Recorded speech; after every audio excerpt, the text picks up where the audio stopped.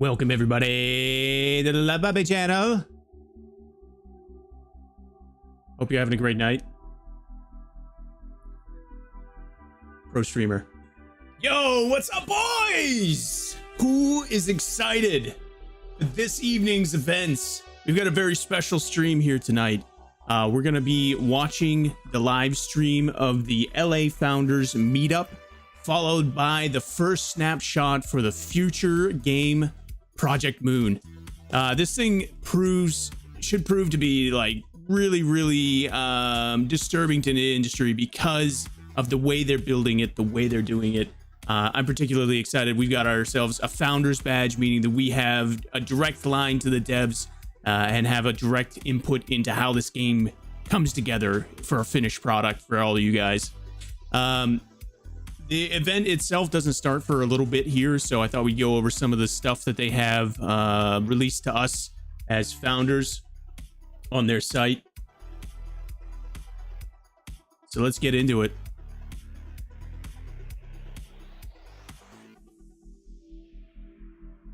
So they just released this a couple days ago, I guess. We've got a game development roadmap. We don't have all the answers yet. We'll find out more tonight, of course. It's going to be a PvP shooter named Project Moon, which we've gone over a dozen times, at least if you've been on the Love Puppy stream on Twitch or YouTube. There's going to be a playable snapshot tonight that we're going to see at the end of this. I think I said that already. Let's see. In June the 1st, 10,000 Midnight Society founders will claim their access passes and reveal their unique variants. So that's one really cool thing about this game so far is everybody who plays this game now and in the future has a unique variant also, or your character, your playable character. This one is mine that I was given. Every visor, which is the thing over their face, is absolutely 100% unique. And it's also an NFT, so you own it. It goes into your wallet in the game. You own it. Nobody else can use it. Nobody else can use the image of it. And of course, you can buy, sell, or trade it. What's up, Pepper? How you doing tonight, man? For those of you on Twitch, we're also on YouTube. For those of you on YouTube, we're also on Twitch. So if you want to drop a follow on either or both and like the video on YouTube, that would be great. Helps us get out our reach to a little bit more people, and we can share some of this information with more people. So July, this is the roadmap. This is basically the end of the roadmap here where we're at right now. July, experience the first playable build of Project Moon. It's called Snapshot CL1000 Claw Hideout. So I'm guessing this is where you're going to practice with all your weapons, you know, store your loot, so on and so forth. Grab a gun and hit the range. Yes. Every 6 weeks, there's going to be a new snapshot. So we're going to be doing this very similar stream every 6 weeks as the new snapshots come out. I encourage you guys to be highly interactive with the stream too. I'm going to take all of your feedback and I'm going to kind of compile it. I'm making notes. We're going to ship that out to the devs on anything that you guys are excited to hear about, anything that you want to see changed after we look at the snapshot, any questions you have about how this game works, what it is, just let me know in the chat. YouTube's great because this is all going to be a VOD and it'll have, you know, evergreen capabilities. People can watch it over and over. It doesn't get deleted in after a handful of days like it does on Twitch. So feel free to be over there and making comments. So we also have the ability with the Founders Pass. We have a direct line to them in LA where we can tweet them questions and we can ask them questions in real time. So feel free to ask anything you got. You tweeted my stream? Nice. Excellent. Thank you, Tyler. I appreciate you. Tyler! Okay, so every 6 weeks, new snapshot, new build, new variant guide. So, oh baby, we can't wait to show you this. The first snapshot triggers an ongoing 6-week development cycle of fresh drops and the latest dev build. To accompany you on your journey through the first days of Project Moon, each founder will receive a digital high-fidelity variant guide This visual field guide is your insider look to the project this far, including concept art, progress shots, fan art, and expanding lore. So this is gonna be a deep dive on this game. It sounds like they're not just making a light, fluffy, casual game. I mean, I'm sure that it can be played that way as well, but if you want storyline, if you want depth, if you want, you know, a universe that you can immerse yourself in, this is going to be it. For those of you who don't know, this whole game's based on what's called a vertical platform. So a lot of buildings and should prove to be a little bit like Tarkov in the fact that you have to be able to escape the area.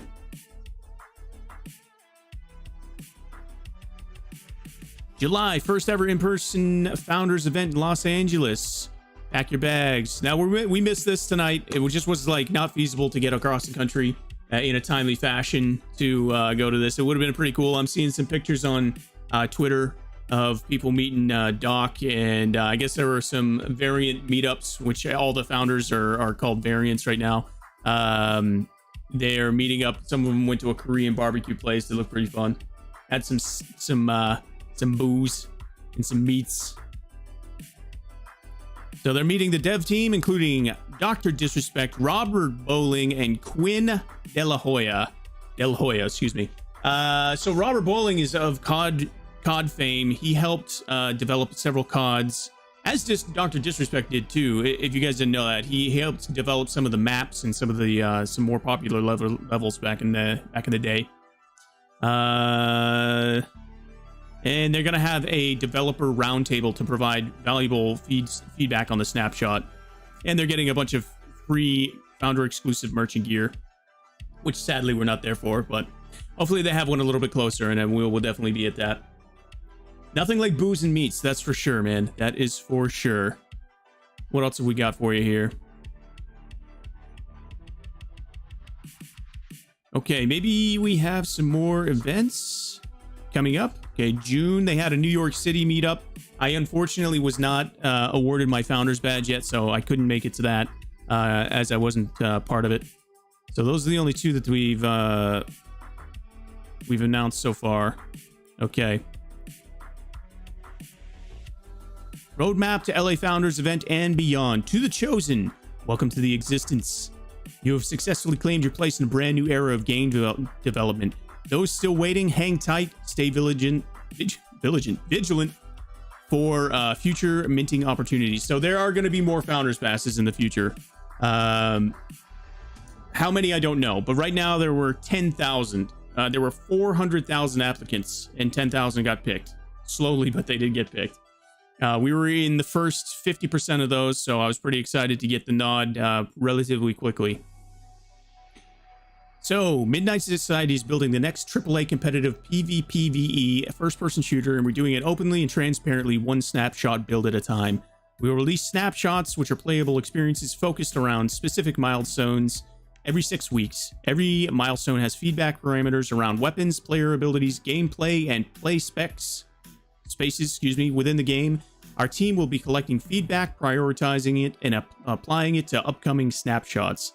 So, like I said, we have the ability to shape this game to what we want to see. Everybody here is in the gaming community. We all have been playing games together, some of us for years. And it feels a little lackluster right now, I'm not gonna lie. There's nothing out there that blows my hair back. I play Warzone mainly, and Rebirth Island, and Fortune's Keep. Nothing's blowing my hair back. I do it because I play video games. So what else am I gonna do? I think this is gonna be a huge step in the right direction. Obviously, there's gonna be some top-notch audio out there on this game. Top-notch. I'm 100% certain of that. Let's see. Access Pass holders will have exclusive access to download these snapshots. Dev roundtables, both online and in person, will allow us all to discuss the design of each feature, weapon balancing, and other core gameplay loops. Access Pass players have full rights to stream. You don't need to know that. Well, I have full rights to stream all this, so we will. There's going to be some neat stuff tonight. There's a QR code scan that's happening. There's 9 of them, I do believe. If we can find them all in tonight's stream, then there's some giveaways to go out. So that'll be pretty neat. Hopefully we can complete that by the time allotted. What does everybody think about this so far? Does anybody have any like questions about what this is at the score? What to expect over the coming days? Anybody excited about this? What do you guys got?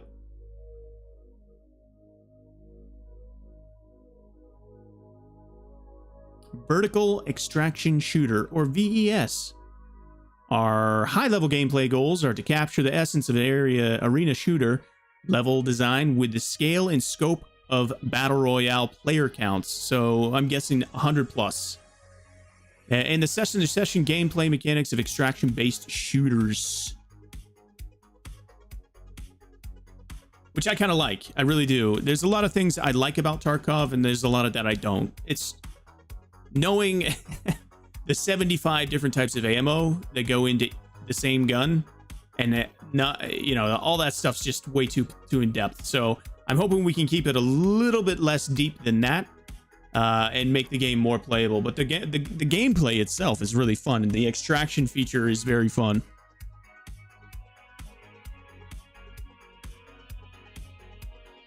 Here they're talking about snapshots from the future. Snapshots aren't the full game, but rather vertical slices of key aspects of the game meant to focus on the community's discussion around specific features or mechanics we're actively building. So every 6 weeks, these snapshots are updated with additional features, mechanics, and assets based on the discussions with the community. The content of each snapshot is complete enough to have actionable conversations and discussions around with the community, so that we can create specific tasks and iteration goals coming out of these sessions. So that's what you guys will be helping me with tonight. After we play this, we're gonna see what everybody thinks, and we're gonna give them as much feedback as we can.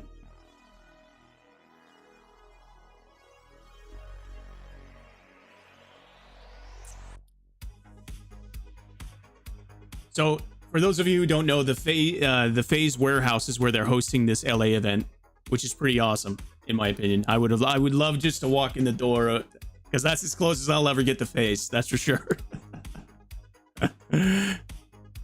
But hey, like I said, we couldn't be there.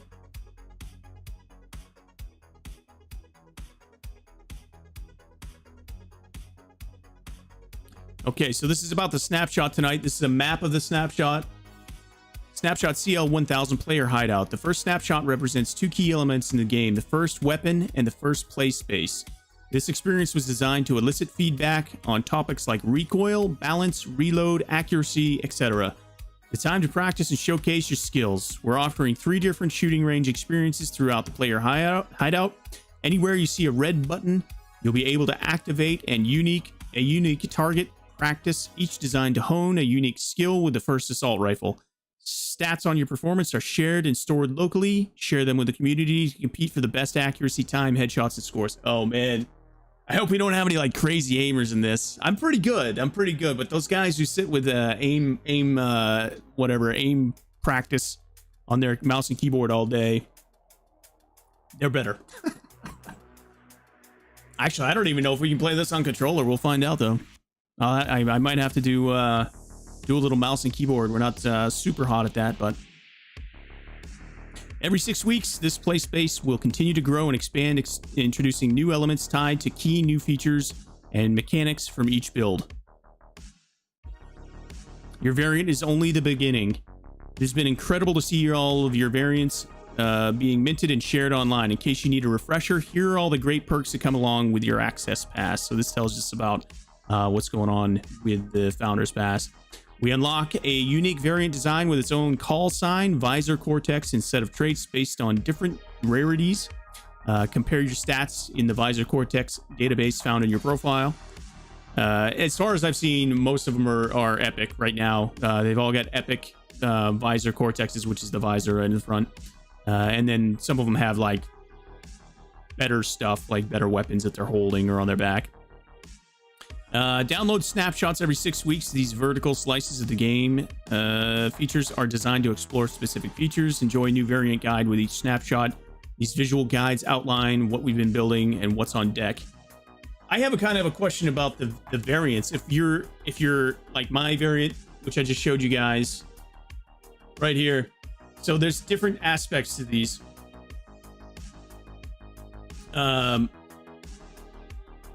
So the visor cortex is the, you know, the face mask basically, and the helmet. Then you have a shirt, and then you have weapons you can hold and a background. I don't know if you can upgrade those individual features or not. I'm kind of curious about that. I'd like to know that.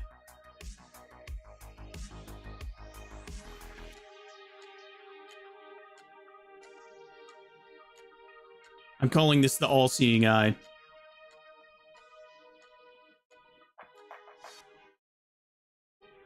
Let's see. Exclusive Project Moon and Midnight Society merch. Voting rights on game features and access to exclusive developer game discussion on our channels and Discord. So, pretty spectacular. All right, we are nearing the start of this.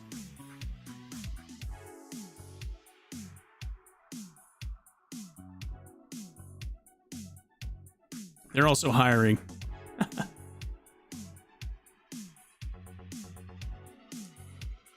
All right.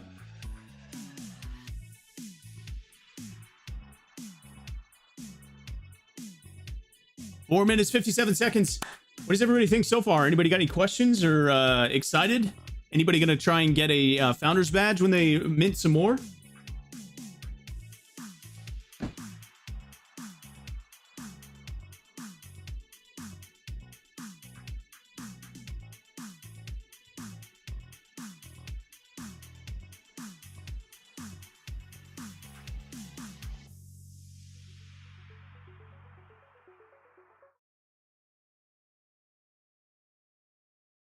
Four minutes.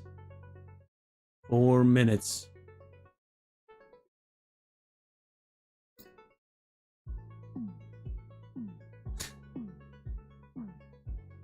Oh, I'm sorry. I missed your question a while back, Tyler. My question is, are any of these characters bald, or do they have any or do they all have flowing locks? They're definitely, some of them are bald. 100%. I mean, I would imagine that my variant looks a lot like you would with an A-Luck wig on. So that's one reason why I really like it.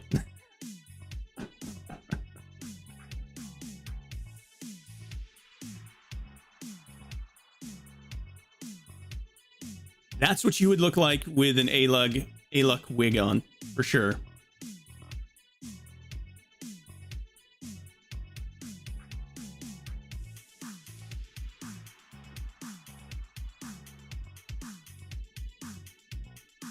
So some of my alerts might not be 100% tonight, just an FYI, everybody. But feel free to do what you got to do anyway. But if you don't see me, like, shouting you out or whatever, I apologize.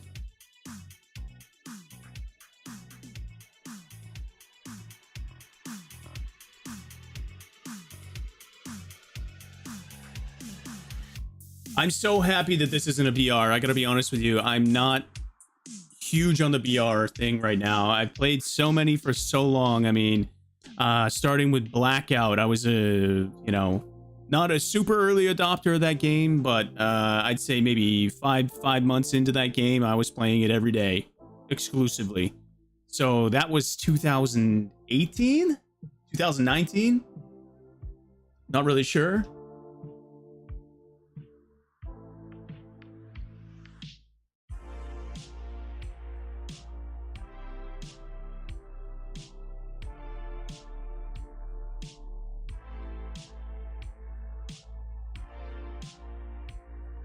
And then, of course, Warzone came along, and that I've been playing that or Rebirth ever since, you know. And basically, as soon as Rebirth came out, I stopped playing Warzone.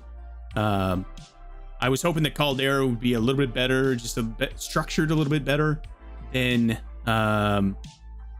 Verdansk was, but it wasn't really.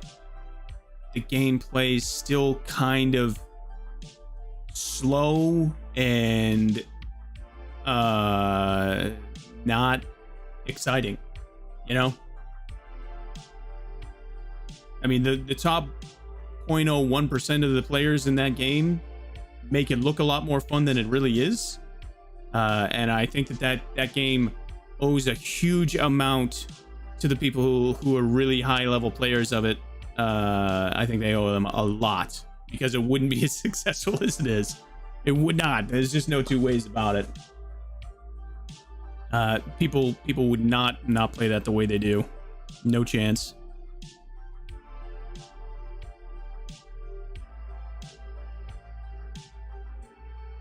"50 seconds, baby!"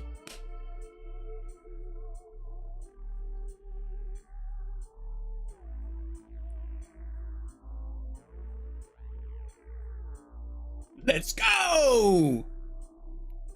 Los Angeles Founders Event. 36 seconds from the FaZe warehouse.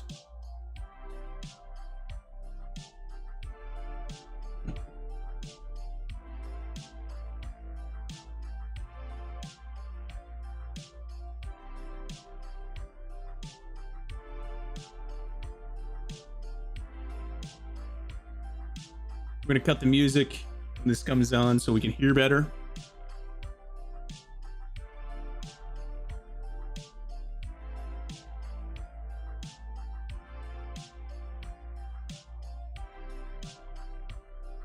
Let's go. Loading transmission. What?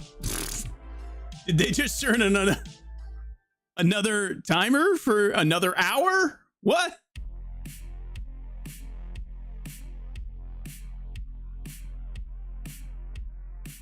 What?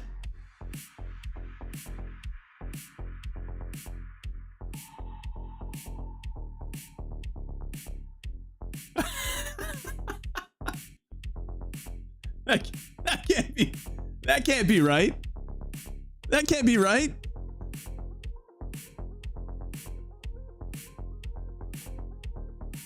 Let me get into this website real quick. Oops. Oh no, I closed it. Shoot.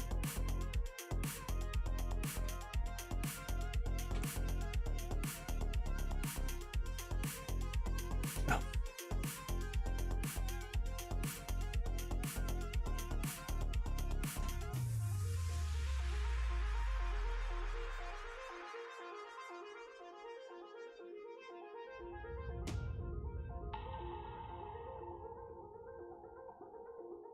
You love it already?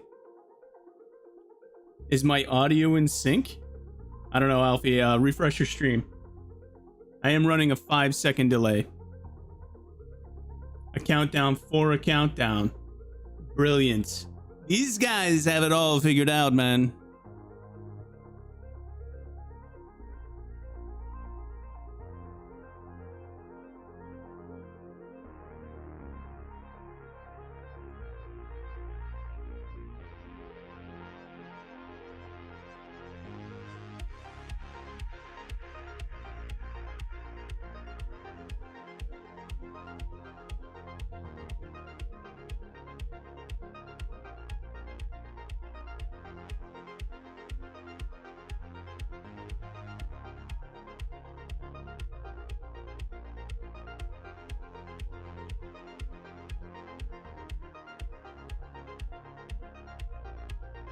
I think got something else going on here. I think they switched pages. Oh, I'm behind. That's what's going on. I'm behind the live here somehow.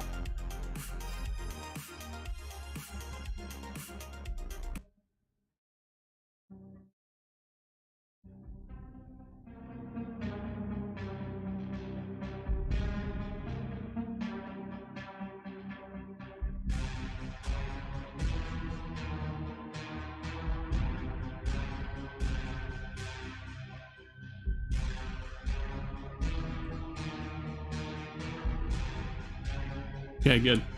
Glad to hear it, Alfie.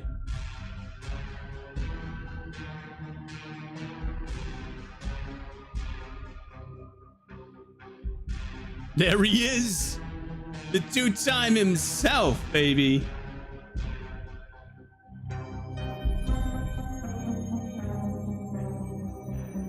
So like I said, if you guys have any questions that I haven't answered or can answer, just let me know and we will submit it online to the devs or tweet it out to them.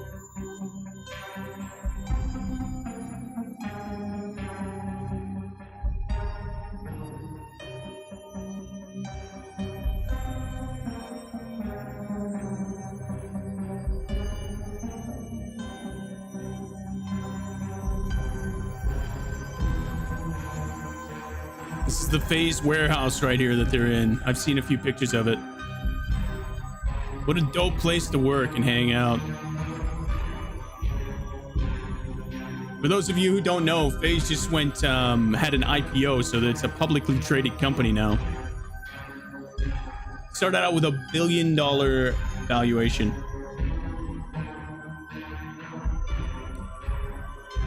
An hour until any action. Well, I mean, this is the meetup right here. This is what we were planning on watching. They're gonna switch topics in an hour, so it'll be right around, I think, 9 that we do the actual gameplay. So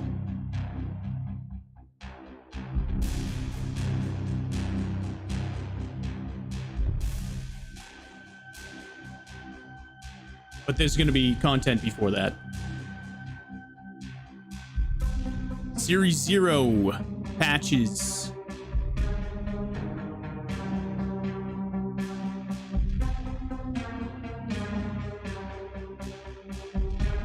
It's nice. I have an LG TV in my house. It's really nice. I like it. It's got 3D.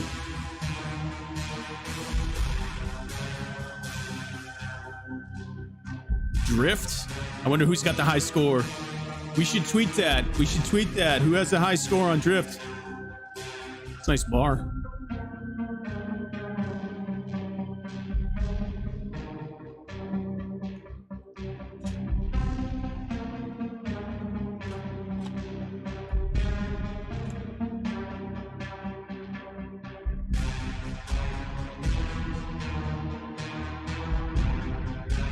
I hope that's not the only question that I can ask. I hope that's not the only question I can ask. It's not prompting me for any more questions. I think I blew my only question I can ask on who has the high score for Drift. I'm sad right now.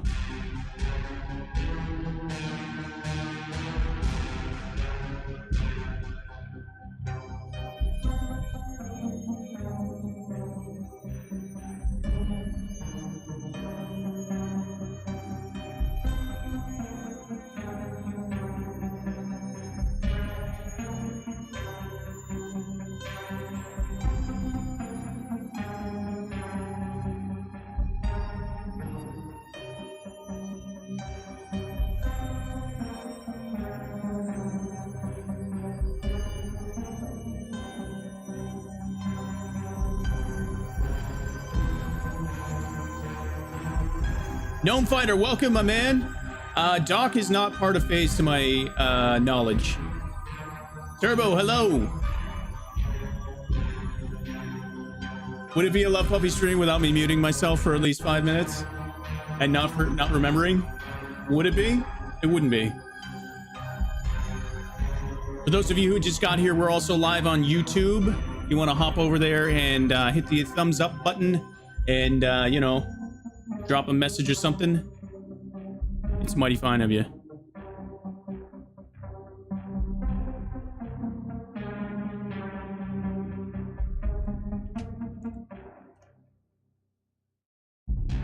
David Ochoa, I hope they have some Apex elements. Which ones? What specifically do you like about Apex that you want to see in the new game, David?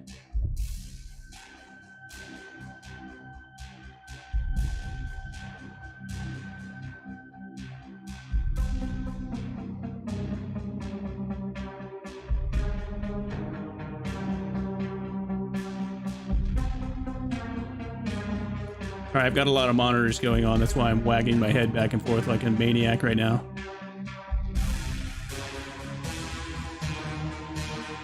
Thanks, Tyler. Appreciate you.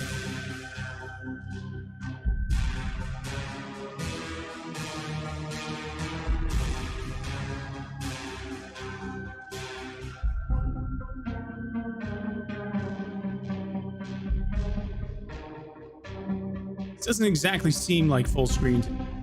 Like, I put it on full screen, but it only goes to like right here. How come it's not my entire screen?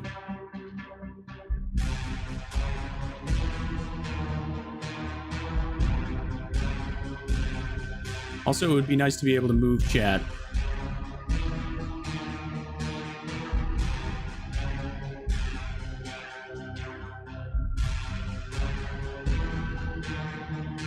Turbo, thanks for stopping by, man.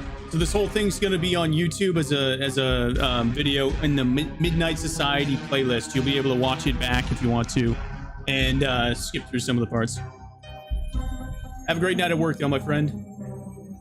Everybody say goodbye to the King of Canada. He's on his way to run the realm.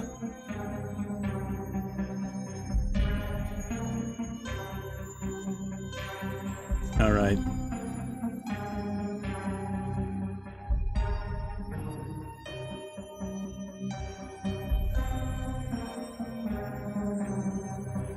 Did it sign me out again?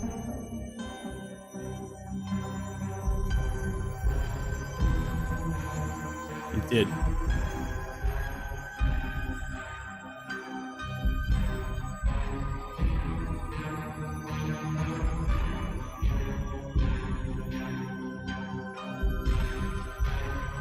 Oh, no, it didn't. Okay. So this is my rarity on my my variant here. Maybe I shouldn't be showing you that. I don't know if that's So this is the variant database. This guy's got a double legendary. So his is like a little bit rarer than mine. Mine's only got a single legendary thing. Every one of these variants comes with a call sign as well. Mine is Viper High Claw.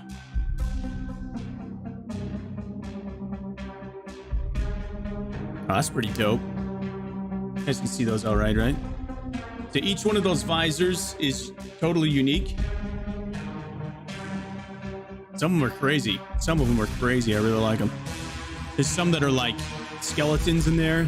Most of the devs got those ones, but diamond. This guy's got a little fire. It's pretty dope.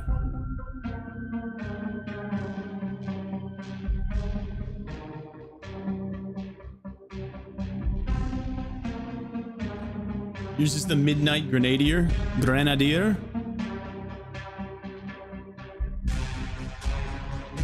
Zulu High Niner. Let's see if we can find it, man.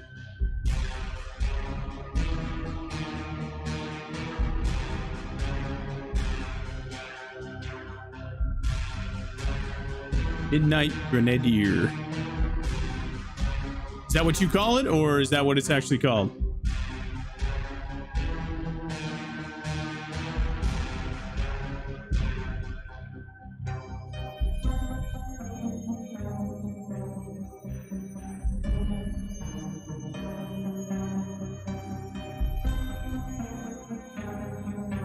There are 10,000 of these, so it's highly unlikely that we're going to see it. But look, check that out, dude. That's cool. That is also cool.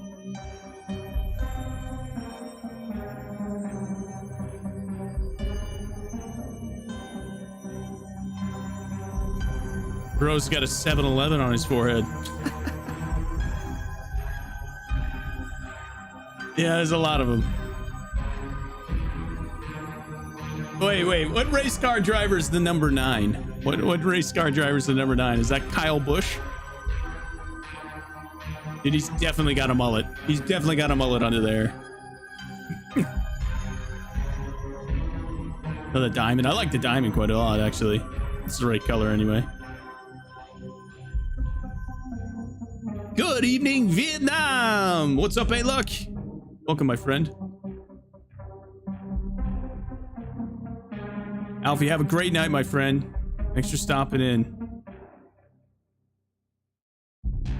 Mr. Club, High Sierra 2. That thing's demonic looking. That looks like a dragon's head to me. Fury 4 unit.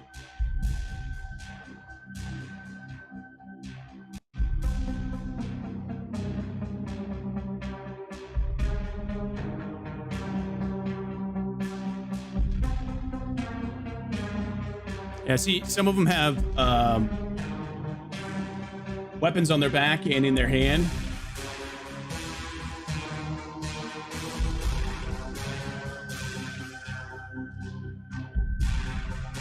I like that quite a lot.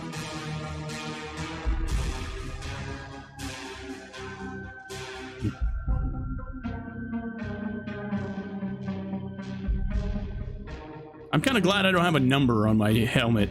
Like, all the numbers look the same to me, basically. I know they're like slightly different in coloration, but I haven't seen another variant that looks anything like mine.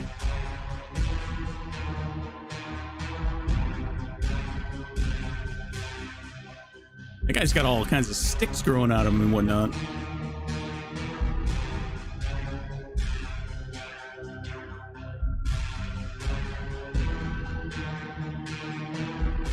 Making sure we're not missing anything here.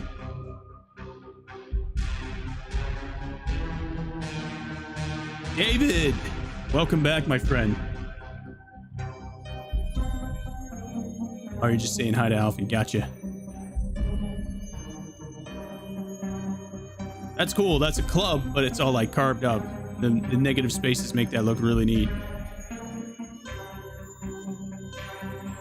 Oh, look at this guy's helmet, though. The visor itself isn't crazy, but the helmet itself, like with the horns and stuff, pretty nice. This guy's got a cool helmet, too.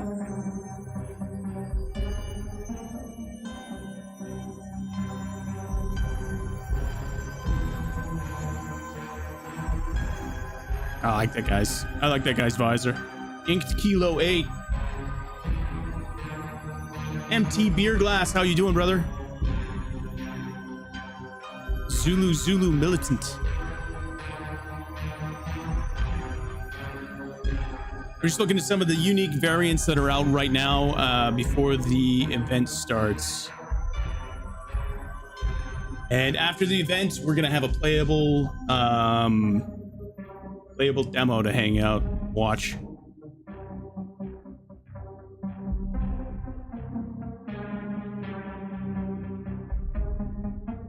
That's probably about as close to my variant as I've seen so far. That's an eyeball, but it's not like mine. So again, I encourage you guys to ask questions, see if there's anything out there that you... Oh, relic. What is this? Look at these guys, dude. I think these are all the devs, personally.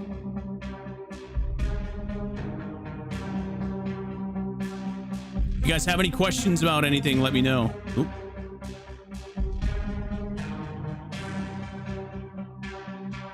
Look at that, dude. Red moon in the back.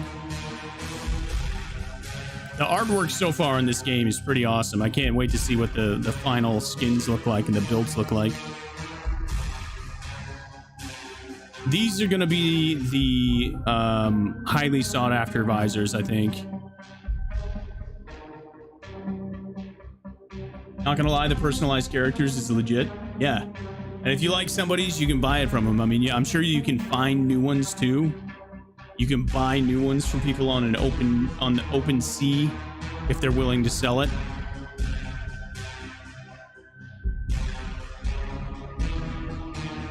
Yeah, that's dope right there. I'm just wondering if they're all locked or if you can upgrade certain aspects of it. Like if I could get a weapon on my back. That's all. That's what I'm curious about. How's everything looking? Up? What's up, Squid? Everything's looking good so far, man. We're just kind of going over what I know so far, waiting for the event to start, and we're going to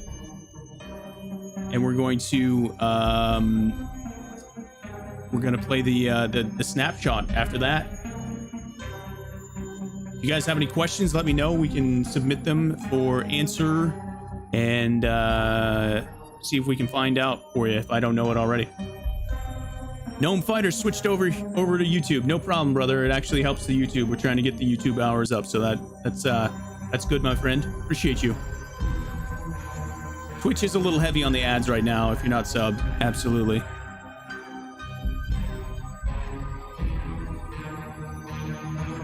These are some of the rarer visor cortexes, the face masks. They're called the visor cortex. These are some of the rarer ones. Look at that guy. Tell me that's not Docs. Tell me that's not Docs. You know, he was like, listen, if I'm bankrolling this and I'm working on this and you guys are using my name, I'm getting the coolest one. That's pretty cool right there.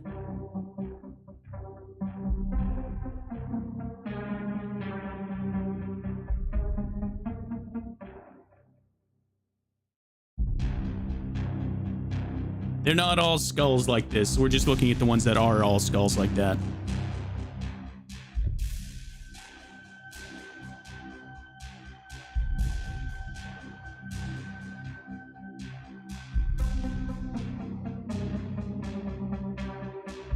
So if you're new, all of these are NFTs. So they're owned by whoever was given them.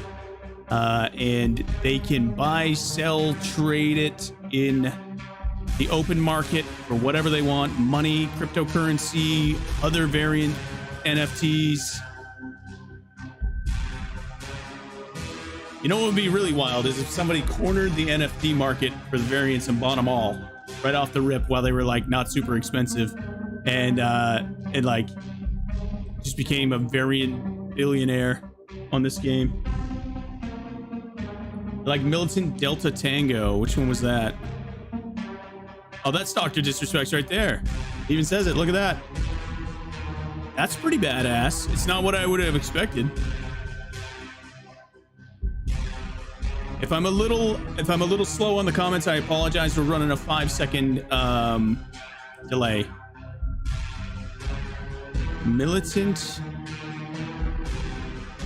Bango Dango Man? You like Wango Bango Dango Man?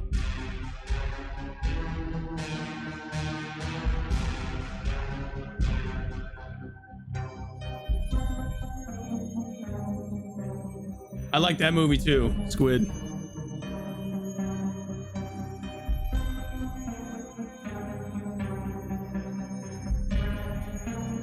This one's mine right here. Viper High Claw. Bet you didn't think Vipers had claws, but they do.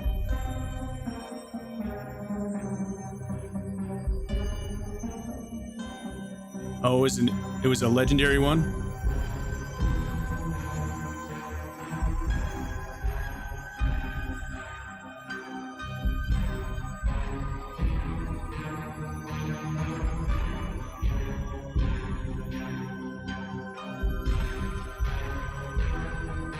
One second.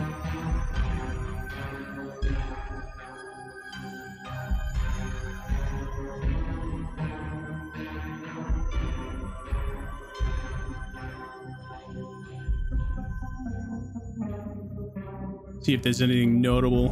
What's the last one on this page? Let's look at the common ones.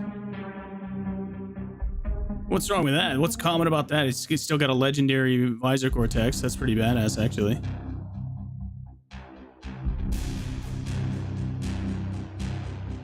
Yeah, I really honestly have yet to see one that's like mine. That's a sword. That's like that guy's got a target on his head. That's not cool, man. I've been ditching that as fast as possible. I mean, if you can see that while you're playing, that's gonna make it super easy to shoot that guy in the head, I feel like.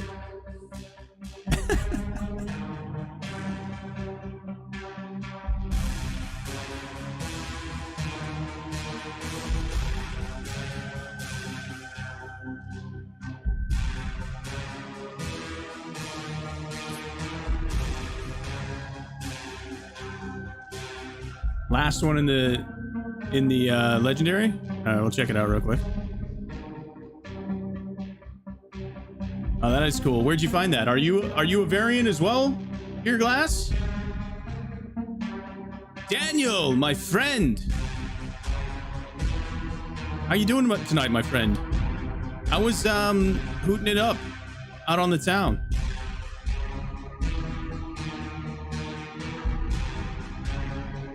Again, this guy's got a giant target on his head. Like, that's gonna be perfect to shoot at.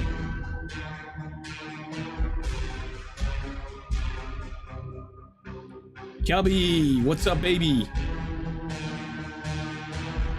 You just signed up?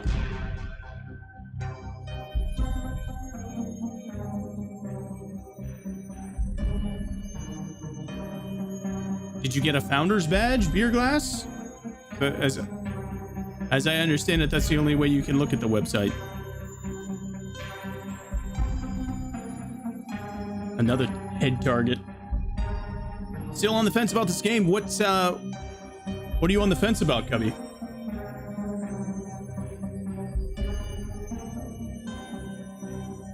It's ideal. It went for a couple hours, just 2 or 3, nothing major. Nice. Didn't go all out.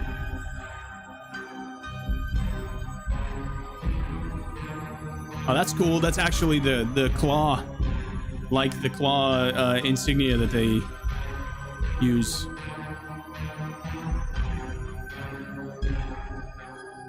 That looks like a lobster tail.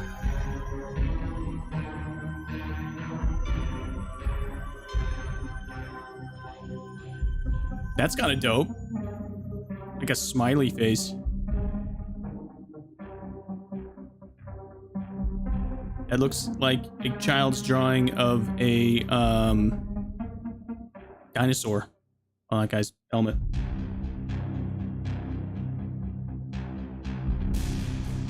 Just see how it plays out, I am.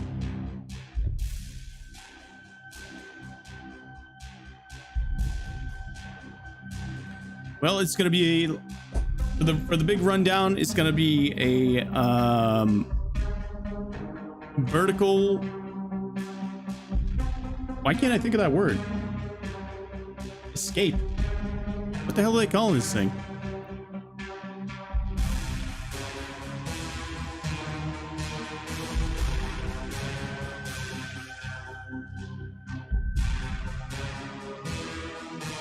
That's pretty cool. Like a tic-tac-toe board on his head. Extraction, thank you. Thank you. Geiler, you complete my brain. Oh, that's cool. That's a heart. Vertical extraction shooter. Where all of the skins, weapons, and everything are NFTs that you own.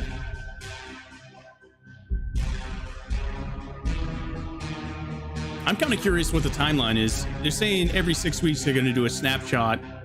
So how many snapshots are they planning on doing? 10? Because that would be 60 weeks. That would be over a year from now this game actually gets out. That would be wild. I hope it's sooner than that. They probably don't want to compete with Warzone 2 though, so I don't really know. Oh, that one's quite a lot like mine. Not quite, though.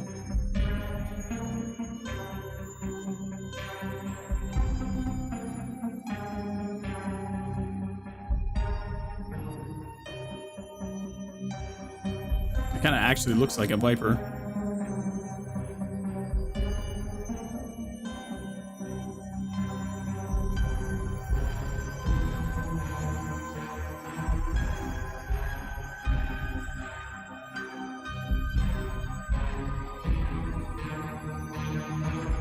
My hope is that they don't make it anything like anywhere as near in depth as Tarkov, and nothing as far as the gameplay goes like Valorant. Valorant looks like an absolute snooze fest to me. I again could be wrong. I've never played it, but it doesn't look fun. It looks very slow and very repetitive and redundant. You don't see anybody doing any crazy jump shots or anything like that. You see people like peeking corners and shooting and peeking back behind, and which is something that is an OP move in Warzone itself. but there's no movement coupled with it. Dude, I like that a lot. It's like an Omega symbol almost.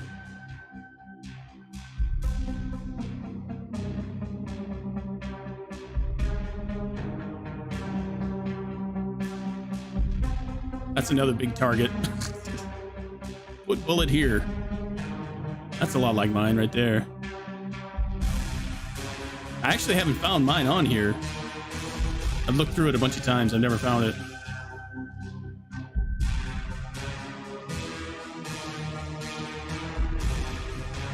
You hope it's a mix between Tarkovsky and Apex. Yeah, I like the sliding and some of the movement in Apex. Yeah.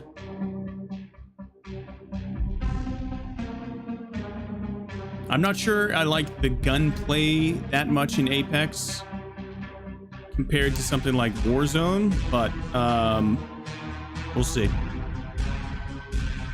That's dope right there. That looks like a silhouette of a dragon's face and its horns or whatever coming up. I like that a lot. Kudos to whoever like created all these.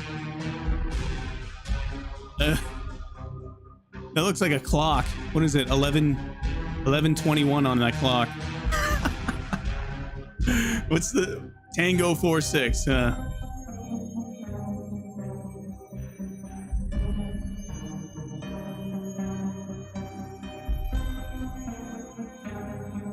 Looks like a smiley face on his face. Nice. You know they're gonna do crazy stuff with these eventually. You know, after the initial release of these.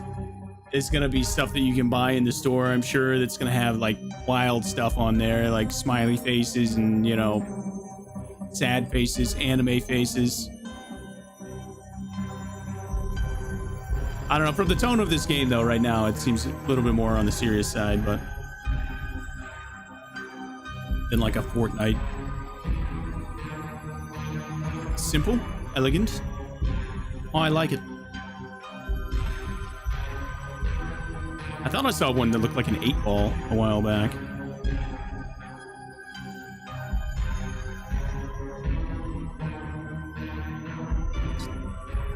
Looks like a little bow.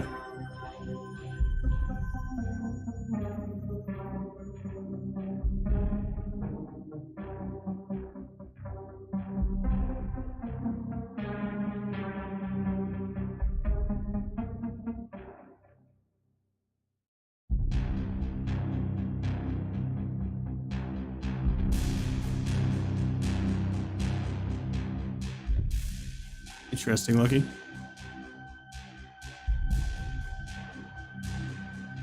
That's kind of cool.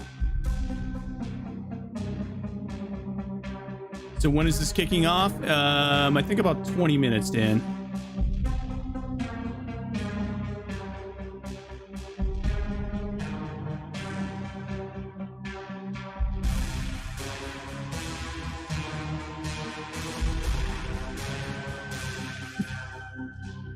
I can just picture Dan impatiently tapping his foot all the way over in Ireland.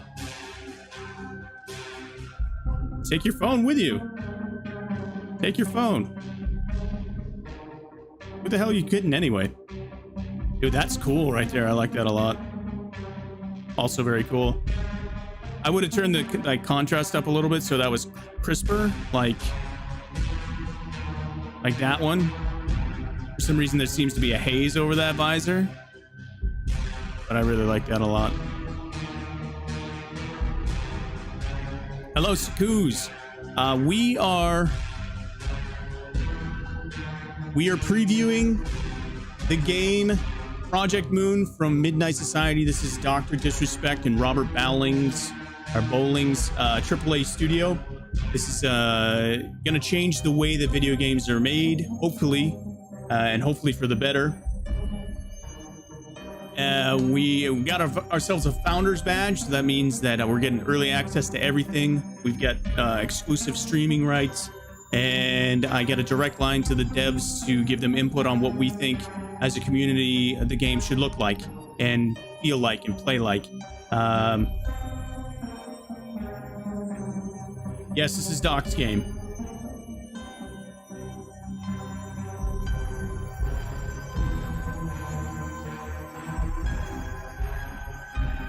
Yes. Could you switch it to just chatting? The game is not listed in Twitch yet.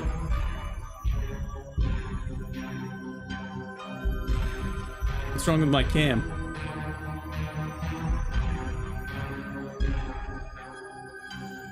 Okay.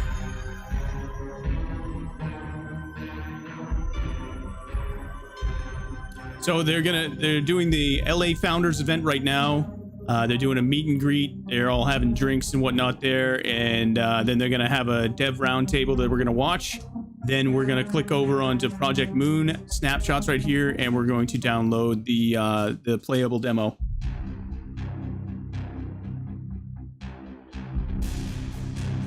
Thank you, Dan. Good call. Oh, that's cool. I like the half blank. There's another big target on that guy's head. Those ones crack me up, man. Shoot me here. I mean, I guess all the Cortexes are like that, but still.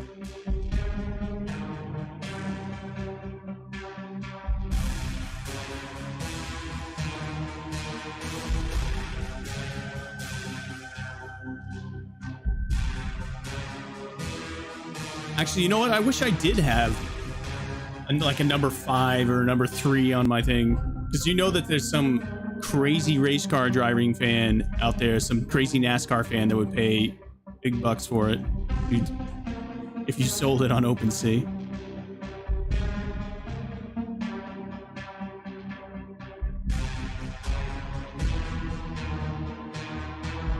What would your ideal visor Cortex look like? That's the face mask that comes down over. All right, Cubby. That's your work done for the year, Dan. Nice work. Good. Maximum effort from Dan.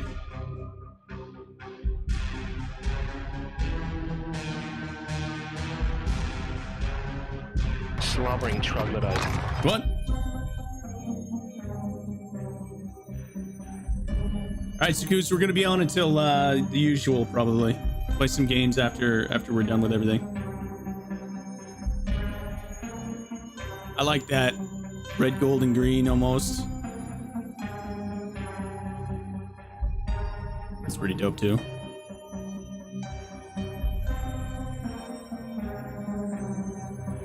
Plague Doctor Visor. Oh, with the like thing. That's like you brought the Plague Doctor thing up before, I'm pretty sure. You're really fascinated with those masks, aren't you? I've seen this one before. That one's dope looking.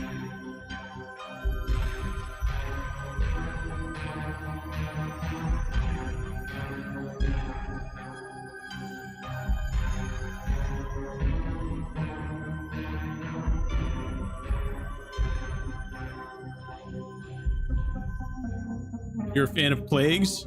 Well, what a time to be alive, huh? Got monkeypox on the emergence. We're just coming out of a pandemic with COVID. Hopefully coming out of it anyway. I don't know. It seems. That's pretty cool. That really works. Just a club, but it really works on that with that color.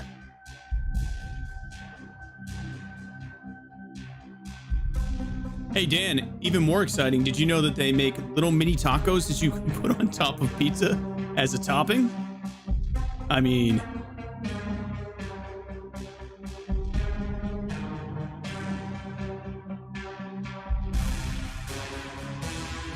that looks like a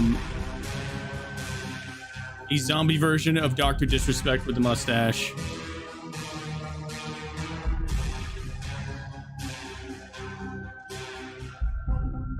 They don't have those in Ireland? Are you kidding me? Why the heck not? I like that. Viper Romeo High. That's a cool one.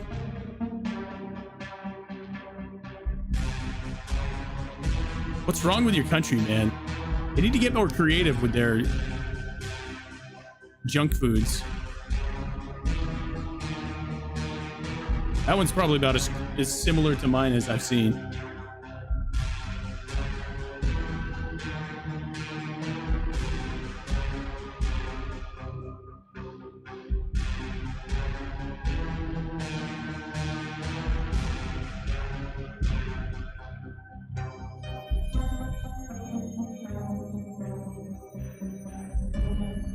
These are all the common ones. These are all great, man. I've seen like 2 that I thought were not great. That's cool. They put the little negative space right there, so it looks like glasses on the nose.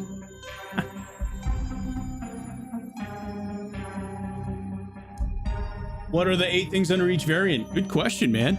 So each variant has 8 components. The first one is the background, and they're all rated by their rarity.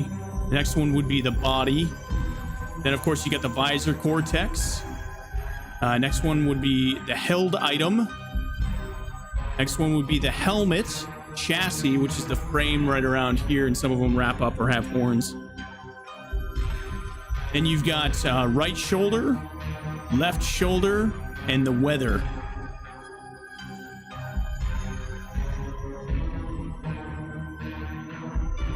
If somebody could do me a favor and clip that on Twitch, that would be great. That'll be good for content. Thank you, Pepper, for asking that. That'll go out on Twitch or TikTok.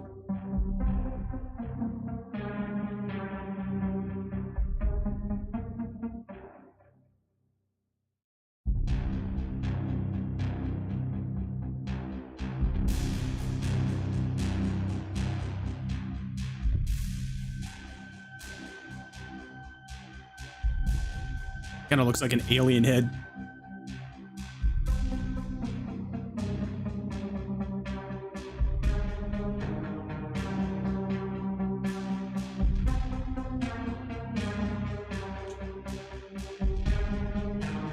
Great question. Great question, Pepper. Keep them coming.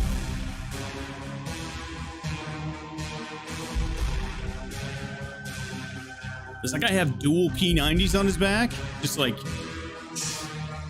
no shirt on, bare chesting.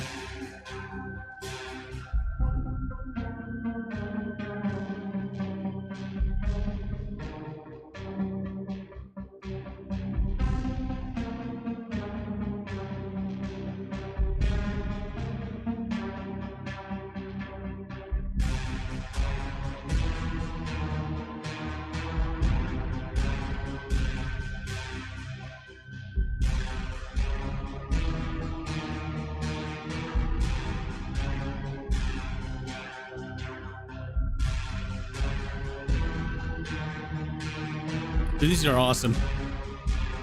I don't see a whole lot of like duplication. That one kind of is suggestive to me. I don't know. Does anybody else find that that's a little suggestive? Maybe it's just me.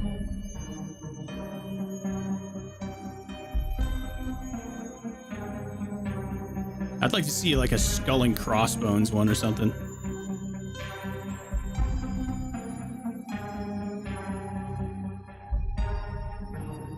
Pretty cool right there. I like that.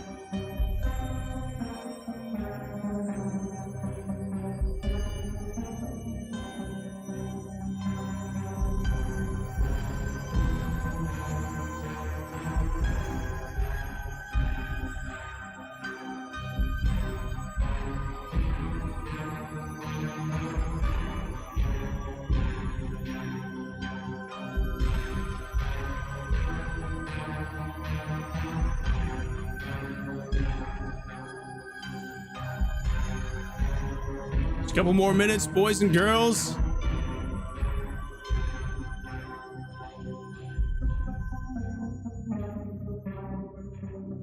And then we get into the meat of the evening.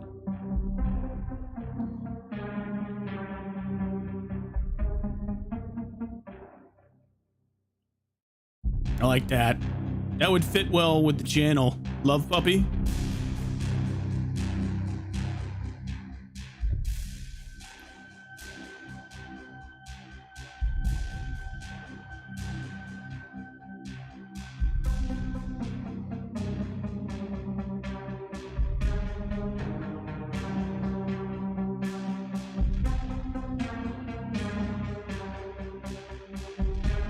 Yo, Pep, thank you so much for that, man.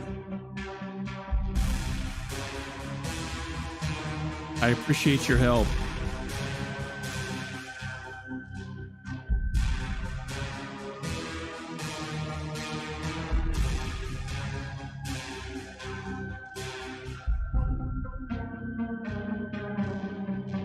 Or 2 eagle wings?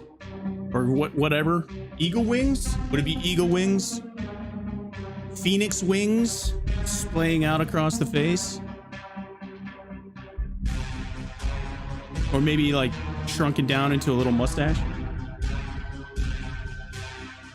Yeah, every skin, weapon, everything that you're going to be able to earn in this game is going to be an NFT that you own in your unique wallet. Yeah, these are all playable characters. This is what my character is going to look like. This is what my character is going to look like until I find a new one or change it or whatever.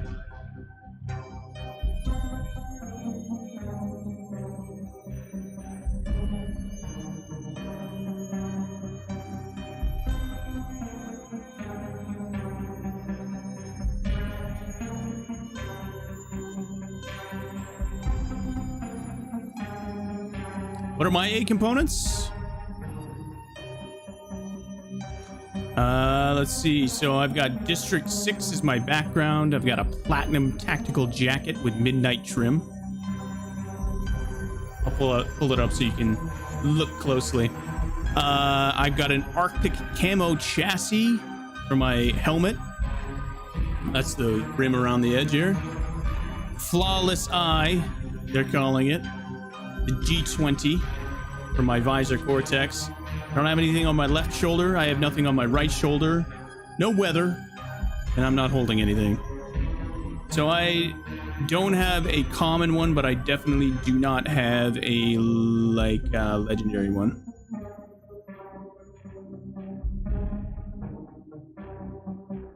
See, it's purple. It's epic. Mine's epic.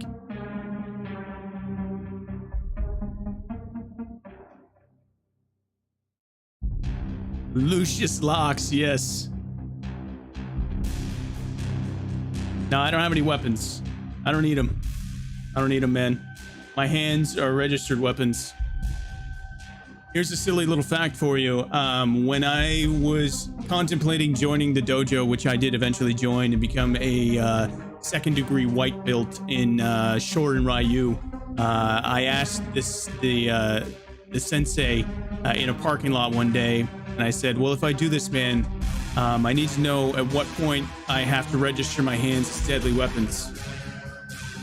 In all seriousness, I said this to the man. And he was like, what? Really? You're serious? I was like, isn't that a thing? I mean, aren't you, like, if you're like a really, really dangerous person, aren't you supposed to tell people that you're super dangerous? I said, no. I've never done it. He was like a third dan, as they call it, black belt. Yeah. He thought that was quite funny. I'd always heard that.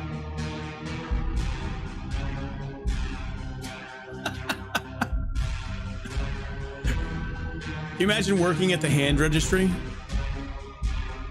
You like inspect the hands. I don't know. They don't seem that dangerous.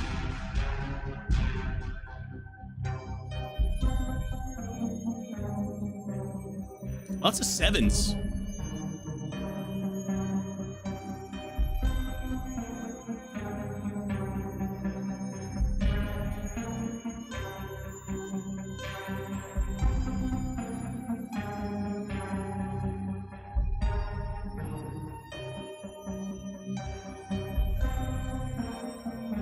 So these are all the common ones that we're going through. These are great. I don't know. I'm basically just looking at the visors, but the backgrounds are cool. Oh, that's a cool background right there. Clips.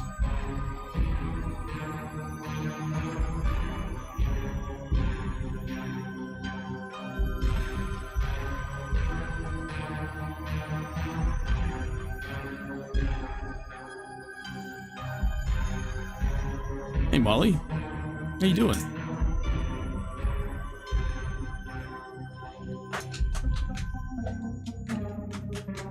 T-minus 10 minutes, boys and girls.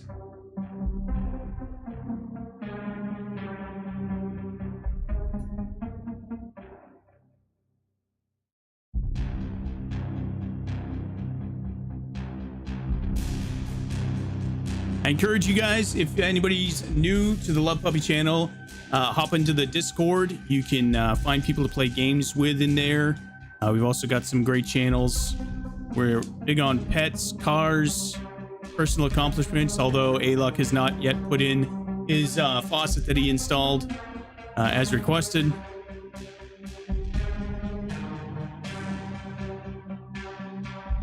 All right, let's see if we can find mine in the Epic screen. That's pretty dope. Sierra 5 or 6. Big friggin' hot.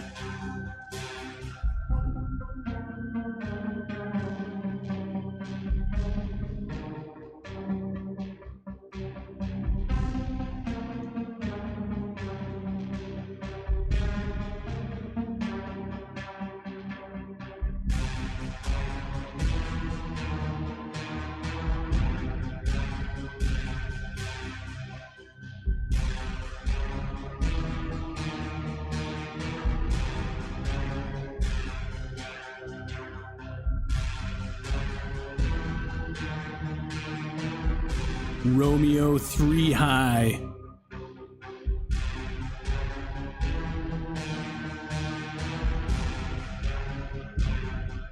I'm just gonna try and scan these real quick and see if I can find mine. Look at that. That's badass, man. Guy's got a ninja sword, guns all over the place. Also very cool. All right, that one's exactly my same eyeball right there. My eyeball's a little bit bigger, I guess.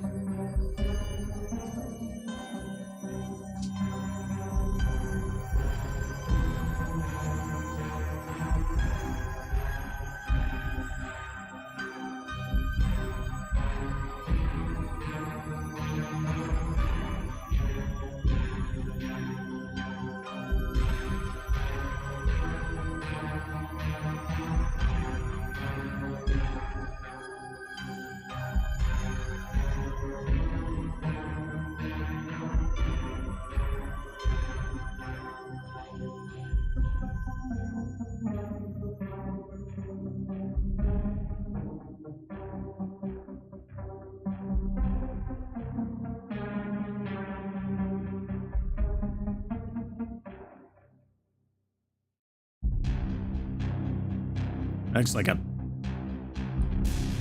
I don't know, what I would imagine a black hole would look like if like it's to escape it. Maybe it's a light hole. They're saying that light holes mathematically exist.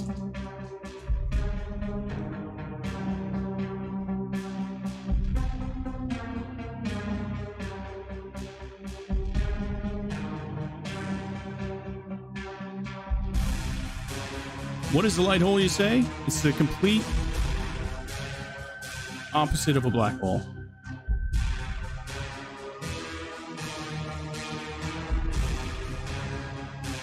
Wait, all the way at the end of this list, or what?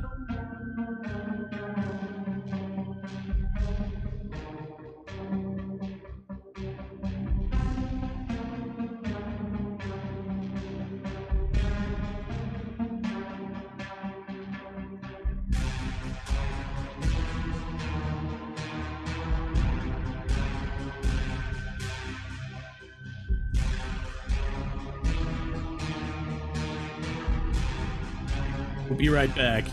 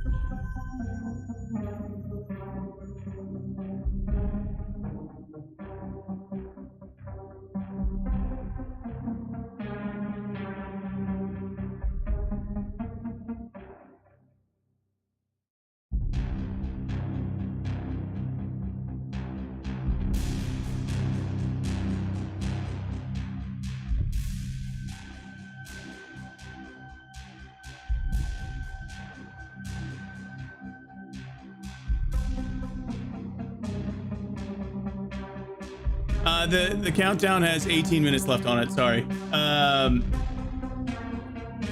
My whole Twitter feed is nothing but 12 a.m. and Midnight Society.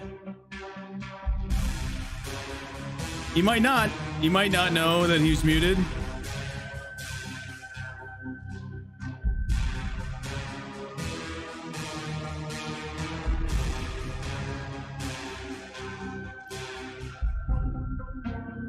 Dude, everybody's there.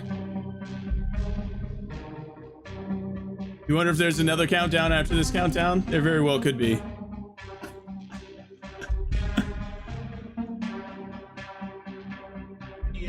Dropping the first snapshot project available surprises. So tonight's the night. We at 6:30 p.m. are dropping the first snapshot project available surprises. So watch the Twitter streams, the YouTubes, the Discords, and everything, because our community of variants are going to be creating content for that first build starting tonight.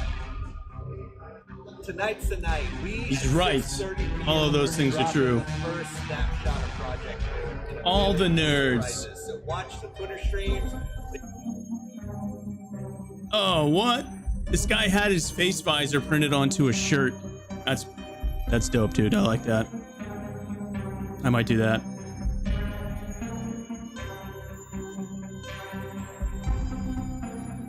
I don't know why I have to do this every time I talk about the face visor. I have to make this hand signal, this hand gesture every time. Face visor.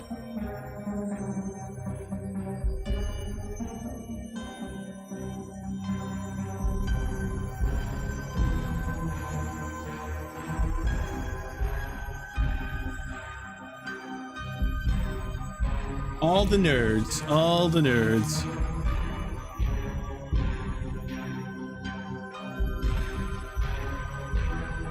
It's right to do so? Yeah, thank you. I appreciate the support there, Dan.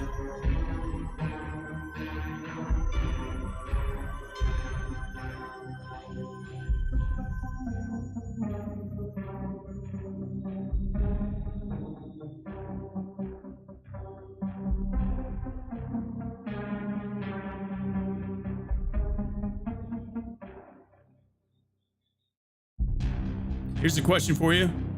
Commando or Die Hard? Oh, Die Harder.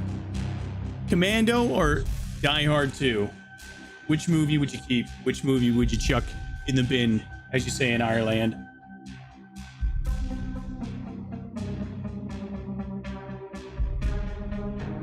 I'm going Commando on this. I love Die Hard. I watch them every Christmas. I watch the full trilogy. And I do say trilogy because none of the other ones exist. They tried to revitalize those, and it was terrible.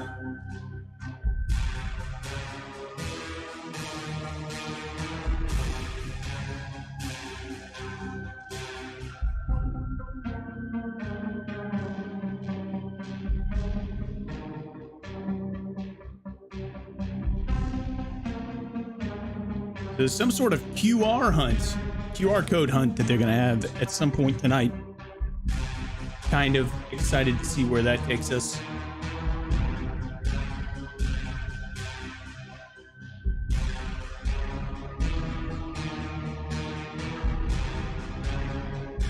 Getting reports that security's a little bottleneck for people trying to get into this.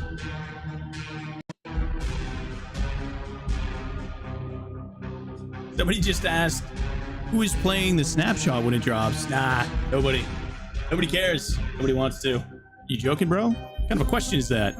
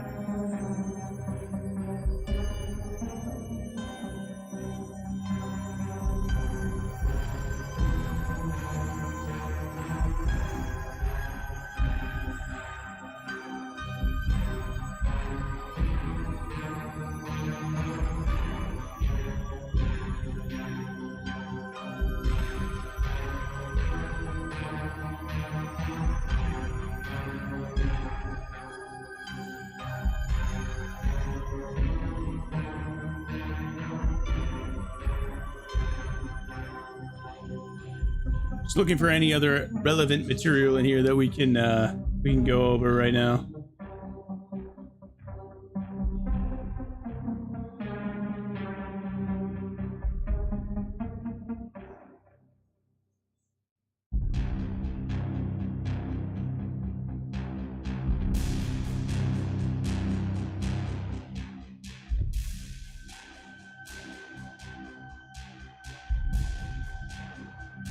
Different kind of game studio. At Midnight Society, we flip the traditional game dev process on its head, tapping passionate Day Zero community to inform our decisions on key features. For decades, game developers have toiled in an environment closed off from its audience, then shipped their labors of love on a hope and a prayer. Players and developers deserve better. In less than a month of launching Midnight Society, our Day Zero community has grown to over 120,000 fans. Now we're offering those evangelists an opportunity to help shape the future of our multiplayer PvP.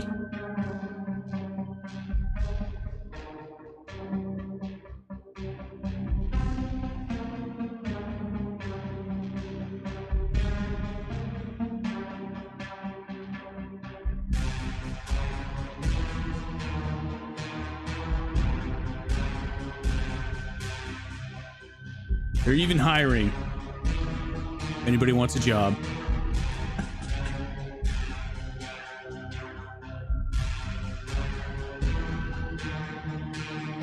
Well, I honestly didn't anticipate this actually kicking off this late. I started a half an hour early because somebody had said that 4:30 Pacific was when the whole thing was going, but apparently in LA it is. It's not going here.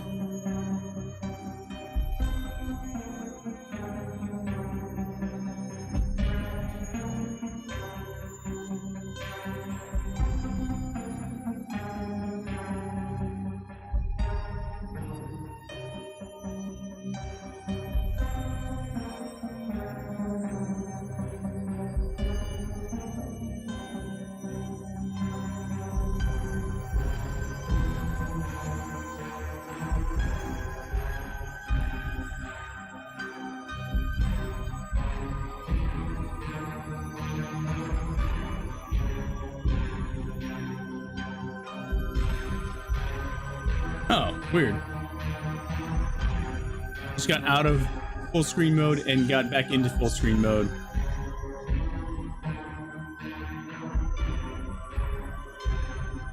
And they gotta get some better internet if it's still loading a transmission after nearly 2 hours.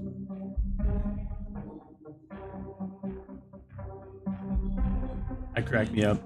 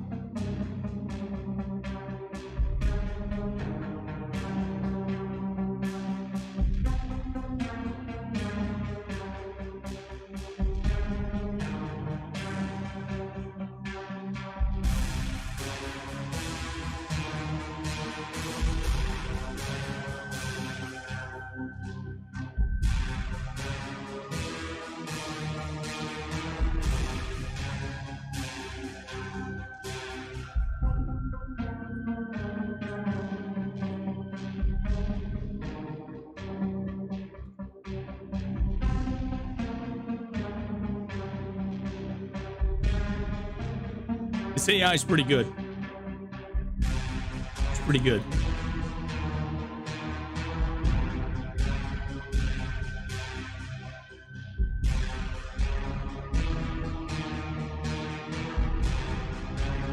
They're definitely working some kinks out with this game still.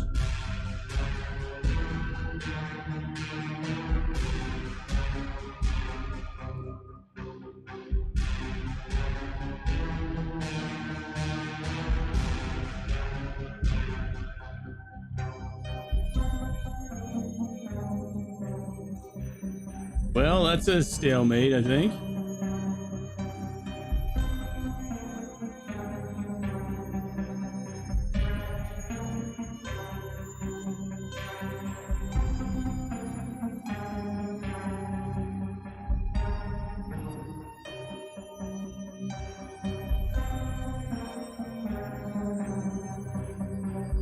Oh shit, he won! No, I just lost to a computer. I just lost to a computer, like, badly. All right, we're done. We're done playing tic-tac-toe.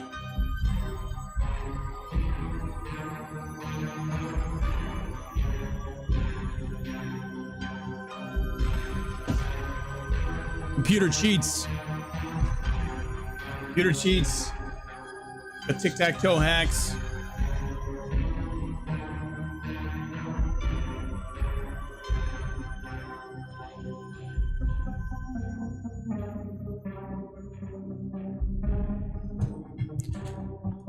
I feel like they should definitely be showing us the inside of the FaZe warehouse right now.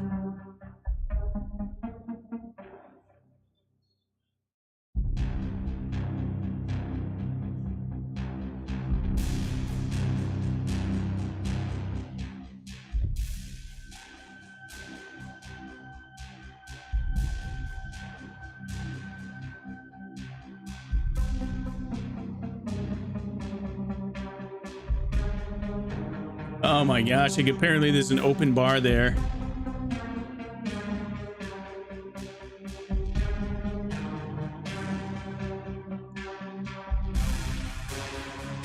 Hey Google, what's the best gin and tonic to have on a special occasion for the Midnight Society event?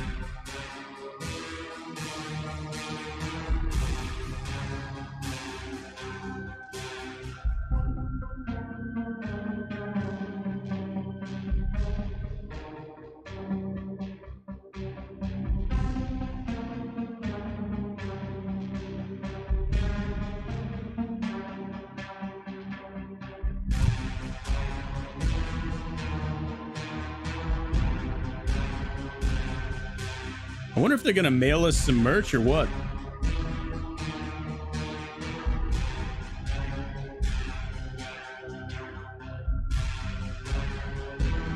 And I was like, oh, what?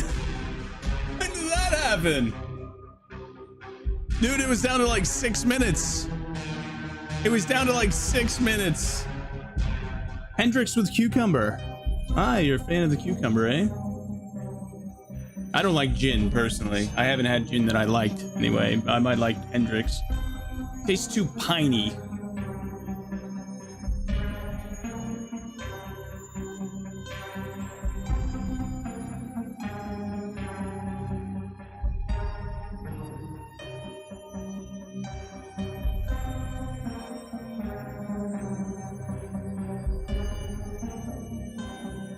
This is 9 minutes ago. They tweeted this out.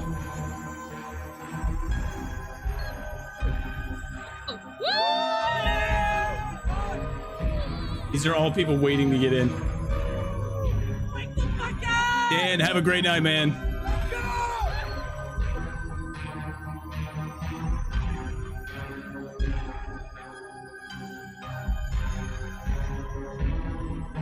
That's a lot of mustaches. That's a lot of mustaches right there.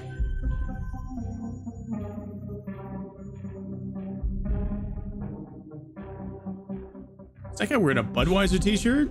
A Bud Diesel t-shirt? He looked like he got that from 1980.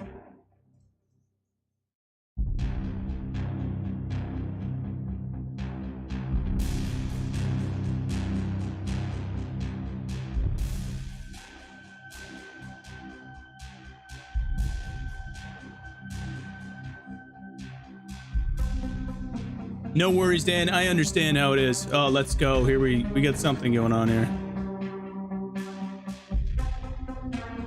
We got air hockey? Dude, I smoke at air hockey.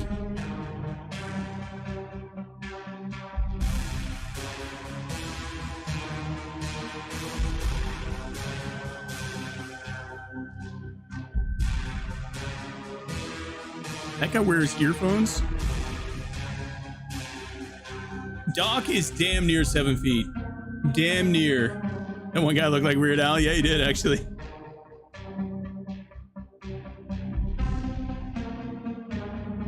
They don't have enough seats, bro. There's no way they have enough seats for all these people. This is what the problem is. Everybody wants to meet and get a picture and a signature with Doc.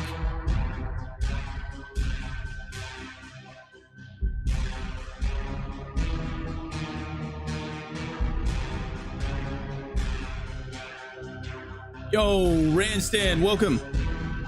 The doctor with the old school vest on, no less.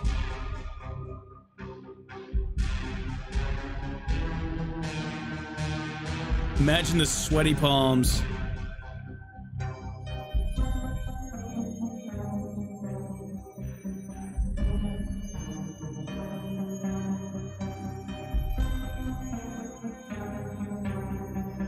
That guy looks like a kid in a candy store, man. Look at the smile on his face. He's just looking up at him like, oh, yes, it's the doc.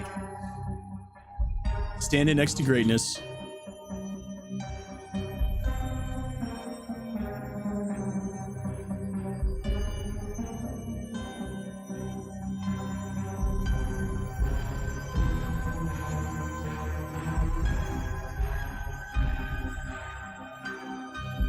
This is the FaZe warehouse, if you guys are unfamiliar. It's where FaZe does all their stuff. You be at the bar? Yeah. I'm surprised there's not more people at the bar. I don't see a whole lot of people with drinks in their hands.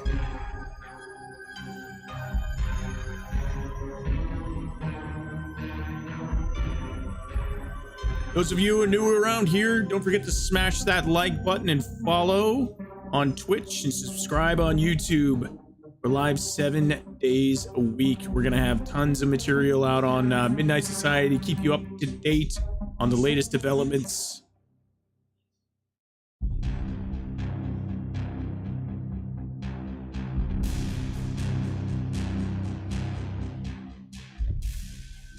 I could smell that guy. I could smell that guy from here. 3,000 miles away. Those dreadlocks. Patchouli. Patchouli. And other such substances. There's Weird Al again. Are those guys following the cameraman around? Oh, there's a VIP lounge up here. Let's go. What do we got going on here? 2 people in it.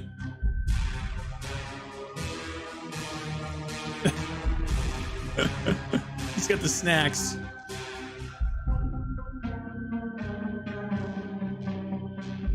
$18 minutes at 196. Yeah, at least it's like wrapping around the building. What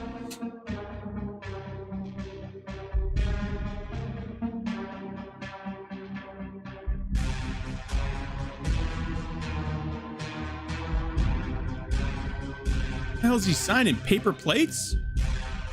Is he having him sign paper plates? Oh, the frisbee discs. Frisbee discs. For disc golf. That's kind of a cool idea. I myself am a disc golfer. Big fan. Could have gone pro.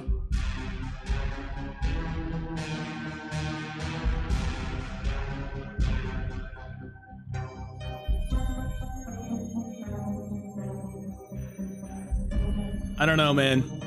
I once got a hole-in-one with both of these discs. This one I lost in a river for 2 weeks, and then I got it back. My dog started chewing on it, but man, that's my favorite disc.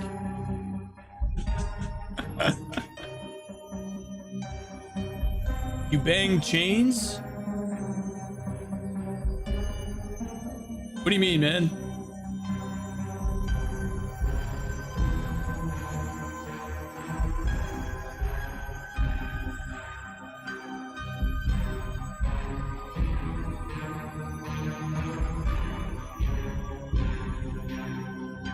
I'll never throw him again. It's going to the wall, mounted on 2 screws. Exactly. Dude, was that Dan from Letterkenny?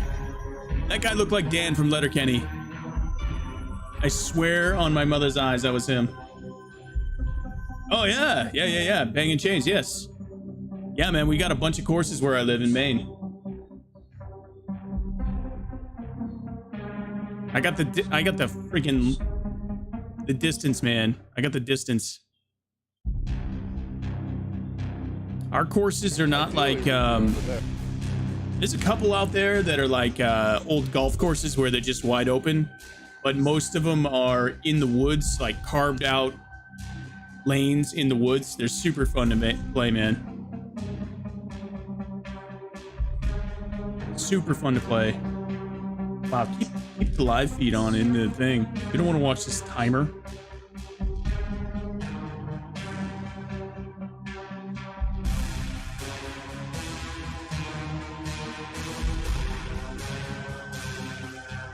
I played with one disc for like years, bro, and then finally my friend convinced me to go get a bag and like grab a couple.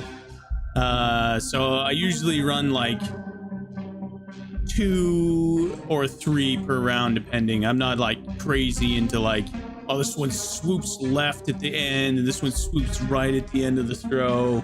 This one's good. I mean, I got like a mid-range that I use for putting. Actually, I think I might have bought a putter, but and I got one that I can huck far. I think it's the best game going, man. I used to golf all the time, but not only is that game expensive, it's super frustrating, and it's really not that fun. I mean, you might get, I'm not very good. I've been playing a long time. I'm not very good. So you might get like a handful of shots that are just like, feel like you hit it right on the screws and you got a nice hit out of it. But I guess I'm just way better at Frisbee golf. And it's like $3 to play or $5 to play. And the discs themselves are like $20, so you don't lose them all the time. You never played, just heard the phrase banging chains before? Oh, you should try it, man. It's absolutely a blast. You get out in the woods, have a couple pops or whatever, chuck some plastic around. It's a good time. Up where I'm from, you just gotta watch out for ticks in the woods.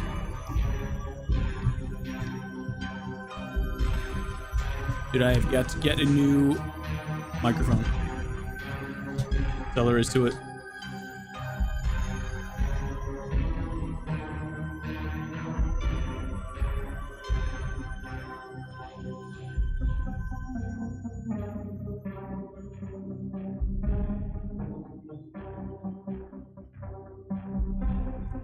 Got all the links to the socials down below on the YouTube as well. Feel free to drop a follow on the Twitter, TikTok, Twitch.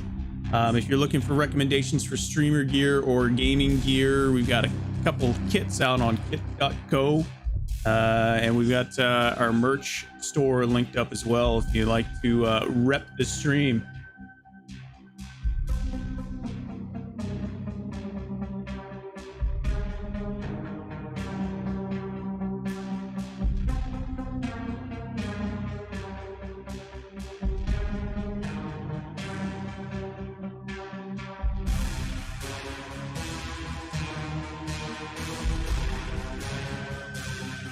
I gotta tell you, man, all the people that are lined up, I don't think they can fit them all in that building.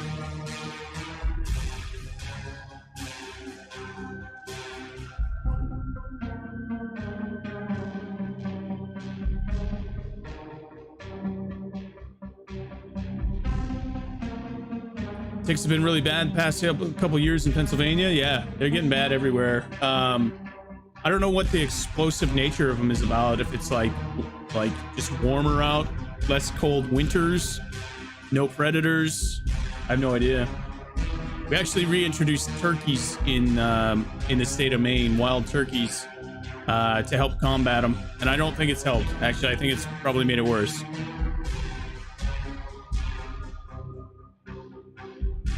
The Lyme disease is no joke. My aunt has it.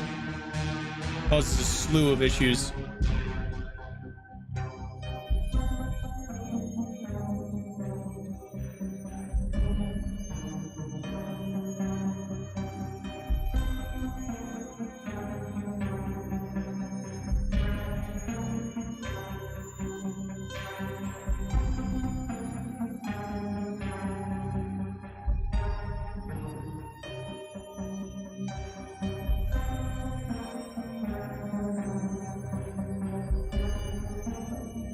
Turkeys are feeding the ticks now. Yeah. I think you're right, actually.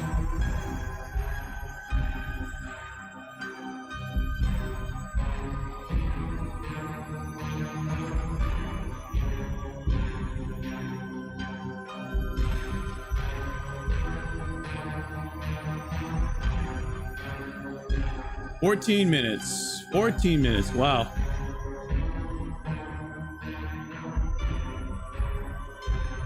See if there's anything else going on here.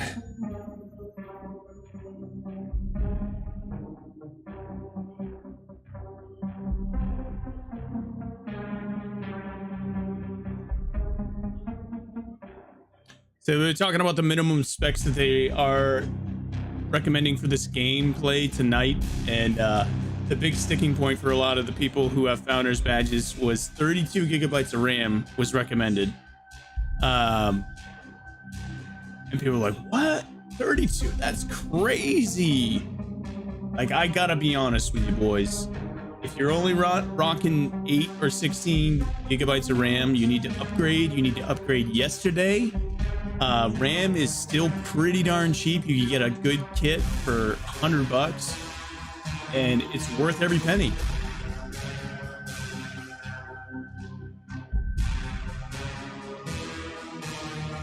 They didn't add any more time, did they? I didn't notice it. They didn't add any time, dude.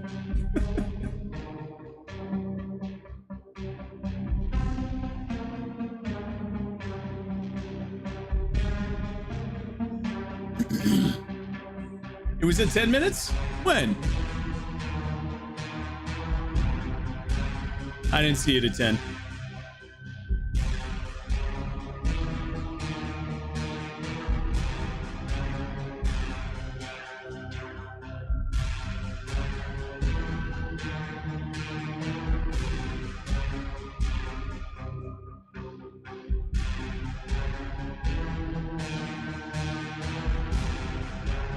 Is it 10 then back to 15? 20 minutes ago? They did add time? I didn't even notice it, man. TBH.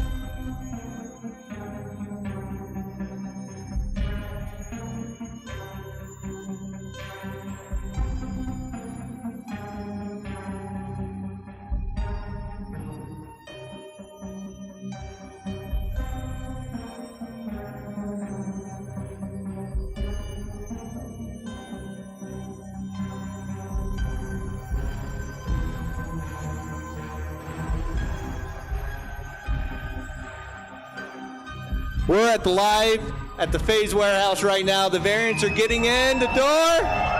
You can hear the crowd. They're ready.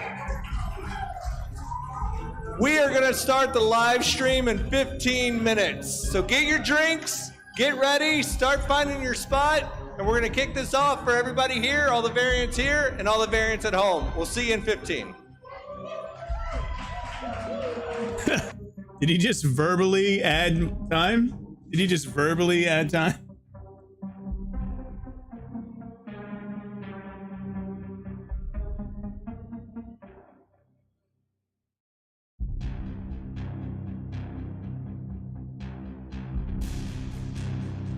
Shit! He did! He did! He added more time. Dude, 9:30 they're supposed to unlock the snapshot, so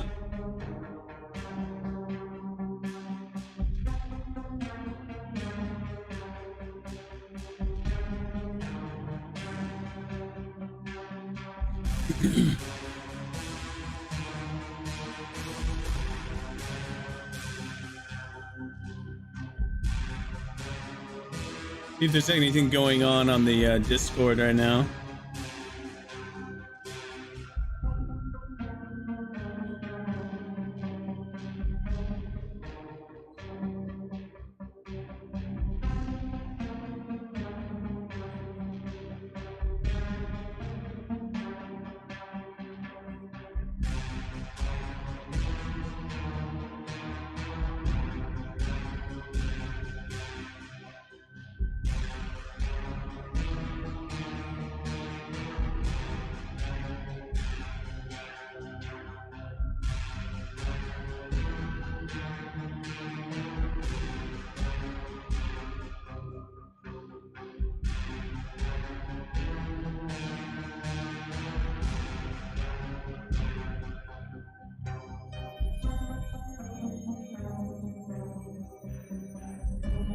Nothing of any interest.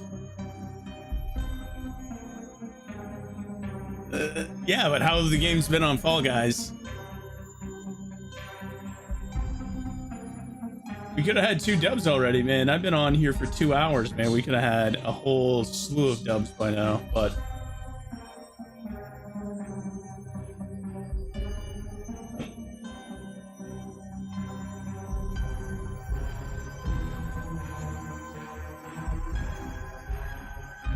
All right, 12 minutes.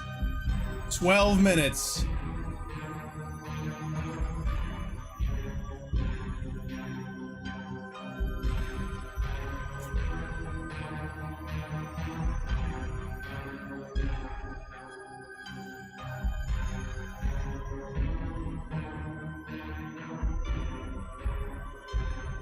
All right, you guys want to play some tic-tac-toe? Go ahead. Exclamation point, go, space, the number of the box you want to play on Twitch.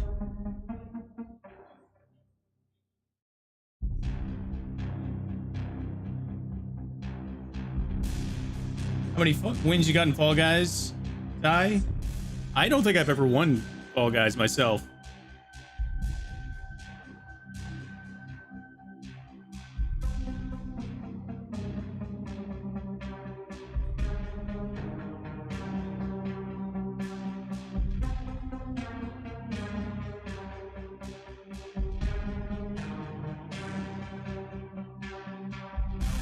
But Kelby, let's see if you can do better than I did.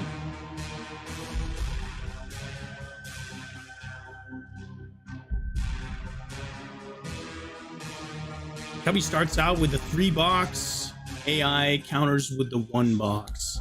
Where does Cubby follow up? Oh, Beer Glass is jumping in and playing too. Why would you go 2? Why would you go 2? Beer Glass? Does it work on mobile? Yeah.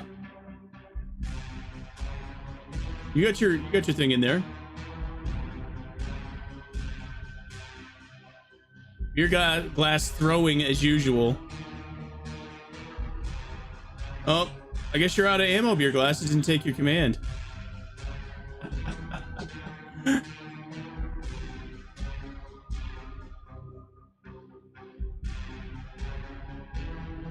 Why would it go 2?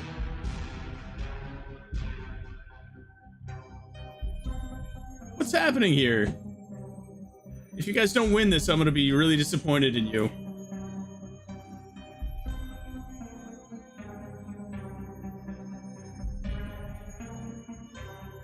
The AI is like a genius when it plays me. A genius. You guys get the stupidest AI? This isn't fair.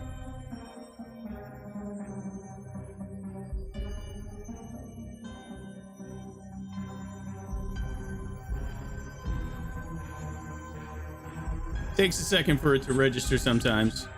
Boys, try hitting your box again. What are you doing, Beer Glass? Beer Glass throwing.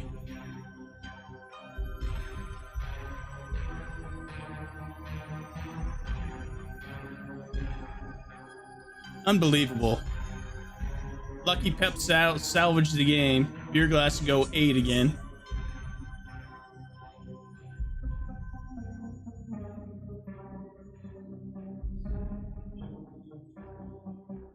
Go, go, Power Rangers!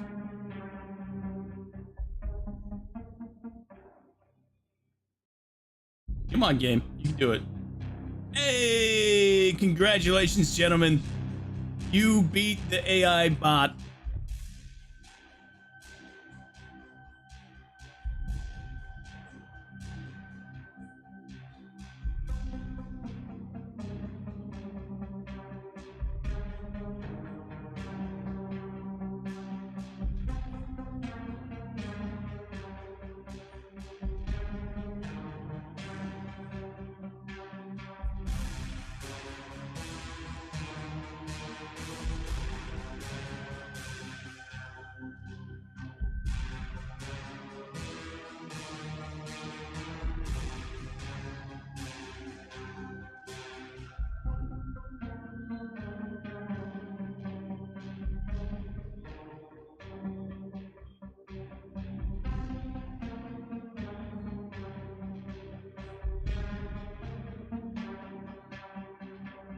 The good news here is, boys, I'm looking at several other people's channels that are streaming this, and ours has the lowest countdown, so...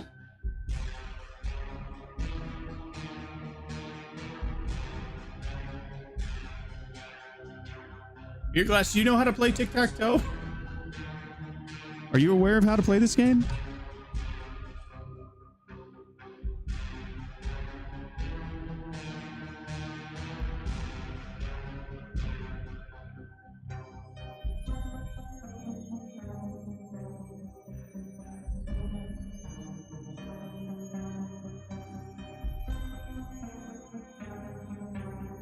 No clue. Yeah, I got a 5-second delay. Yep.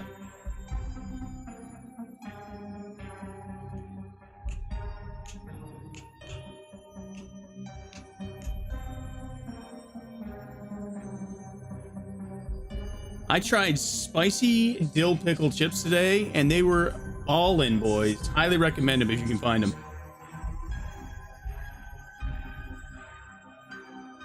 5 seconds.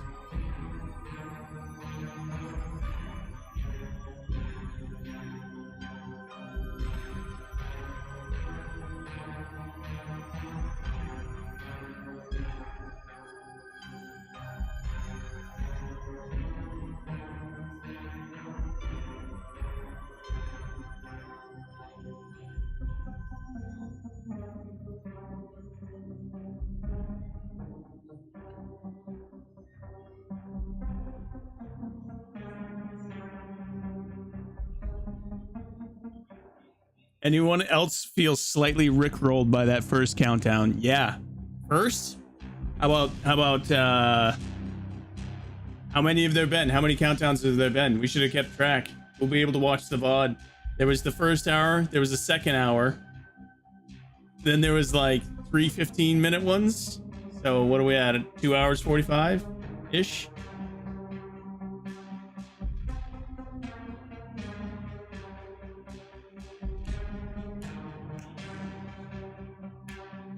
Was it Lay's? No, it wasn't Lay's.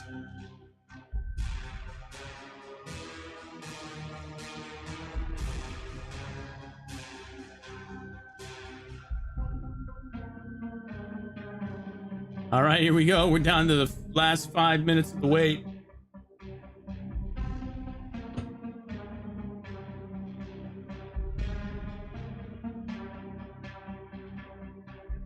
I'll be right back, boys. Go grab a drink.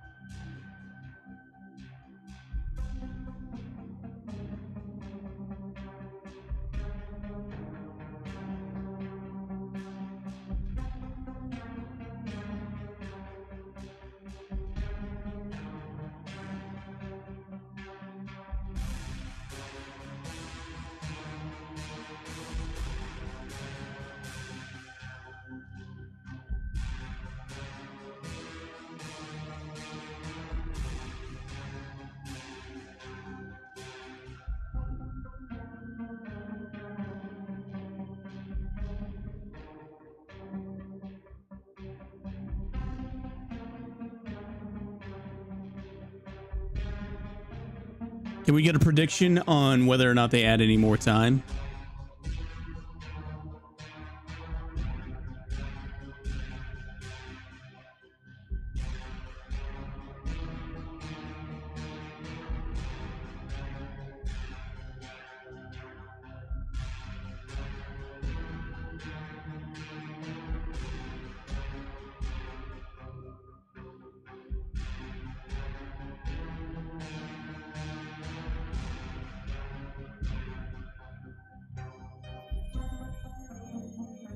Going to bed, man. What is it, like 8 o'clock where you're at?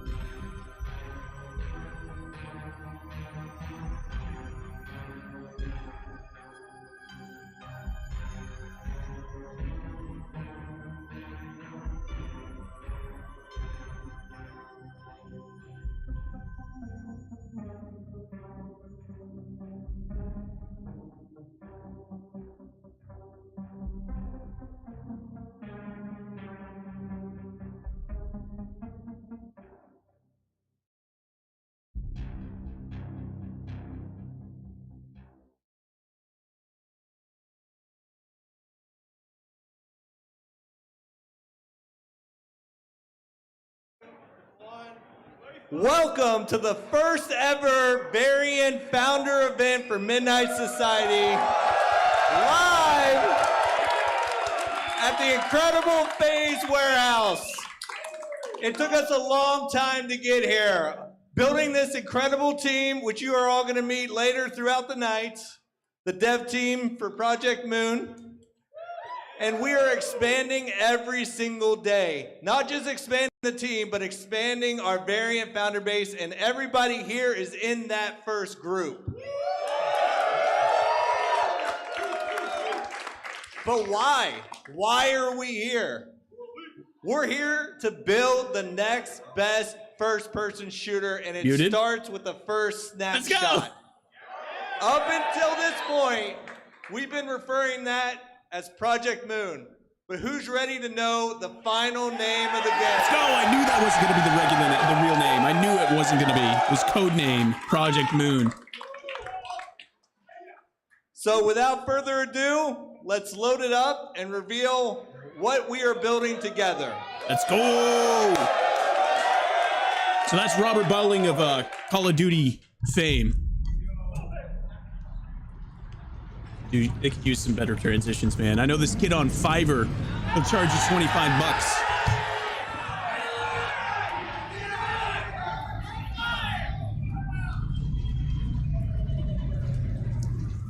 It's just really pixelated right now. I hope it gets a little cleaner. Looks okay on your screen, I guess. Maybe not.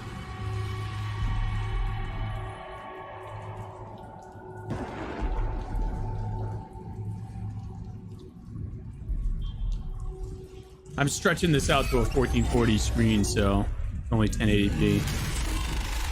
Dead Drop! What? What a great name, bro! Let's go! Let's go!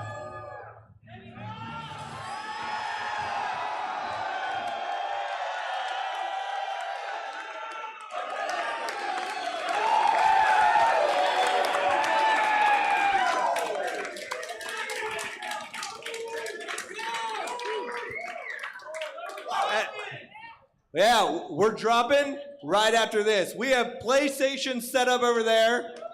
PC PlayStations, not actual PlayStations. To test the build, what's going to happen next is after this, We want everybody to cycle through, play, watch each other play, talk about it, grab What a drinks. badass name. We're gonna Let's leave go. the stage, mingle with you guys, talk about it. As you get off the build, come find us. Let's chat about it. Let's start this process. Then we're.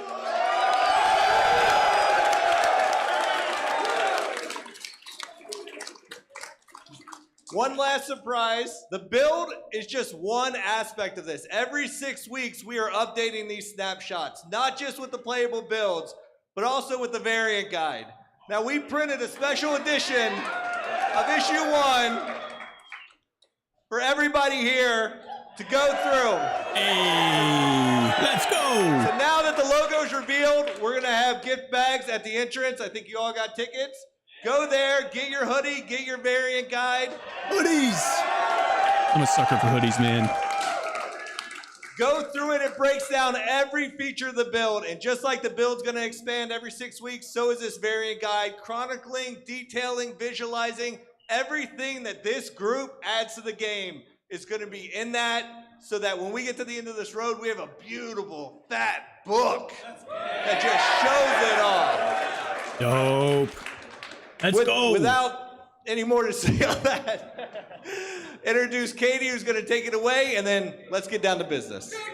Rob, thank you so much. Hi, Katie. It is not every day that you get to spend a Friday in beautiful LA getting Millicent to see Delta a reveal Tango. from a AAA studio. Midnight Society has done so much. Doc has done so much. Let me hear what you think about Dead Drop. Let's get loud, please. Let's go.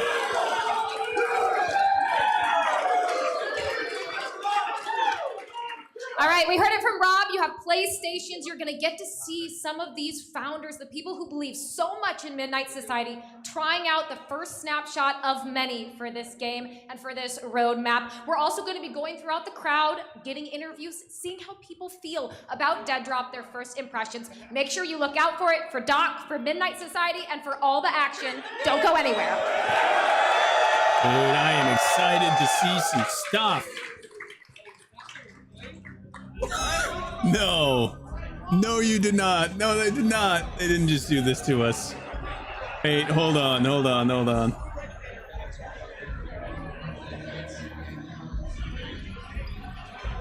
There'll be like 6 PCs, right?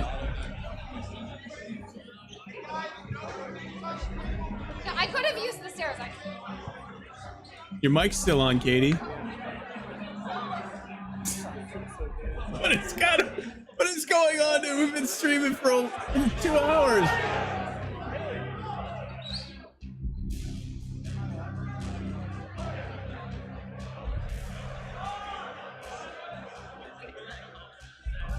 The year, okay, so here's a little bit more background. They just tweeted this out. The year is 2020B. 40 years after the climate wars. Dead Drop by Midnight Society.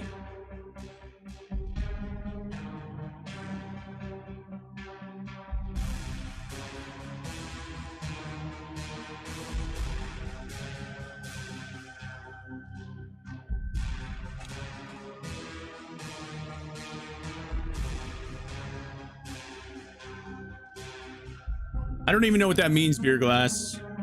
It's pretty weird, though.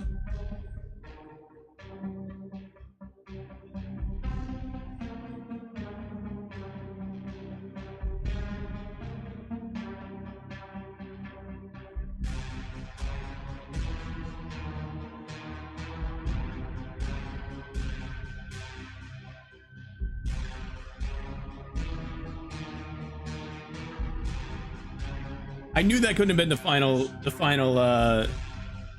name for the game. I knew it. They couldn't. An old Rodney Dangerfield saying? I don't know what's going on, Tyler. They're letting some people play the game right now, I think. Play the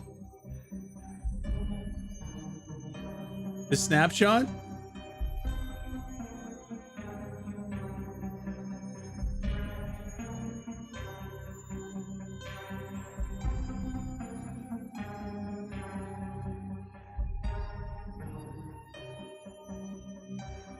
We're a little bit behind schedule. They were supposed to release the snapshot to us, to everybody who wasn't at the LA event, at 9:30, I thought, but.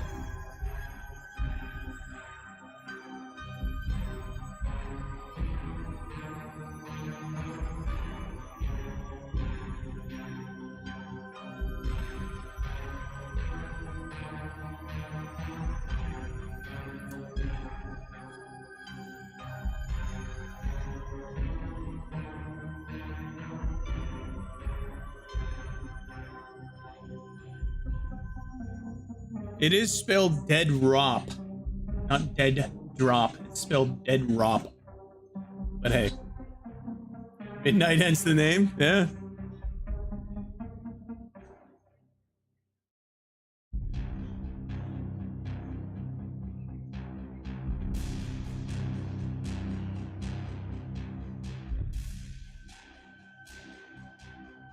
Your Twitter page says Dead Rop, Dead Drop.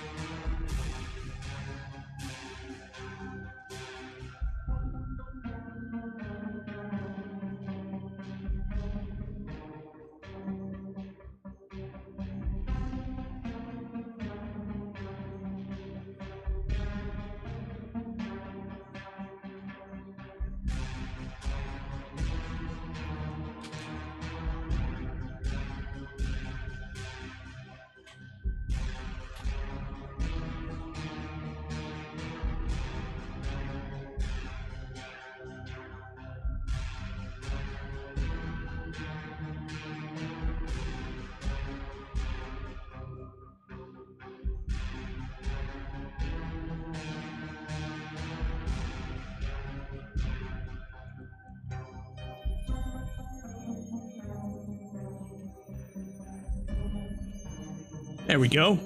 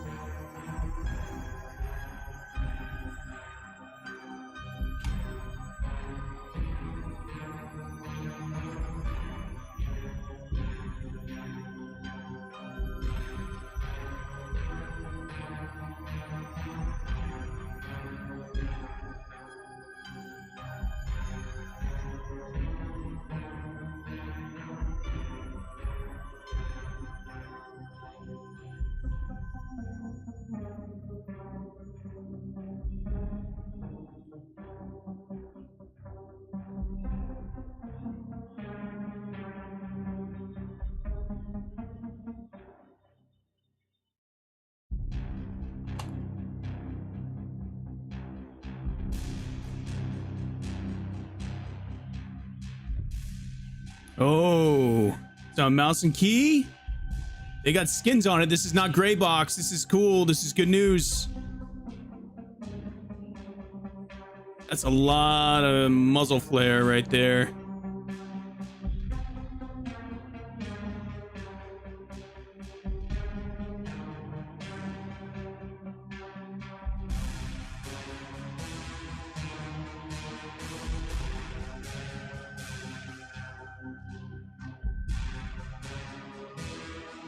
Is that Tfue? No.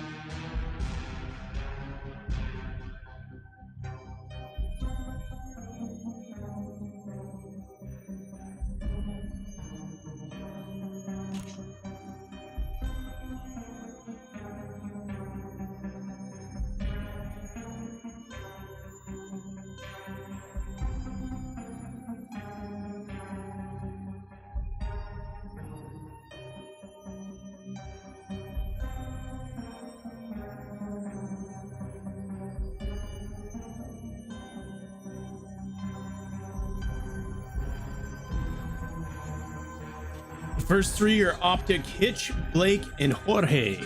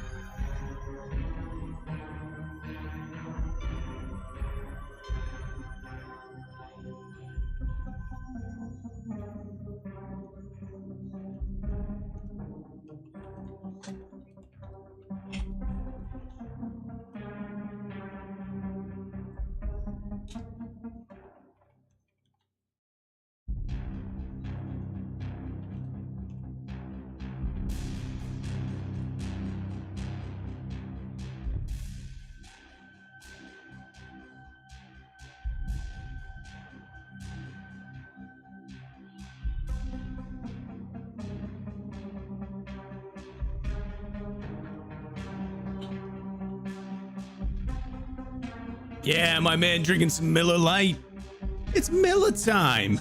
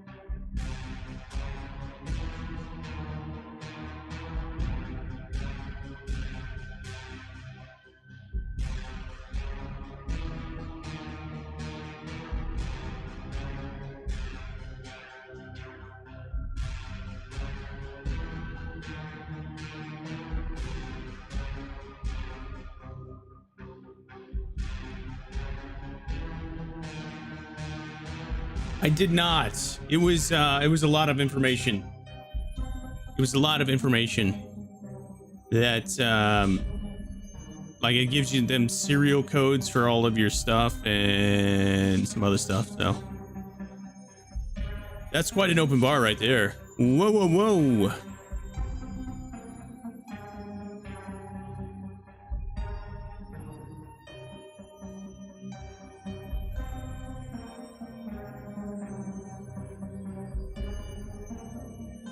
It's a lot of dreadlocks at this thing. I'm surprised by that. Are dreadlocks making a comeback?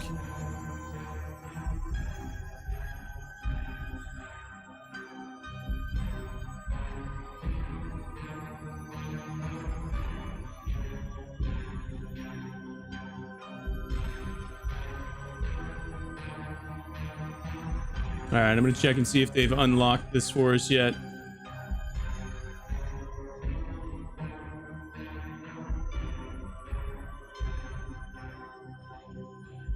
There's supposed to be some QR codes too that we're gonna scan. Key unavailable. Variant guide also unavailable. Up next, state of the game.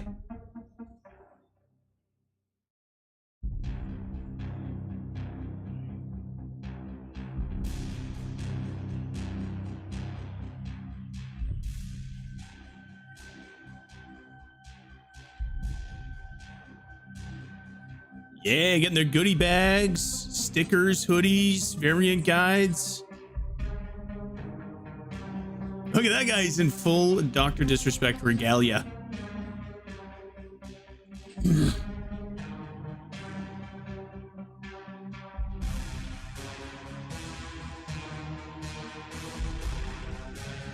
Now, I'm surprised though. So one of the things they asked when they were picking people for founders badges were what you gamed on, and something like 80% of the 400,000 people who wanted, all right, something like 80% of the 400,000 people who applied for founders badges said that they had high-end PCs, and then you see everybody whining about the PC specs that needed to be present to play this game today.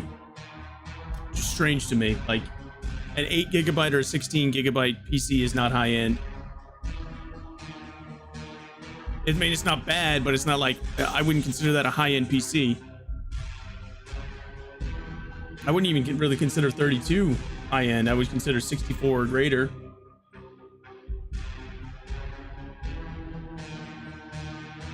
Dude, great name though. Dead Drop.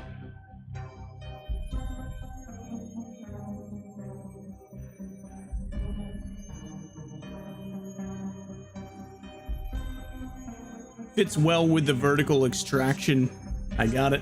Vertical extraction shooter on whatever. Montage? No. Motif? Motif. Bro, let's see the hoodies. I know it's LA and it's probably 117 degrees out, but I want to see one of these hoodies.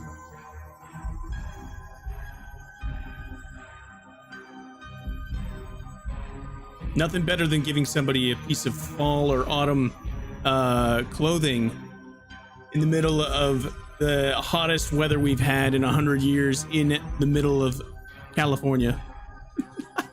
In the middle of summer. But yes, I'll take one. Just mail it to me. My P.O. box is listed. Pep, you weren't far off there. It looks like there's 8 PCs. 8 PCs over there.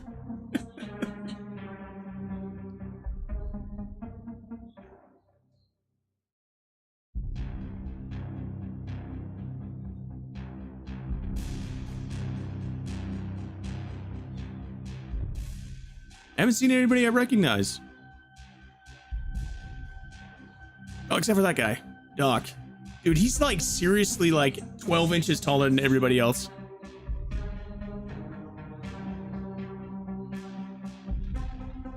Show us somebody playing this again.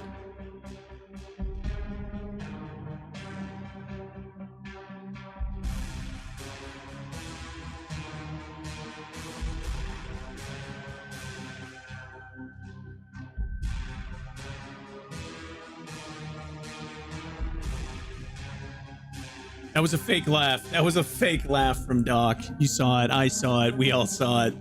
That was a fake ass laugh from Doc.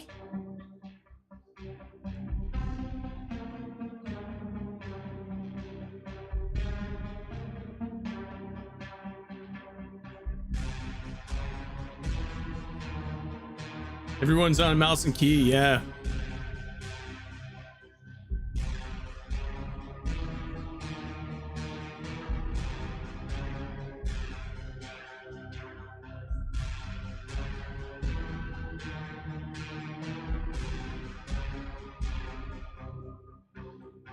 It's like some sort of like an M16 or something as the first gun.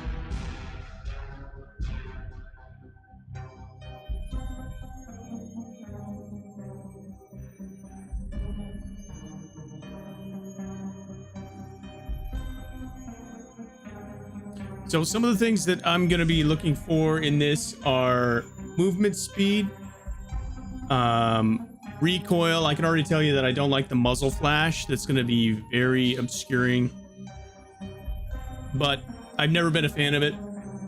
When the Vanguard Alpha came out, there was like these plumes of smoke that would come out of the muzzles of the guns, and it was like you couldn't hit anything because you couldn't see anything past the plume of smoke. So not a huge fan of that, but we'll see where they go with that.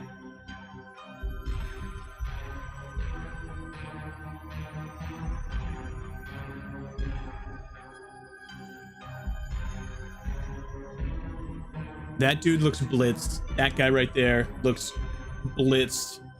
His face is so red.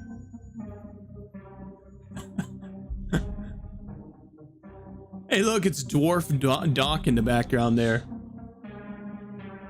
If Gimli and Doc had a child, that's what it would look like. Yeah, that guy's drunk. You see him. You see, like 20 minutes or so, I think. I'm gonna double check though and see if it's unlocked for us yet.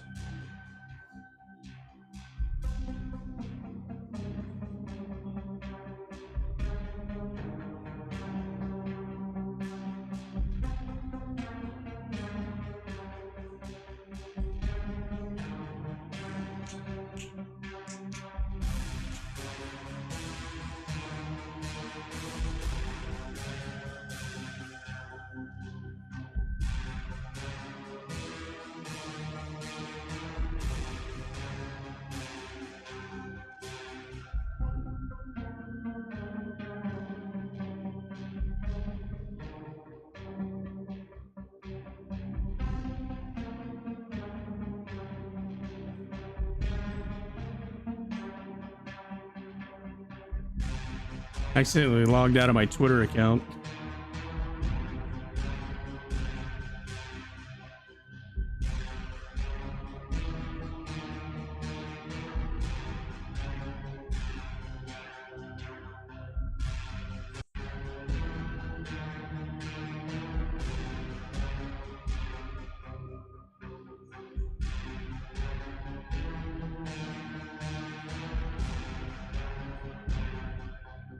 What?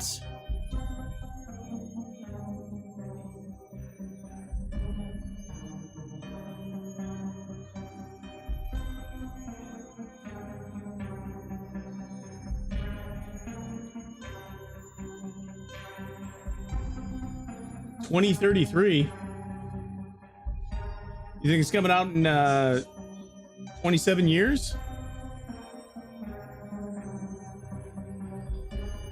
Oh, when is the actual game, like the full game, releasing? That much we really don't know, man.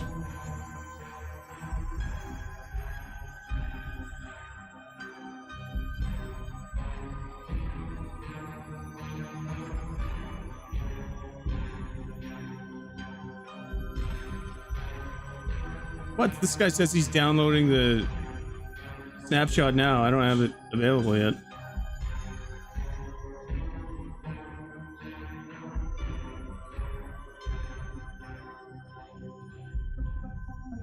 But they said it was going to be next year, but they'll probably put it out another year. And then when it gets there, you know, another 6 months.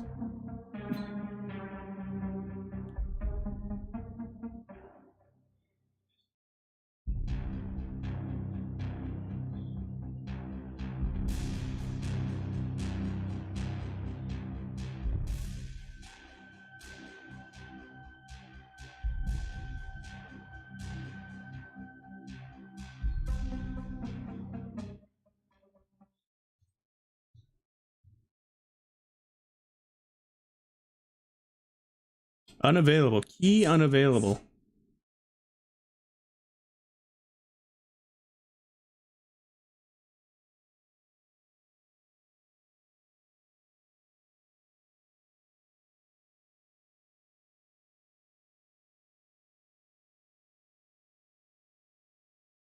Their song ran out.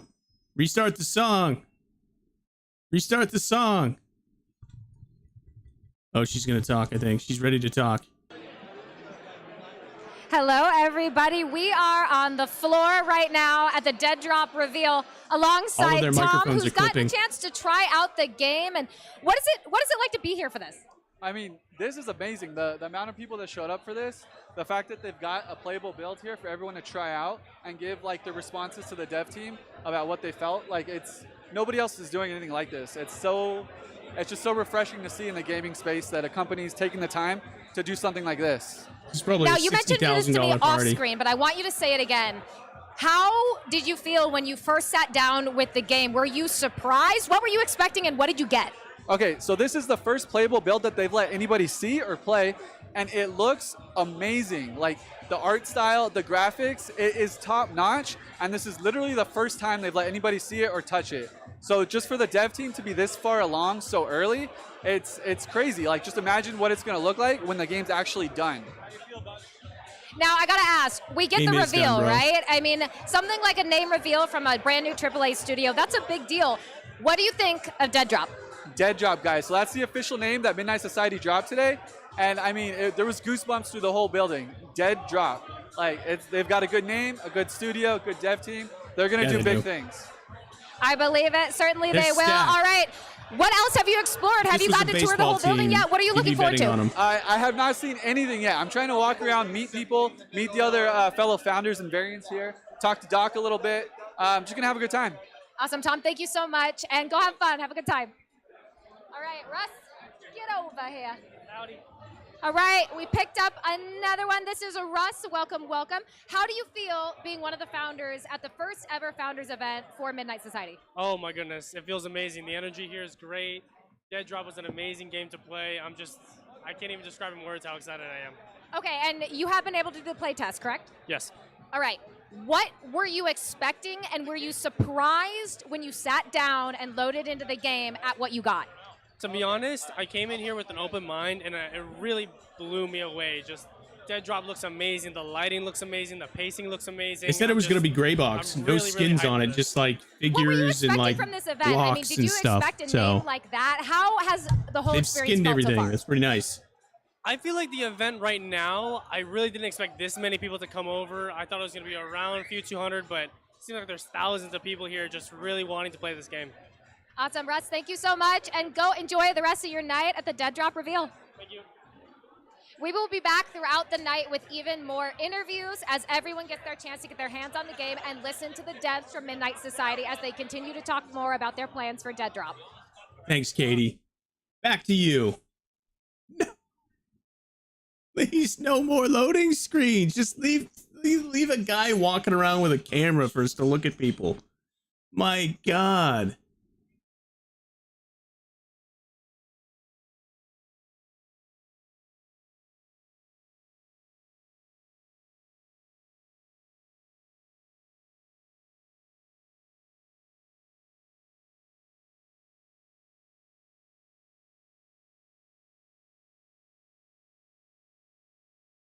Checking Twitter for anything relevant. This is my least enjoyed screen right here.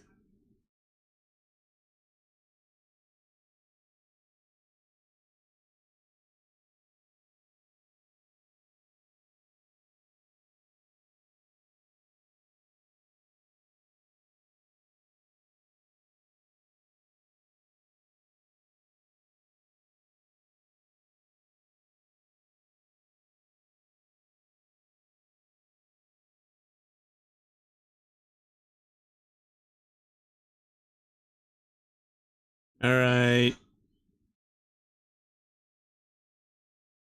E unavailable.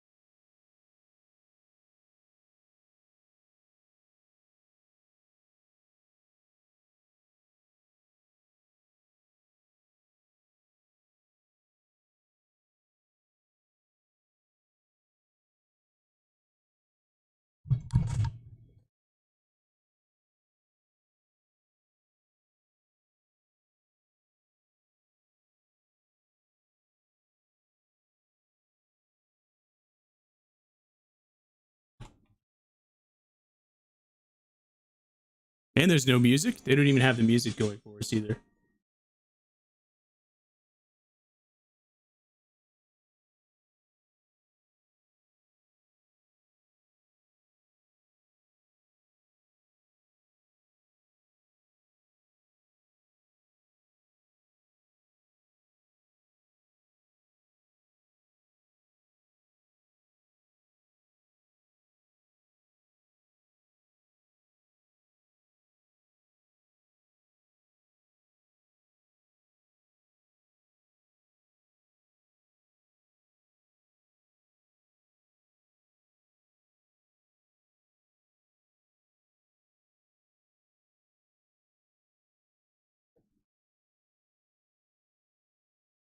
All right, I guess we get our own music.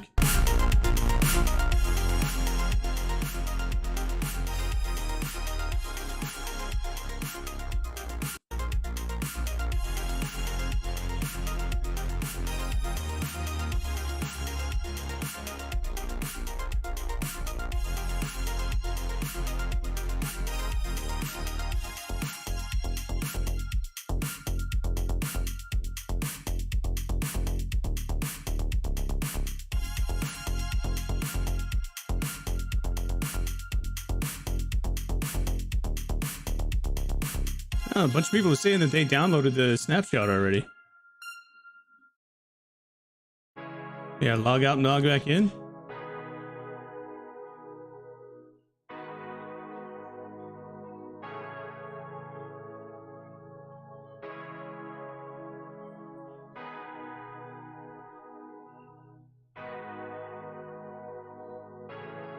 There we go.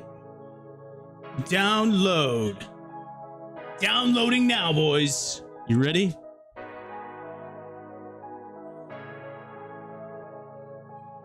We gotta find these. We gotta find these QR codes to scan 9 QR codes to be entered in a giveaway. Oh, it's only 3 gigabytes. They said 20 gigabytes.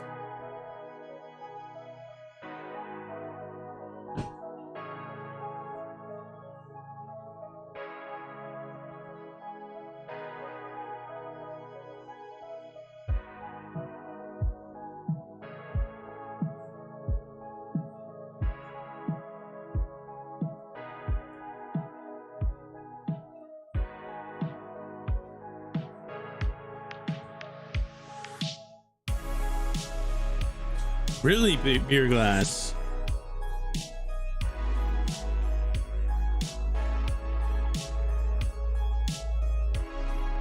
It's gonna take a little while just because we got so much going on. Normally this wouldn't take very long on my PC, but downloading a 3 gigabyte thing while streaming, it's a little bit.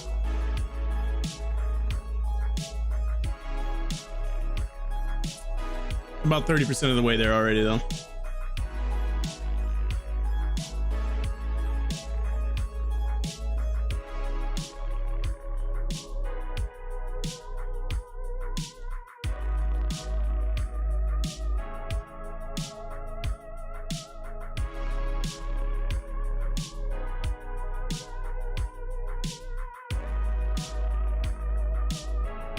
Oh, yeah. It's just their bandwidth on their end. So many people downloading this all at once, so we're still getting almost full speed on my internet connection. Surprisingly, where I live, we've got really good internet. They don't offer fiber, or they do, but it's like stupidly expensive because it's not highly adopted around here. But they do offer gigabit if you want it. I think people are hung up on it personally. I don't think you really need it, but I think mine's like 500 down and 25 up or 30 up or something like that now.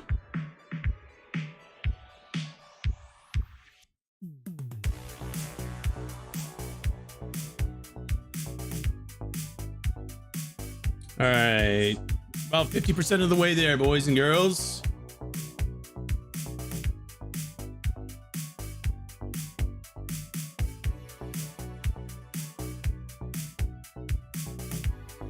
Hopefully we can play it before they come back with the video feed on this.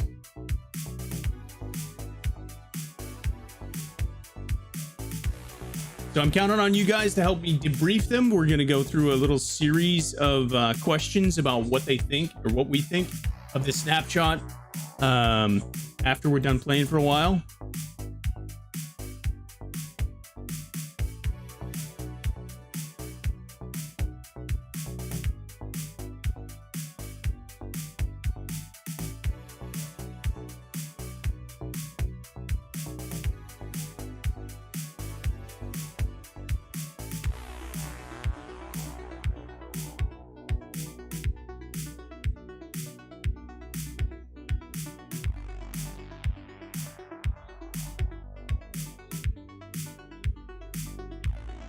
And 75% of the way there.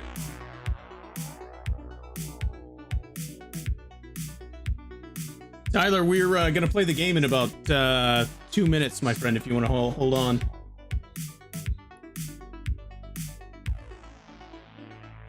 I'm downloading it as we speak.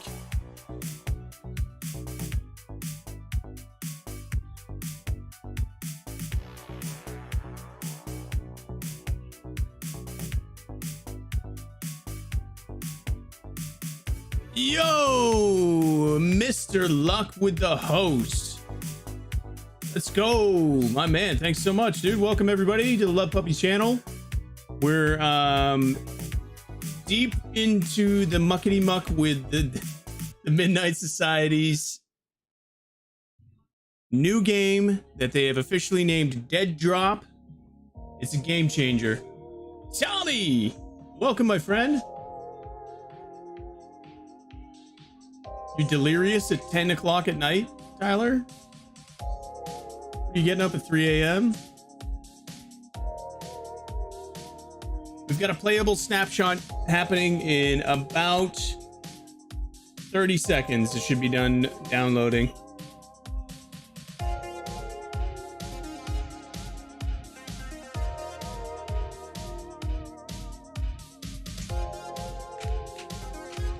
We are also live on YouTube. If you guys are curious what you've missed over the last hour or two, you can watch this as a VOD over there. It's going to be listed in the Midnight Society playlist.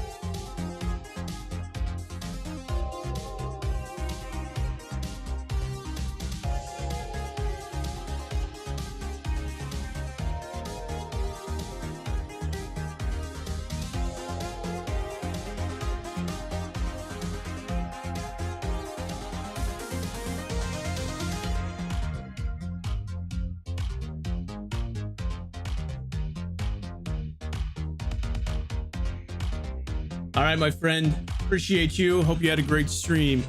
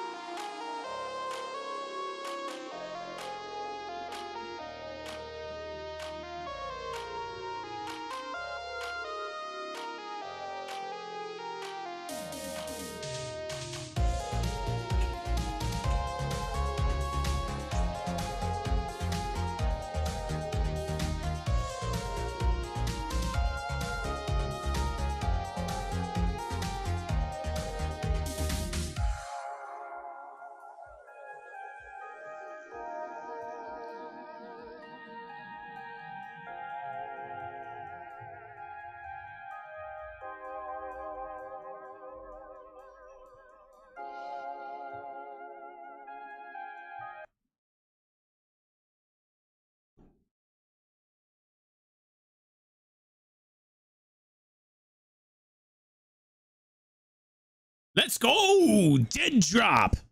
Enter to drop in.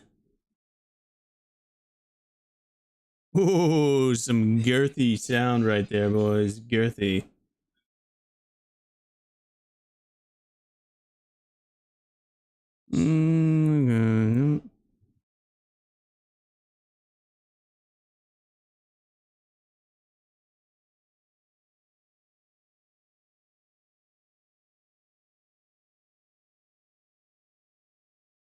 Full screen.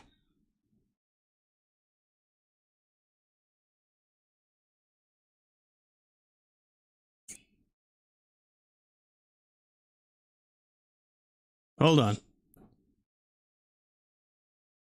Why can't I get this to full screen?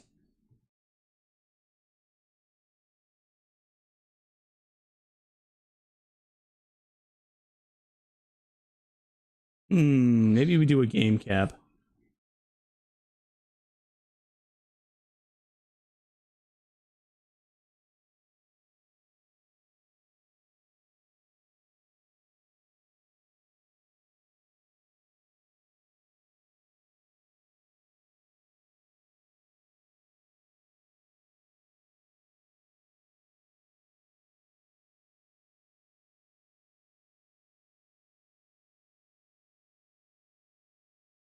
There we go.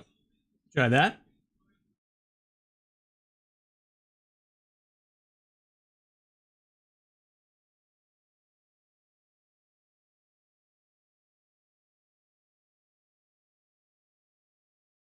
Dude, I like the artwork already. So there's a bunch of red buttons that I can hit to do stuff.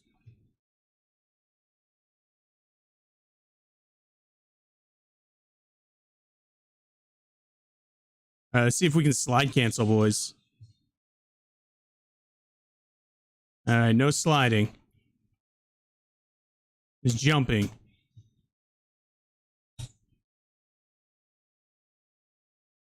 Oh, settings. Look at this.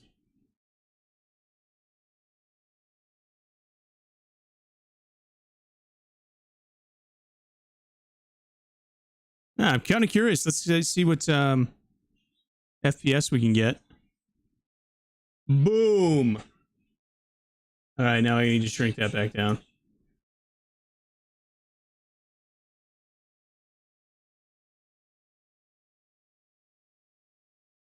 Yeah, this game's ready, boys. This game is ready to go. They just want to tailor it the way people are going to enjoy it.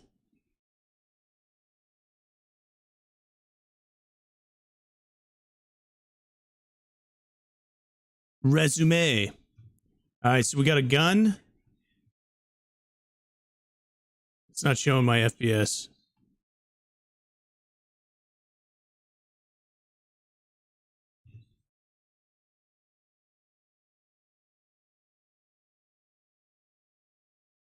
Dope. Dope. Dude, I'm excited.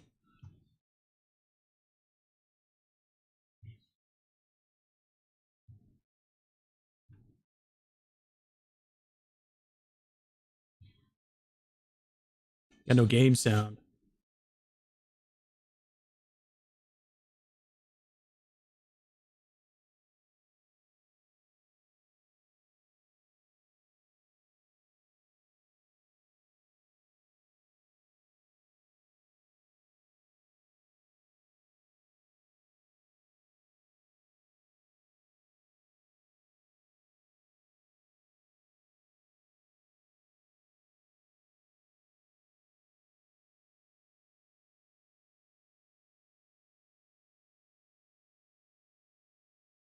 Um, it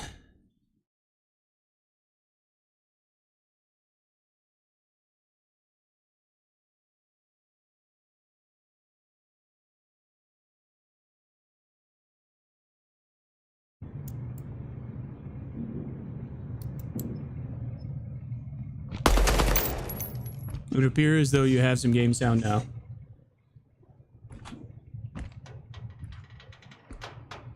Don't mind me, I'm not super good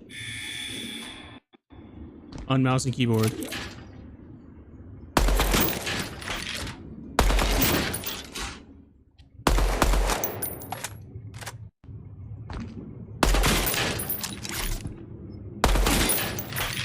It's a toggle.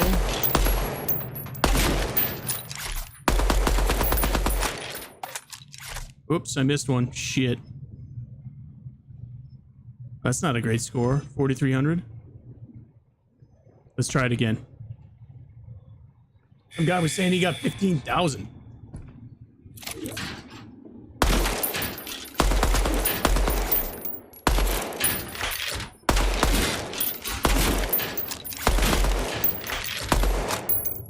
No.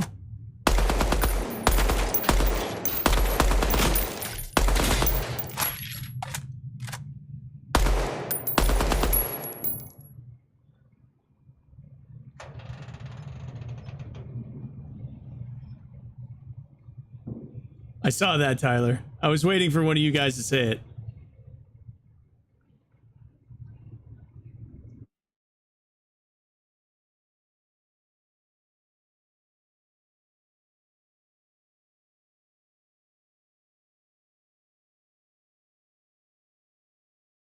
I was wondering if anybody would notice. I feel like we could do better than this. What, I can't play this anymore?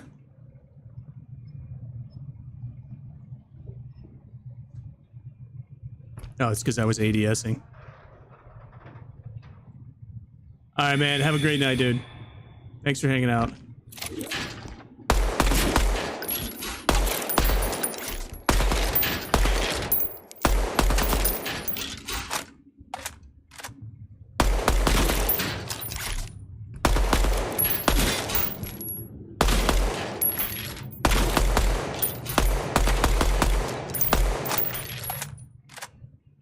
$4,500. Somebody said they got 15,000 on this. What the hell am I? Okay, maybe it was a different mode or something.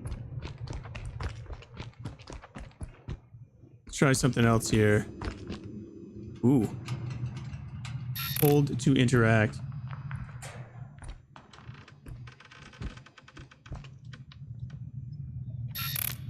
Access denied.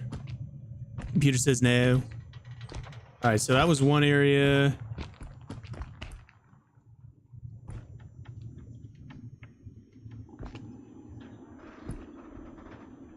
No crouching or sliding whatsoever in this.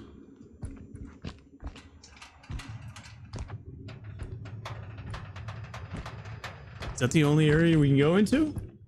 I saw other people playing other stuff in the on the video.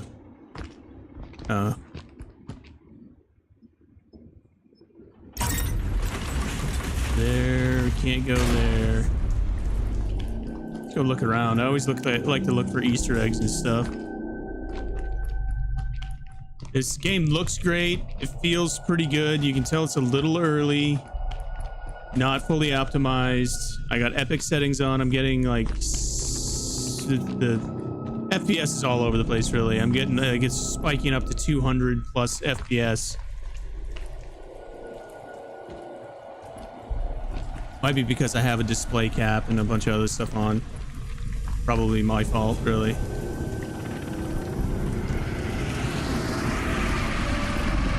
All right. Oh, what? Dude, have you guys ever seen the new newer Judge Dredd? That's what this reminds me of.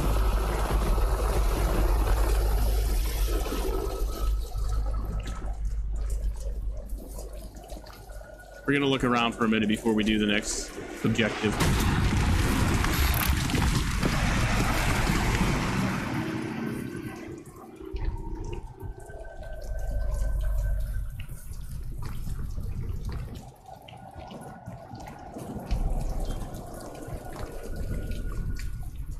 Oh, these are all targets. Okay. Hey, what are those? Like stretchers? Ooh.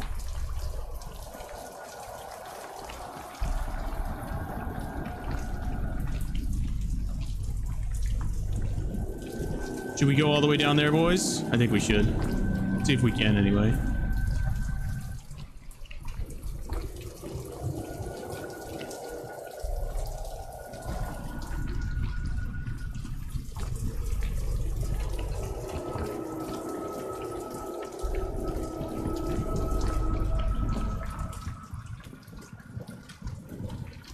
Let's turn my DPI up.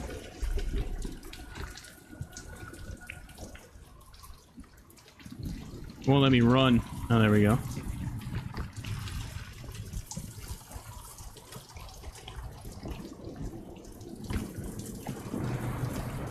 It's another room right there. So I'm guessing this is kind of like the general idea of what they're going to be doing. Different rooms off the main tower area.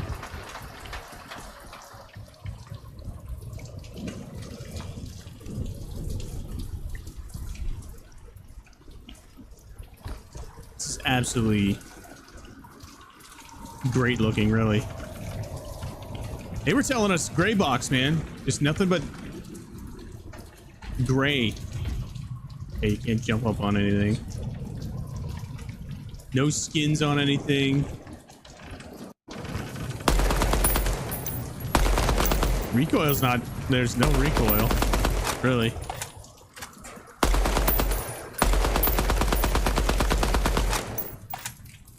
I take it back.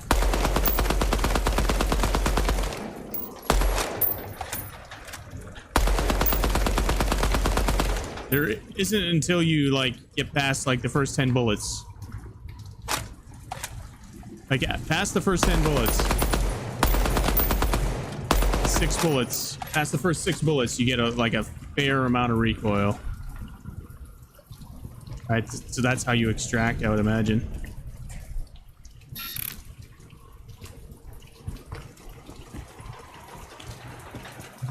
We're not missing anything on the live stream. They just keep putting the timer up again.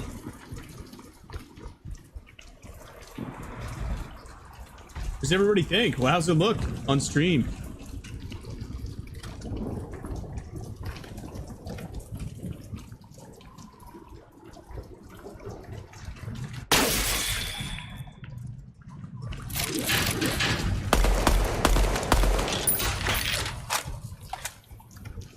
Oh, this is like a speed run.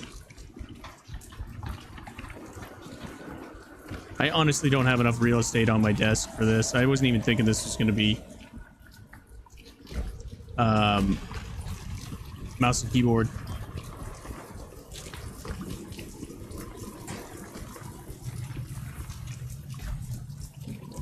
Only saw 2 enemies there. Let's see if... Nah, controller's not doing anything. 29% accuracy. Let's go.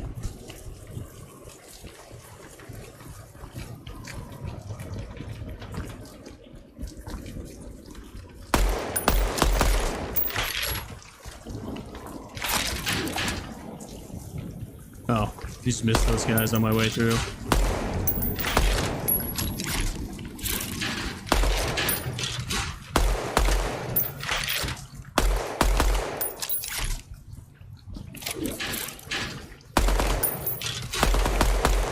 You really need to ADS so much? Ah.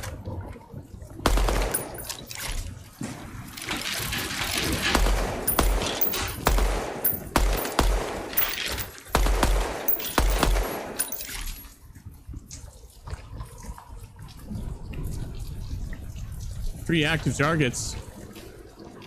Oh, let's get a little bullet counter on the side of the gun, too. Oh.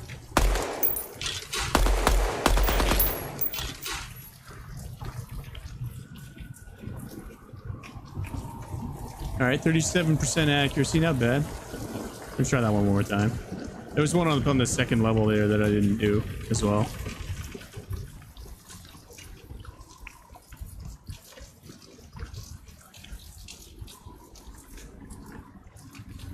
Trying to turn my DPI up. I feel like I'm super slow with that aim.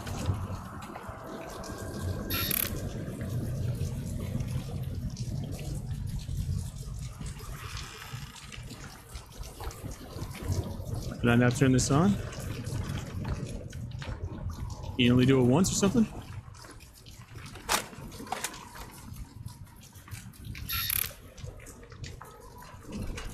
Zero active targets. All right, we'll go back and do the other one. Definitely different from the games you see nowadays. Yeah, they took some time on the styling of this, I think, and the art. The speed of the game feels pretty good. The run speed, the animation speed feels pretty good. Reload time's good. Recoil's not bad. Accuracy's a little different than what I'm used to, but obviously I'm not very good at mouse and key, and we don't really have the ability to fine-tune everything right now. Oh, I could have just taken the I could have taken the elevator.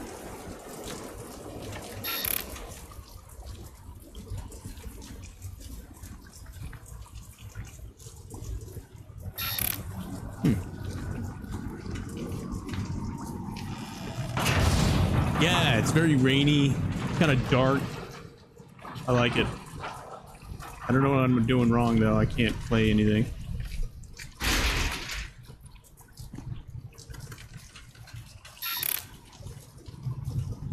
Exterior lowered range.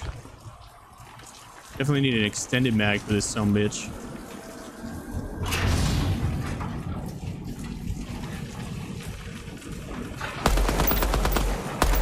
I guess that muzzle flash isn't that bad. Like, you don't really see it in the crosshairs, so that's good.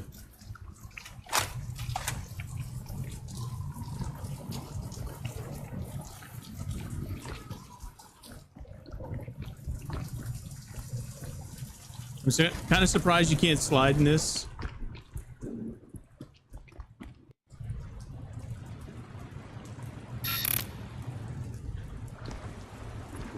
I don't know why I can't play any of these.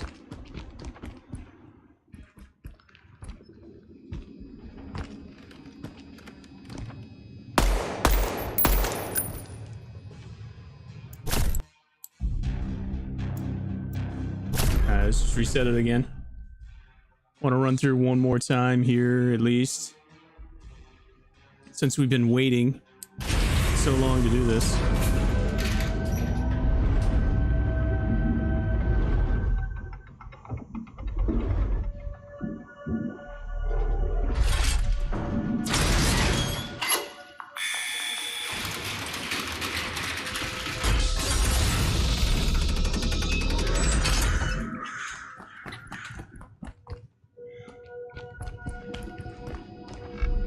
You got it, buddy.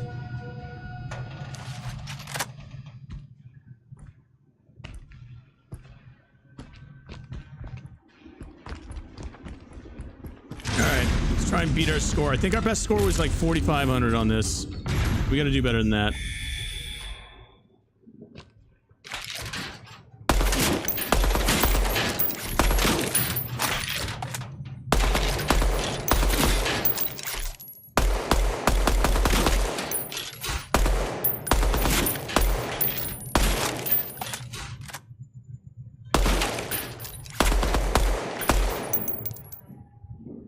All right, we did okay on that. 5,500. Finish time 19 seconds. A little bit better. Let's try this second stage here. Run speed's pretty good. That's dope. Dope looking. We are going to take a couple screenshots.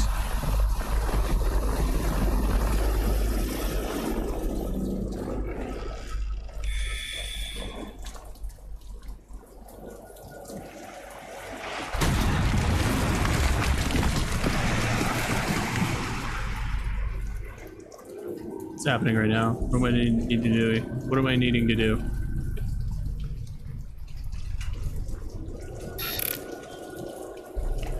One active target. Okay, where is it?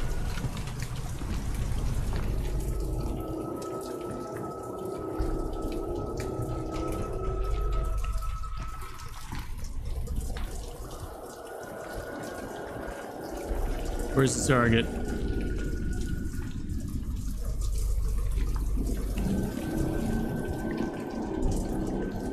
I keep having to hit the shift button to run. Like, it's a toggle. I'm not used to that. I keep trying to hold it. I don't see any target, bro. Maybe on the other side.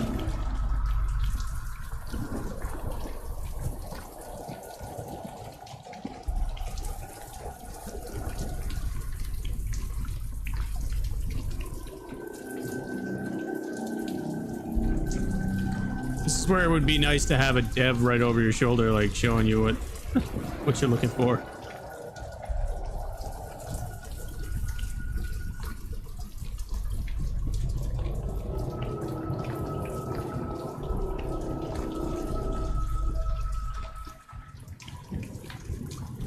Huh. I noticed that somebody was shooting like up there. Oh, okay.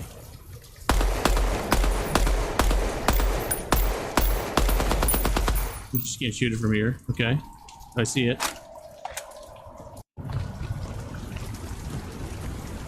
We're definitely not getting any time awards here.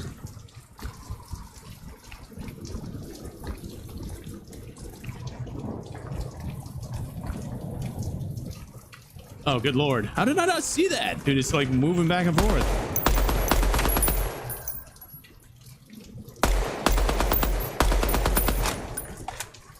How is that not hitting?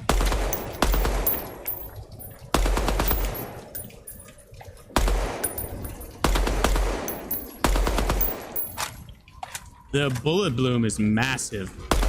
I mean, that can't be any more than 40 or 50 meters away.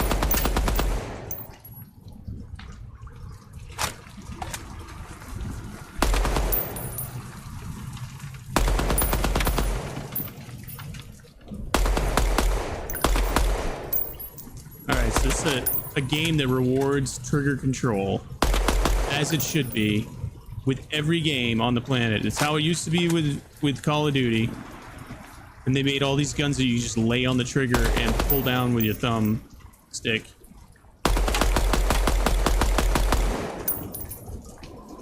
I actually like that a lot. I was really good at that, and then they changed it all. Reactive targets, reactive targets, reactive targets. They changed it all on me with Warzone, and every subsequent Call of Duty has been just like that since. The toggle ADS too.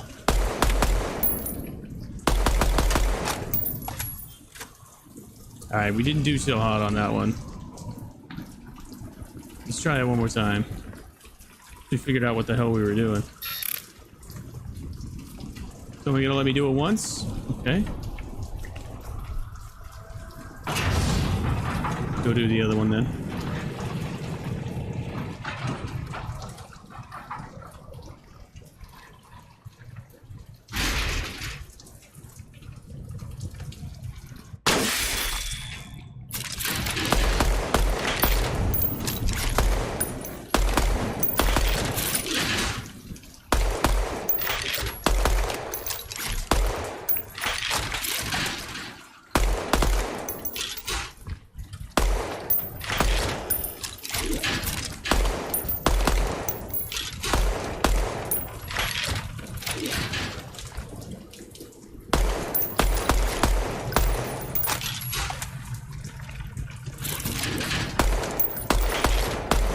Yeah, if you pop shot, it's super accurate, but once you like lay on it, I wonder what the TTK is gonna be like.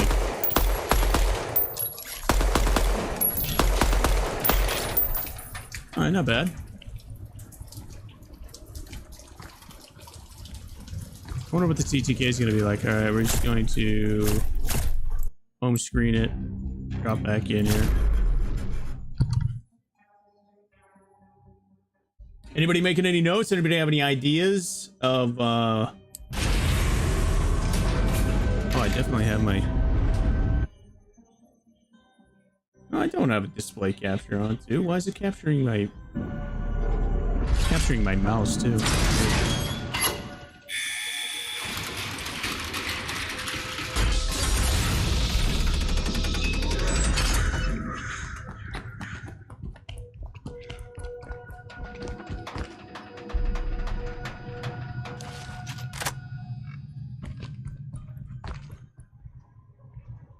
All right, we gotta get some scores. We gotta post some scores here, boys.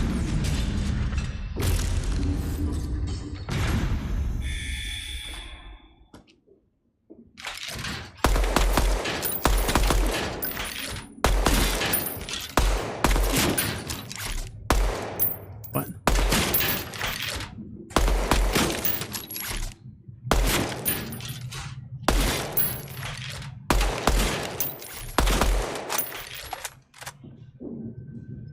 All right, 73. We're getting better. We're getting better. All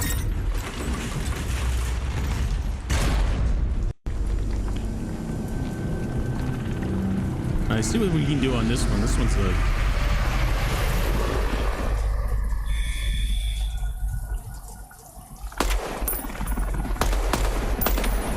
You have to... There's a little bit of bullet lead, too.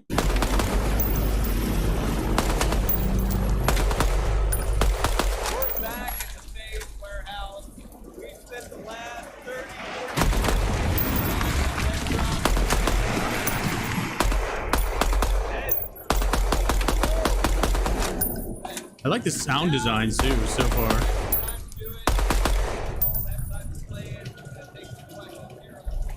Reactive targets, where are they?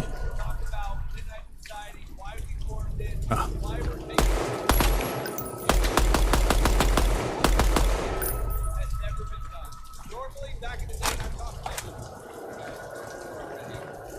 Are we gonna put a hold on this for a minute, boys? And by the time you're giving me that feedback, it's too late. Game's going out the door, right? We're in marketing mode at that point. And a lot of why we formed this studio, a lot of the basis of that was from those interactions. I see a lot of familiar faces out here of people who were in that COD community with me talking about that stuff. Put some pants on, bro. Trying to change. What am I looking at? In a compelling way. Close your legs. How we do that is by snapshots like this. Right? This is our approach of every 6 weeks delivering new builds. Now, after we ship those builds, what do? We get together. Not always in person. This is a rare event, right? This is the first of many to come, but we won't do this for every build, right? Our online interactions are key. That's why we have the Variant Discord. After every snapshot build, when you go home tonight and the people at home already have it, right? We're going to have detailed surveys talking about every feature of the build. How do you feel about movement speed? How's that gun feel? How's that recoil spread, right? Getting down to the nitty gritty. And I love, absolutely love, and if you guys have had this experience tonight, let me know. But the fact that some of you have played the build, immediately got over and started workshopping movement speeds. How movement speeds could be tweaked with attachments, how we could really approach that core gameplay loop.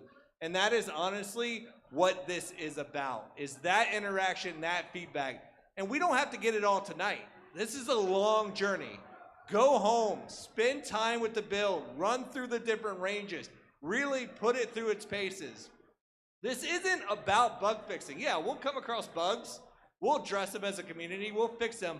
It's really about the nuance of the gameplay and building that. And so I would just like to spend This game some is time, pretty sick, if even we for don't a mind, snapshot. I talking agree. about what it's I'm in. been like to build this, because up until this point, getting to the first snapshot, it was about laying the foundation, introducing the first weapon, introducing the player hideout, that first space, right? But from this point on, I've said it a few times on Twitter, we do everything together. Now that the build's out there, now that it's in your hands, now that you can play it at any moment of the day. I was wondering if they were going to Time shut in, this right? off, If but you they're have going to an leave it ideal, open if you for us. come That's up with good. something, if there's something you like or don't like, or you're inspired by something that happens to you emergently in the player hideout, get on there. Let's have those discussions, right? Because we're going to start scheduling these dev roundtables that happen online throughout time, and we take that feedback, we incorporate it into the build, we iterate on it, and then we do it again, right? Next build gets bigger, gets better, gets tighter, gets faster. I like the overall look, Yeah. but that's not what we're really here for, believe it or not. Yeah, I love mean, it. Then we play it again. We inspire more, right? These snapshots keep growing and growing and growing. So I would love to just hear, maybe Quinn, you could kick us off on just like, what has the experience been like of building this game in this manner, right? It's very different than how we've been building games for a while. It's like, how do you feel knowing that instead of 2 years, in 6 weeks, people get to see what we've been working on behind the scenes each time? 2 That's a years. serious question, Rob. I'm a serious man. I would have to say there's a lot happening I'm a right founder, now. you So won't be? Honestly, a lot of it is I won't be? there's nervousness because we're all here together. There's also excitement because we're all here together. But when I really think about what this process is Yeah, going I'm to a be founder, like man. every 6 weeks of dev time, where us The as a founder's team, we get badge a together, while what back. we want to make. Been waiting for this We're gonna day get for a better. while. This is just the beginning. We're learning together as well. We're forming our relationships. And I love to see not just us, but everyone here, we're all forming relationships too. How many people that I've been able to talk to and learn names just tonight. And I've seen other people here get to know Month-old development other, is very other impressive. people here, I other agree. variants. UE5 See is the really variant neat to use, names. though. What's your attributes? What does your variant look like? People that are making friends right here at this event. So for me, that is like the most exciting thing, because I've done plenty of games in development where you go dark and then you hope you have something at the end that people really like. And here we're flipping on its head. And that's why we decided to create and found Midnight Society, is so that we could all be here together in this room and to learn from each other. You guys get to play it, and tell us what you like, what you don't like. And I've said this to a few of you, don't blow sunshine at us, you know? Tell us if you don't like something, because the game's not gonna get better if you're just telling us that something's always great. So for me, that's one of the most exciting things about this team that is formed, and we're still growing, looking for more people. I'd like to see And a we have wider this build field of here, view. I which is feel like it's a exciting, little but bit it's just the first tight. step. It's a little bit zoomed in. I don't think it Love it. needs to be. That's a really crucial point that you just touched on, right? We, this group, need to be the most critical people of this game before we finish it, right? Before it gets outside of this inner circle of the greater populace of gaming, we are the ones who need to beat it up. We are the ones that need to hold it to task, right? Because so many of us have been in that situation where we are emotionally invested in the game and it's just not hitting the mark for us, right? For whatever reason. But there's nothing we can do about it. We're doing this because now there is something we can do about it. And it's a only great gonna idea. work I if can't we believe all nobody's call thought of bullshit when there's building a video bullshit. game like this And we all before. point it out when You know? something's not working, right? Because everybody in this room, you flew here, you drove here, you walked here, you waited in the sun for hours. We did that because we all have a common passion for getting this right. Because we want something to play, we want something to love. Facts. We And so want something to that's play, the man. focus of We want something to play what we that's are doing good. here is like make sure Great. that we're getting it right because it's on us. It's not just on us, right? It's on all of us to make really sure smart, we're too. identifying the things that matter and iterating on that. So I love that. Yeah, and that's something that's the that's idea great too. that Like, Rob oh, said. you don't When like the he's saying game? Us, Hey, he does it's not not just mean us. He does not just mean you guys you know, too, Praz you know? or Ryan or Sumit. Sumit's a tough critic. We all know Doc. He's a critic, right? Sumit? Right? Is that really how he I pronounced mean, he's his name? thirsty. I always thought it was Summit He's so 1G. thirsty for something new in the industry, right? He's Midnight Society's biggest fan. I mean, look at him, right? He wants something fresh too. So we are our tough critics, but we need all of you to be tough critics as well. Because we don't just want to make another cookie cutter kind of game, another shooter that is just going to fade away into foreverness, right? So that's why all of us are tough critics, but we need you all to be tough critics too. Yeah. And so this first snapshot, what we are focused on now is introducing the first weapon, introducing the first player hideout. That player hideout's going to grow over time. If you've had a chance to play it, I'm sure you've noticed there's a lot of locked doors in there. There's a few There are a open lot of ones. locked doors. There's a lot of locked doors. I found right? a lot of them already. The conversations we need to go home and have tonight is where does that expand to? What is behind those doors? What do we want to see in this player hideout, which is essentially our pregame lobby, right? When we head into that tower and come back out and we're breaking down our loot, we're doing all of that, right? What do we want to do? What are the spaces we want to have available? Those are the discussions we want to have. Speaking of the first bar. weapon, Praz, It's you gonna want be to a talk about bar. the weapon a little bit? Is it on? Hello. I've never had the chance for this type of community hear before. ya. Yeah, I The agree. first weapon is Nothing the even S1 close like rifle. this. It's the first of many to come, and no one else more to Yeah, say. no, I got you. So, That's it. That's all Praz got to say about that. Not a man of very few words. Yeah. Let's talk about what did we want, what was important for us to capture in this first snapshot that relates to the feedback. Do you that we have wanna do you have a get? founder's badge yourself, Talk about the game a Zaw? little bit. I would love it. Okay. So I think typically, this is kind of interesting thought I had about studios in general. Typically, there's this relationship. I'm an engineer, right? So typically, Yeah, speak into the. hello. There you go. An engineer that doesn't know how to use a microphone, apparently. Yeah, this is how we make this work. Thanks, guys. So typically, you have this relationship with engineers and designers, right? Where you have a spec for a game, it's supposed to look a certain way, do a certain thing. These are the mechanics, right? Engineer makes certain things that the designer can use to basically fulfill that spec, like live up to exactly how the game is designed. For us, that doesn't really exist yet. We're still trying to figure that out. We're figuring that out. You guys are helping us figure that out. So I think the challenge with the systems that's really interesting. This guy's for the me, and I coder that enjoy does all the working on it, mechanics is and such. I'm not just making things for Praz to use to make a very specific preconceived idea of a weapon, kind of making things in the most Rat generic, boy. iterable way possible so that these things are flexible and they're not set in stone at any point in time. So I think so far what you see with the gun that is in there, Modularity is of what the Praz video was able game to is- express with the tools we currently have. So whether you guys like the gun how it is exactly, or there's even more expressions that you want to see with the guns, like attachments, things that you talked about, that's the kind of feedback we need too. Things to make available so people like Praz can basically make those things come true. I want loadable That's attachments. honestly probably like the 20th version of that weapon. So like, At least. bring out 21, 22. Let us know what you think. That's the 20th version of that weapon already, huh? Well, Awesome. Do we want to take some questions?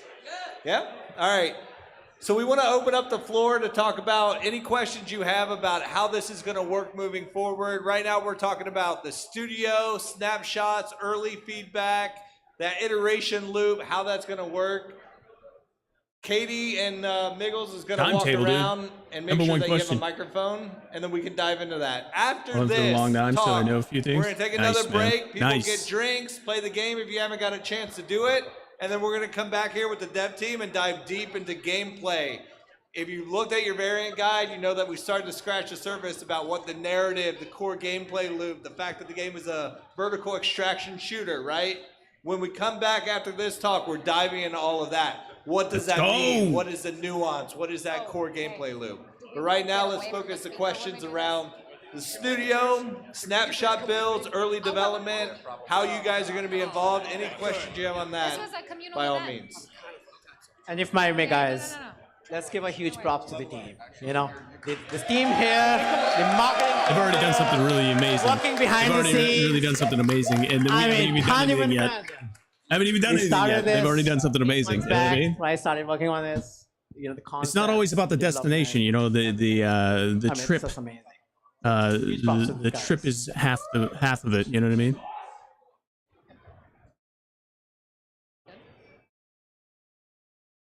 All right, gentlemen, anyone who may not know you, and shame on you if you don't, please introduce yourselves. We're Team Summertime. We're a content trio for Optic Gaming, and thank you guys. Summertime. OG. All right away, I need to know, you see the logo drop, you see it come down on the screen. What did you guys think of Dead Drop? Man, it's actually been amazing. I didn't know what to expect. You know, they kept everything very close-knit, and They put out some red herrings. We had no idea. They put out some red herrings on us. Yeah, I for sure. personally love the name. It fits well with the gameplay that I've played so far, so I enjoy it. Leave it to the Champions Club to make a damn good-looking game. It looks slick. I have a lot of questions about what a vertical shooter is. I see a big skyscraper, but I don't know what that means, but I'm excited to find out.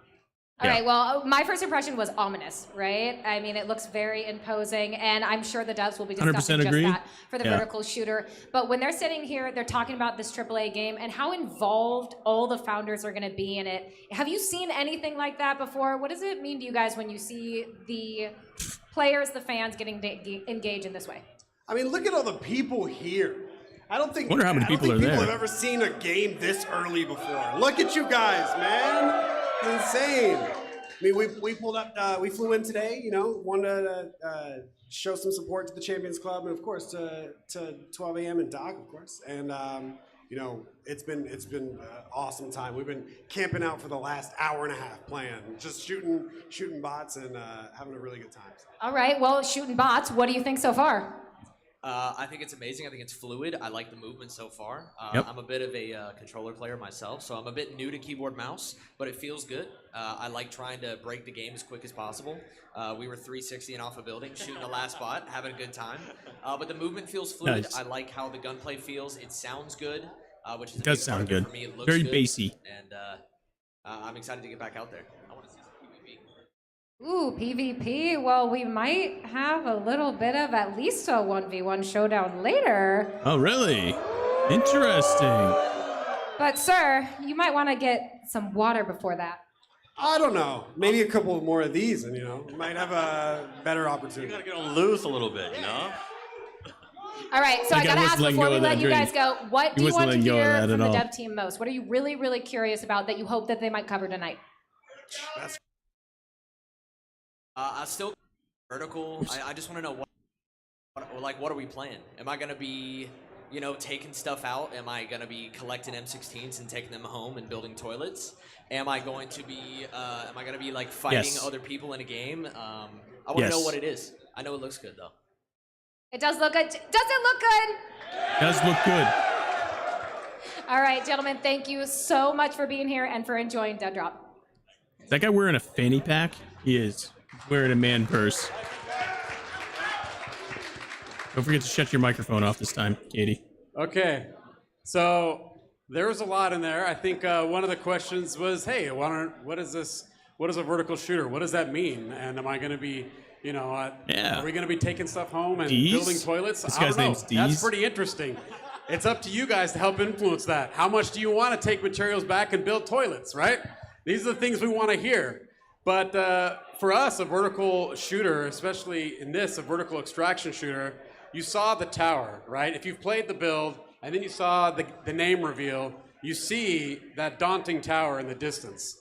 And we're not going to be revealing too much about that, but what you can expect from a vertical shooter is from a level design perspective, there's a lot of what we call over, under, and around kind of flow, like movement, right? So you can think of there's going to be people above you, there's going to be people circling around, underneath, pathways, all that kind of stuff. And we're taking it very seriously from that viewpoint. And players are going to be traveling up, down, just like you look at the name of the game. Dead Drop, it's got the arrows that are going up and down. Players are going to be traversing and battling both upward and downward. And that to us is something that's really exciting about this game, is that there's not a lot of that in the game industry right now, especially from a level design viewpoint. So for us, a vertical extraction shooter is taking something, when you look at a lot of games that are horizontally built, we're taking that play space and making it vertical. Now there's still going to be a lot of horizontal aspect to it. It's going to be big. It's not going to be, you're not going to be in an elevator shaft. That building is huge, okay? And so there's going to be a lot of space for you to roam. There's going to be a lot of people hunting you. You're going to be the hunter, right? You're going to be stalking. They got ideas, man. I can tell. And This maybe guy's at the end of the excited. day, He doesn't we'll put want to some toilets in there say for you it. to build as well. Oh, what'd he say? I missed it. Toilets to build? All right, do we have some more questions? All right. Wave down Katie and Miggles. Are we? All right. Not that one. All right, welcome. Please, if people do not know you, give us your name. Hey everybody, how's it going out there, crowd? Can I hear some noise, huh? Why does he look like an outer work roofer? I got one question, and it's for Doc. And I Me gotta too, man. know, I'm super excited. how is the We're gonna in-game play. We're gonna audio go play gonna be the for the this game again after this. Good question. Let's just say we've already fired 6 guys. Better be some damn footsteps. How did the audio sound? It was great. It was bassy. Good. I didn't hear any footsteps. Deep answer. I liked it. Anything else? Yeah, you It's know, working. it's been great to see a crowd out here. Great to see everyone showing support. You know, people looking a lot like Doc out there, but not quite like him. There's also been, to be fair, there's also been quite a bit of flack and heat out there. I am curious how the team up here on stage. Obviously, a lot of expectations have been set for you guys for good reason. You know, it's a good group of guys, a good team out there as well. So, how are you guys responding to those expectations that have been set before you? Yeah. Our approach is straight simple, right? We don't give a shit what anybody says. We don't give a shit what anybody thinks. We are gonna answer every critique with builds. Playable builds every 6 weeks. Somebody has something to say, we're listening, right? And we're building. We're answering through action. We're not answering through talking or responding or trying to appease everybody. The only people we're trying to appease, this group right here. This is it. I like the attitude, The man. people in this room, the I like people the in the attitude. Discord, the Baron only Discord at home, those are the opinions that matter, because we know collectively we're gonna answer the need, right? It's not about us. We're here to execute on this. And that's what we're gonna do based on everything anybody says. Anybody can have an opinion, right?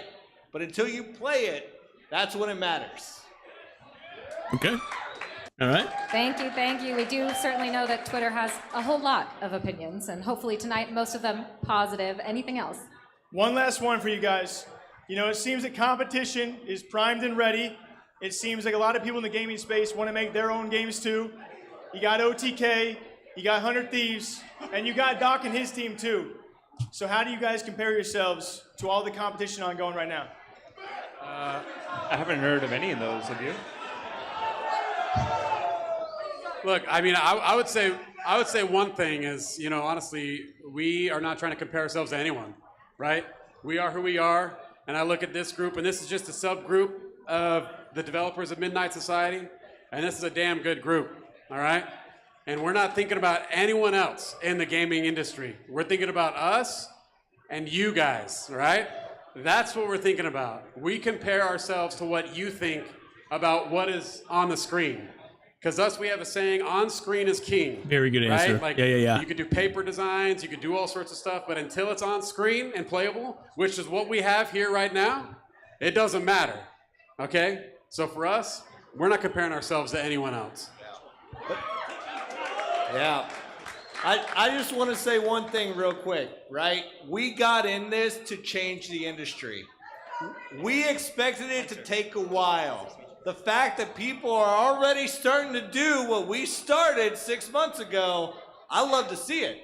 I want more people to copy us. I want more people to open up their games early. I want more people to include their community.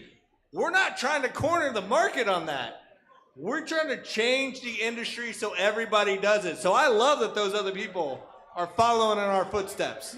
Let them do it. They're going to make a different game than us, and that game's going to be better because they did what we're doing now and opening it up. I agree. You All right, I can't. think we You got can't another question sell for a the game. Incredible Dev team. All right, guys, we've heard a lot of people, there's comparisons everywhere. You say you're doing it better than anyone else, but we hear, oh, this is kind of like Tarkov. This is kind of like CSGO. This is kind of like Call of Duty. But what is making this game the next level? What is making this, like you said, that no one can compare, that people are going to try to copy you? Okay, well, for us, again, the proof is in the pudding and what we're going to be putting on screen. But the way we're looking at this is we're trying to take the best of all of our knowledge. This team is made up of a lot of veterans from all sorts of games and big-time games in the industry. And there's things that we like about those games, and there's things that we love about those games. So we're taking what we feel is the best of those, and how do we make something new? And that's tough to do in the industry, right? There's so many things that have been retread before. And for us, it's also not just about the idea, it's about the execution of those ideas. And some other studios, they could do something, but if the execution isn't there, then it's not gonna have people playing it. And so for us, the big game changer is the execution. We need to execute on these ideas, even if those similar ideas in the industry. It's the execution, and then again, the other big game changer. I personally would like to see some advanced Seriously, movement. the other game changer is everyone in this room, right? If everyone does their job and speaks up and lets us know when something is lame or when something is genuinely good, that to us is how we're gonna get something that everyone else doesn't have, and maybe they'll want to copy us and be like us too. Thank you for that. We have one more set of questions from a different angle, perhaps. This is Goj, my co-caster, and someone from a talent perspective who looks at a game like this and says, there's some very interesting prospects here. So Goj, when you look at the dev team, what do you have? What's on your mind? Yeah, no, it's a incredible product already, and we're really excited about the roadmap forward. My question comes from the competitive standpoint, right? There's a lot that can be said about public lobbies and how a game can execute for the casual player base, but we all know the competitive player base, specifically esports level player base, can really change the way a game is looked at. So give us a little bit of insight, if you can, about the competitive level that Doc, of course, is going to be playing at. Yeah, I would love to, right? So, and I've talked Interesting about question. this with a few of you guys out there already, right? How we look at it, and we've said time and time again, that you don't build an esports game. Esports chooses you, right? So we are focused right now on that core gunplay, making it feel good, and if we do that correctly, if we make that feel smooth and tight and feel competitive, like you feel like you can compete at it, the teams are going to respond. And this is a great question because it speaks to how we built this group right here. Everybody in this I never room really thought of filled this out as that an esports ridiculous title, but application process, right? It wasn't for nothing. The reason we asked those questions, asked for that data, was so that we understood who was casual, who was hardcore, who was an esports athlete, who's a developer, who's a content creator. Because we wanted this first group, everybody here and everybody at home in the Variant Only channel, to be a diverse group of opinions so that we could start at a base level and be like, let's get gunplay good. Now let's hear from our esports athletes in the crowd about, what could be Esports level? competitive, what Yeah. feels too RNG, what should be removed from a competitive playlist, right? And iterate like that. there's gonna be different because playlists. At the end of the All right. day, if the esports scenes, right, we're here at FaZe Clan right now. We're good friends with Optic. We have a lot of friends, a lot of founders. who are in the esports scene, if you guys are asking for this to go competitive and this group decides to support those ambitions, that's what we do. That's how this works, right? If there's a need for it, there's a voice for it, then we do it. And so we are gonna listen and we're gonna build towards what this group wants to do and just diversify that way.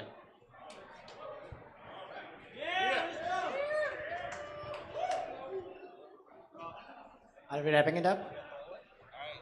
Are we So that wrapping it up? leaves it for this portion of it where we're talking about the studio and the setup. Please, if you haven't already, get some time in. If you've already got some time in, grab a drink, relax, pick up your swag, talk to the dev team. After, we want as many people to have time with the actual build as possible, because when we get back, we're going to dive into the actual deep dive of the gameplay questions. Talk about gunplay, talk about features, talk about where we're going, what our thinking was in those. So spend some time on it, talk to us if you see us, and then we'll be right back here in a little. All right, all right. Let's go. Some good answers. Good answers. They don't want to give away the whole farm there, but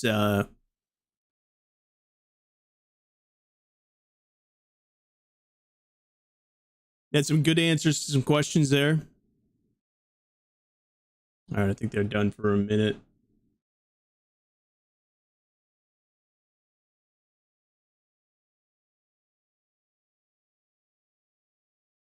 That over to the side. We're gonna reopen the game here.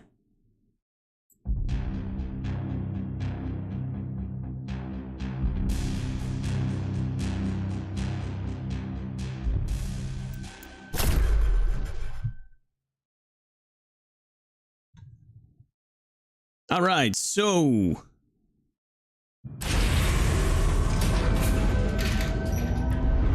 this is our first sneak peek at the game from Midnight Society's Project Moon team. They've officially named it Dead Drop. It's a vertical extraction shooter. This is the Hideout. The first playable look at this game.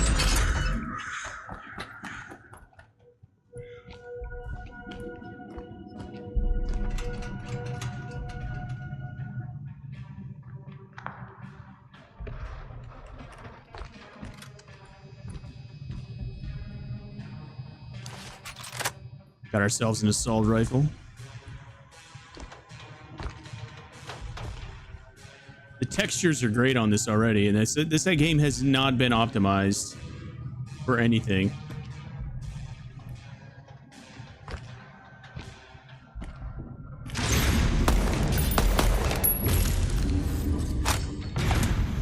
All right, let's see what kind of score we can get here.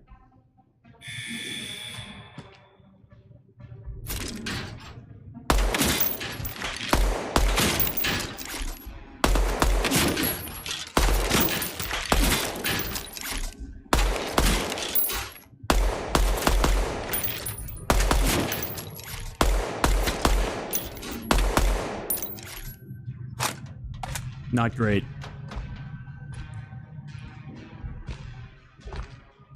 Let's try that again. Will it let me do it again? I think you can only do them all once. Oh no, you can.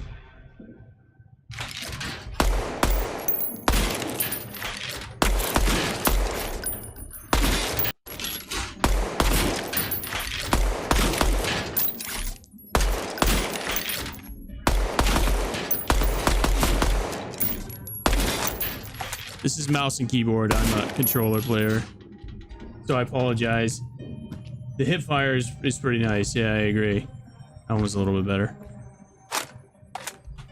Definitely, controllers more my thing, but I really just don't have my setup for playing on mouse and key. But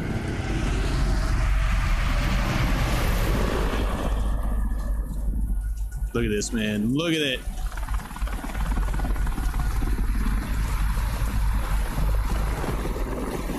So that's the tower we're gonna be playing in. Come back out. That again.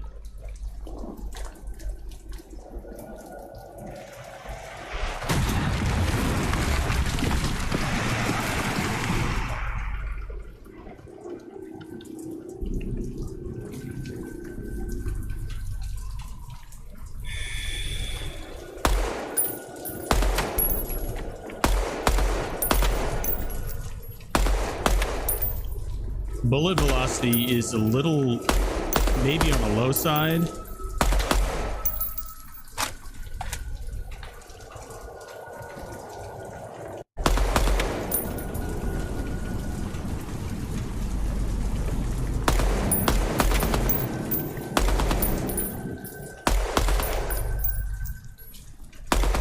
They're definitely making us lead our bullets here.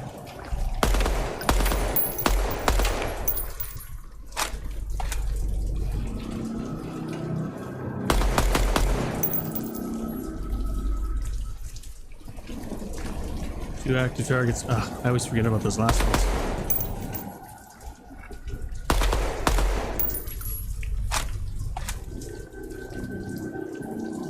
Two more active targets. Oh, thought I was done. Alright, we did alright. We did okay. Not great. I feel like my mouse is not letting me turn my DPI up. It's got one of those... Oh, that's because they somehow the game has bound that to crouch. Interesting, okay. Let's see if you can slide. You cannot slide.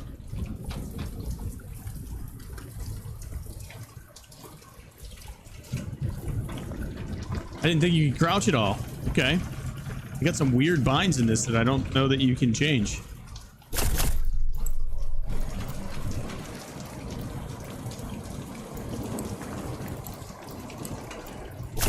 Are we gonna turn the graphics up and see what it looks like on Epic? Oh man. It's ridiculously good. It's even better.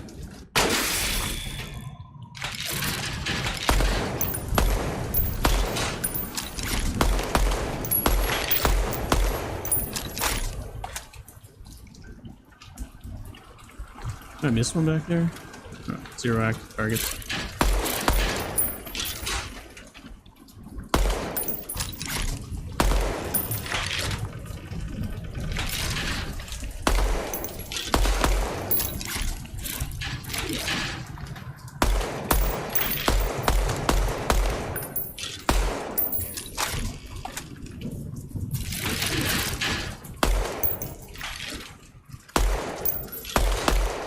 Trying to come up with a technique like the punch in, punch out.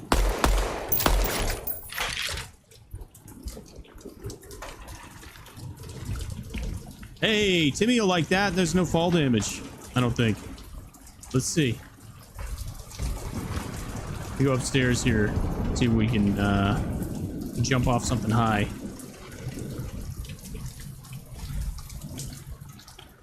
Shoot the head, you get more points. Okay.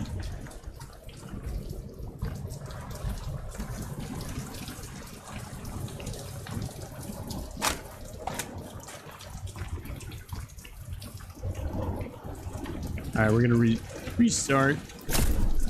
Shut this FPF counter off. Oh, let's go. All right, that's gonna help.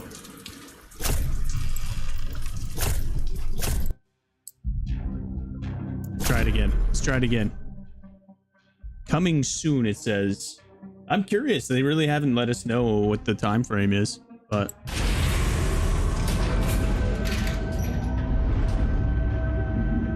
Oh, that's much better.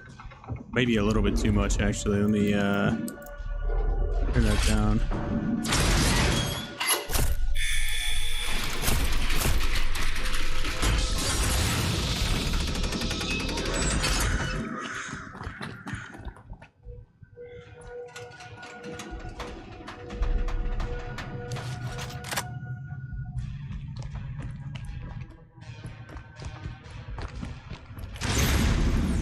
Runs smooth. I mean, FPS is a little low, but who knows why? It could be my system, could be just the build.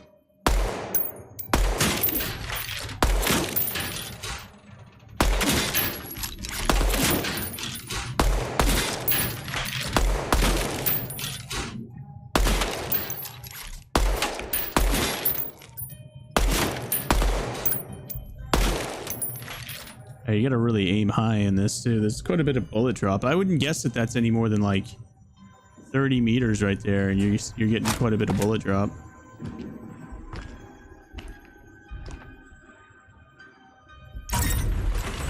I didn't check what my score was on that. I gotta keep track when I get a good one. I gotta keep track so I can post it.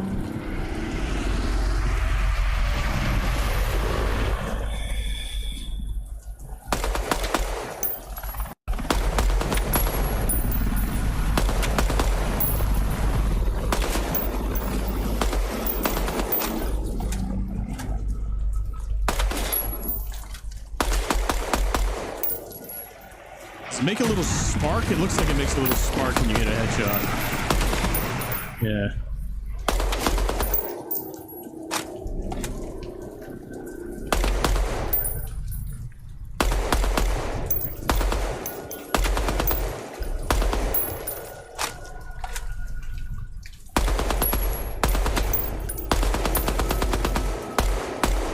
The first 6 bullets, you can just lay down the trigger. After that, though, forget about it. You're getting some recoil.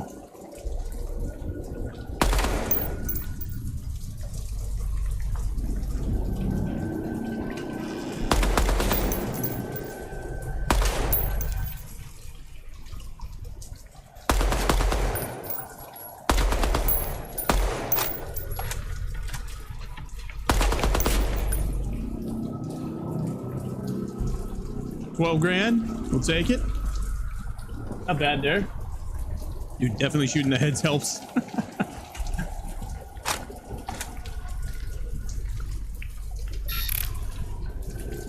It just doesn't let you play it again. You gotta reset after you play each.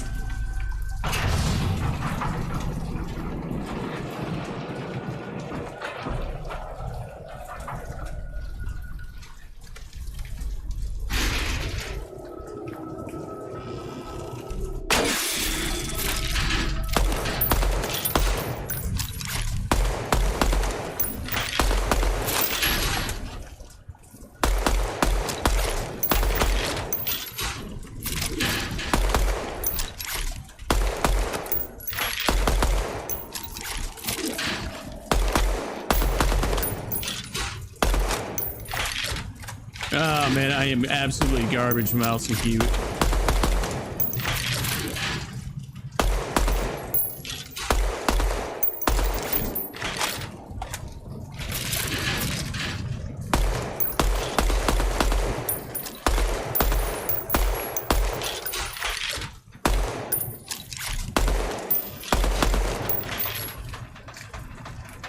All right. Not bad, not bad, not bad. 12,000 that time.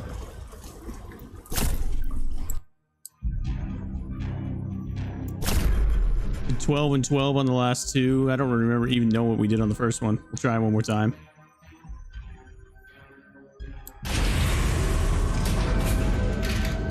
Got about 8 minutes before they come back on the live stream. Have some more details to go through. Feels way better when I turn my sensitivity up. I wonder what the world high score is so far. You need that in the Discord.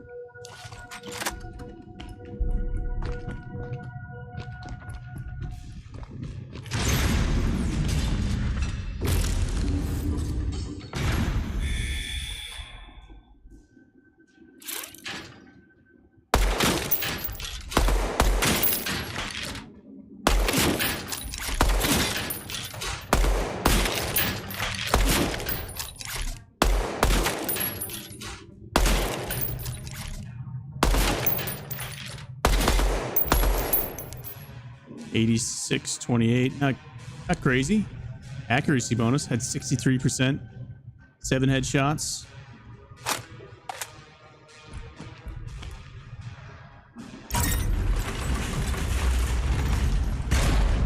I'm wondering if they're going to do controller support for this. I wouldn't, honestly, as it sits right now, I wouldn't really mind if they did not have controller support personally, but I mean, I know they'll have to for like console builds.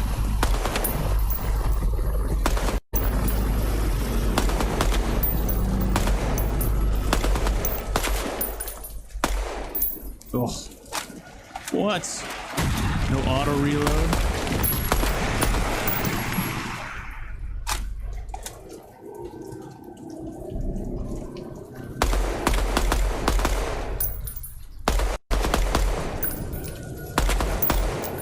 I want to see what Doc's posted on this. I also want a sniper rifle right away.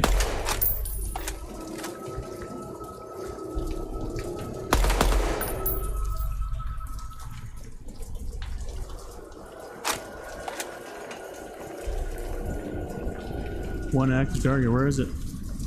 Oh. How'd you get all the way over there, dude?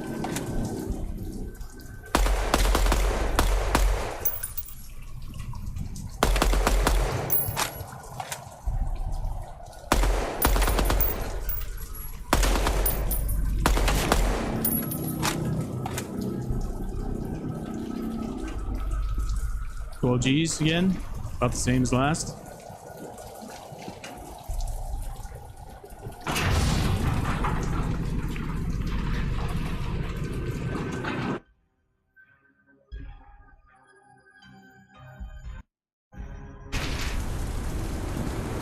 All right, this is the fun one, the run and gun one.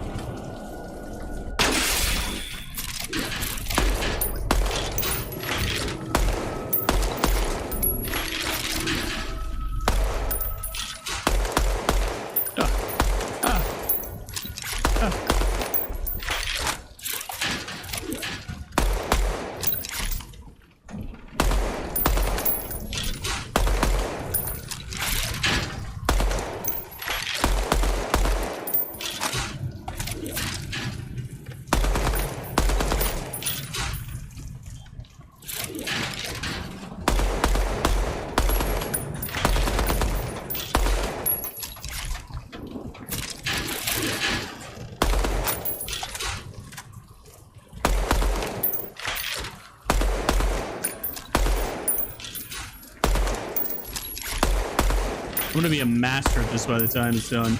I did not do well on that at the time.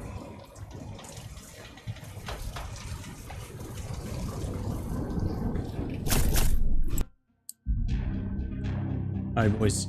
We're gonna be right back. We've been streaming for 4 hours. Appreciate everybody that's been hanging out, all the newcomers. You guys are absolutely amazing. It's been such a cool night to find out more about Dead Drop, formerly known as Project Moon. Don't forget to smash that follow button and like the stream. Check your Discord. All right, Za, will do.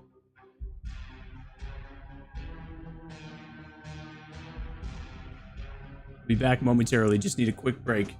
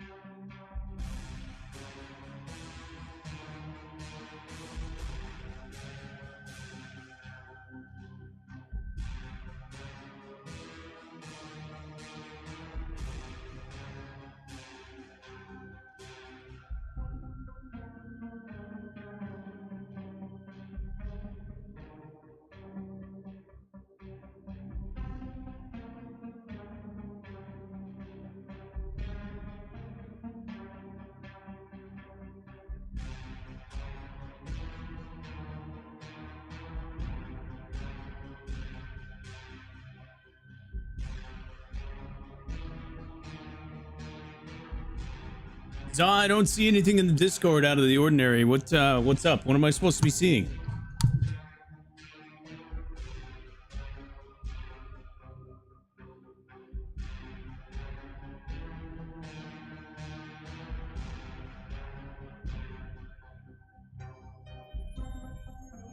I'm also looking for some QR codes, which I haven't seen yet.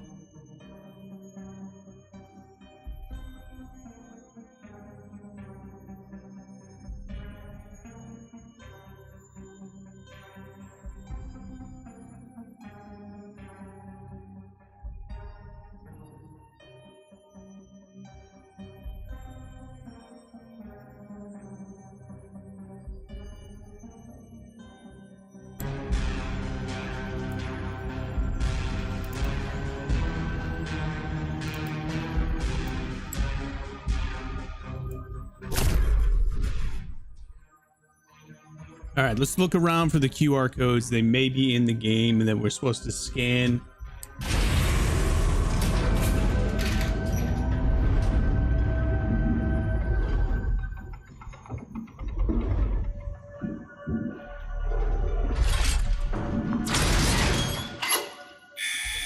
There's 9 QR codes. I don't know if they're all at the event or what.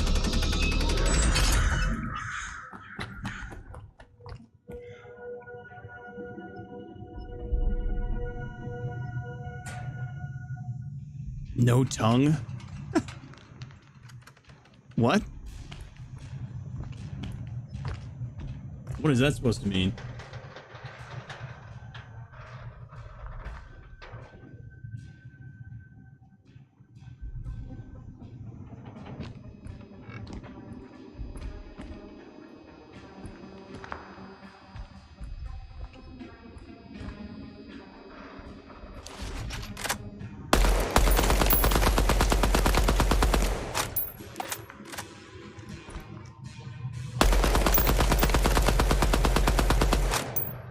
After the first 6 bullets, it's quite a bit of recoil, but you can overcome it pretty easily by just pulling down. The first 6 bullets.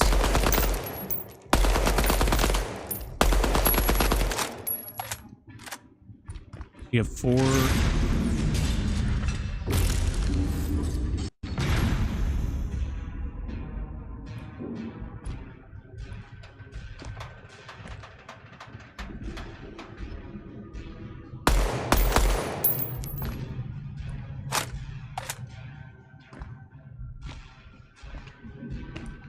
Wonder if there are some Easter eggs in here. They should have left like a back door or something for somebody to find. That would have been amazing. Get into like some hidden parts of the game.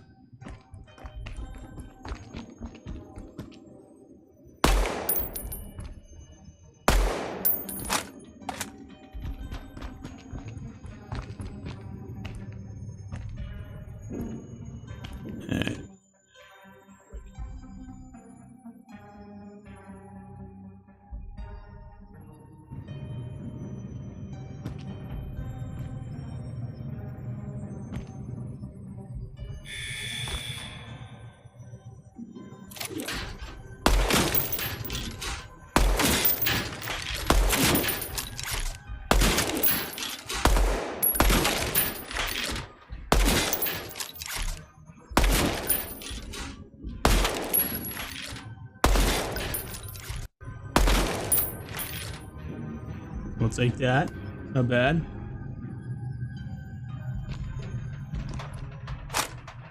Did you join up the Discord, Zaw? Or were you trying to? My link should be good.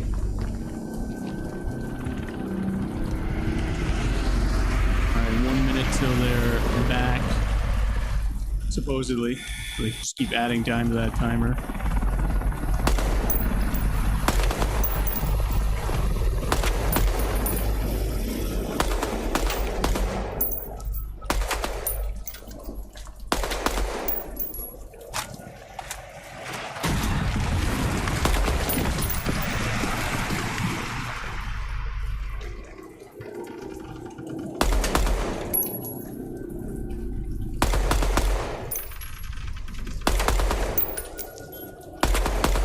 you definitely need optics. Iron sights on these are a little tough. They're not terrible, but they're not awesome either.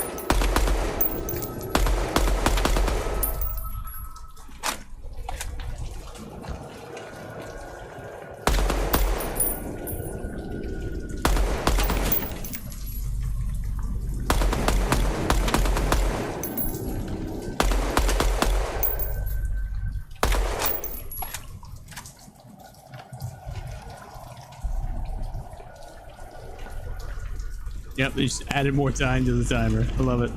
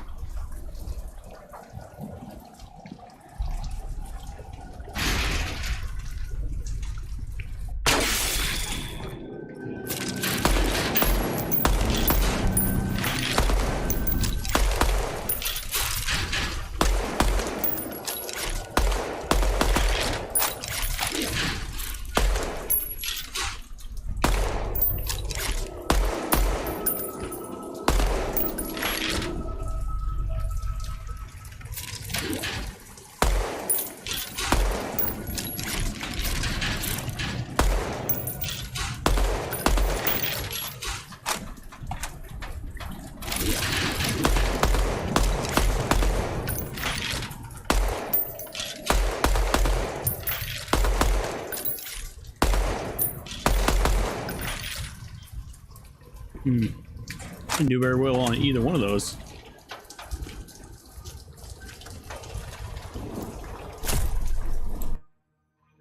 Oh, yeah, dude. Well, I like the foundation so far. So, you know, there's a lot of potential here. There's a lot of potential. Like I said earlier, they haven't even done anything yet, and I'm already impressed. I'm already impressed.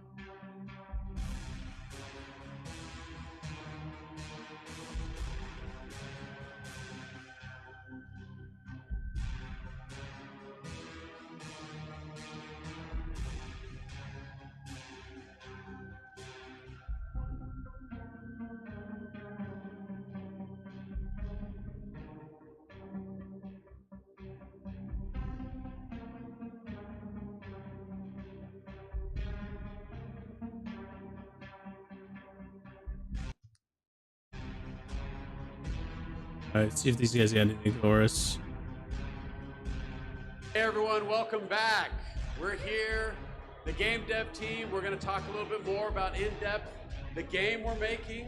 We can talk a little bit about mechanics. We can talk about the art style, all that stuff. We're going to talk about Snapshot. We're going to walk through it step by step, what we delivered on, what was our vision, what were we thinking, all that kind of stuff, so that you can get a little bit more context for those of you that have already played it and those of you who have yet to play it. So let's get into that a little bit, okay? So right here on this screen, this is the very first thing that you see when you load up Snapshot 1. You're riding in an elevator, there's some mystery, what's going on here, the elevator doors open, and boom, you're greeted to this. This is what we're calling our weapons bench room, all right? And so in here is the weapons bench, and this is something that, this could become lots of things, and this is what we'd like to get feedback from you guys. But for us, the genesis of this is where you as a player could come and customize your weapon, or weapons, not just a single weapon, but your weapons. How many weapons do you have? All those kind of things. What kind of weapons? These are the things we also want to hear from you as well. But you as a player, you'd come in here and you'd tinker with things. You'd change different attachments, all sorts of stuff, right? Things that you'd expect. We're thinking of things like, hey, how do you display maybe your favorite weapon? All that kind of stuff. And so that's what this room was trying to evoke. It's like very simple. We want to at least lay the foundation for the weapons bench. And in this room as well, we've also got things like, there's a closed door over to the right. Well, what's that all about? There's a keypad. If you're going to interact with it, it beeps at you, says access denied. There's things in there that we're trying to build towards. And that's what's exciting to us with this hideout and with this game in general, as we build it with all of you in mind, is things are going to evolve over time. There's going to be new areas to explore. Each snapshot will get into these things. So when it comes to this room and this weapon, one of the main features is this classified rifle. We don't really have a name for it yet. That'll come. So if anyone's got cool ideas, let us know. But yeah, so let's talk a little bit about this, because I want to kick it over to our art director, Darren Bacon, and he could tell us a little bit about this weapon, its identity, its looks, and all that. Yeah, okay, so this weapon... 20th iteration, they said. Kind of a nice snapshot on just art direction generally all up on the project. And so what we've been thinking about is it's like the high level idea is it's the future through the lens of the 80s and 90s in like an alternate timeline. And so what that allows us to do is like kind of pick the stuff that fits best with our genre and Midnight Society. And so also generally it's like the whole vibe basically lives around that, and it's a world where Doc could be living in, but he'd be in the streets, and it's not like we're making these big adventures. So that's generally the high level art style goals.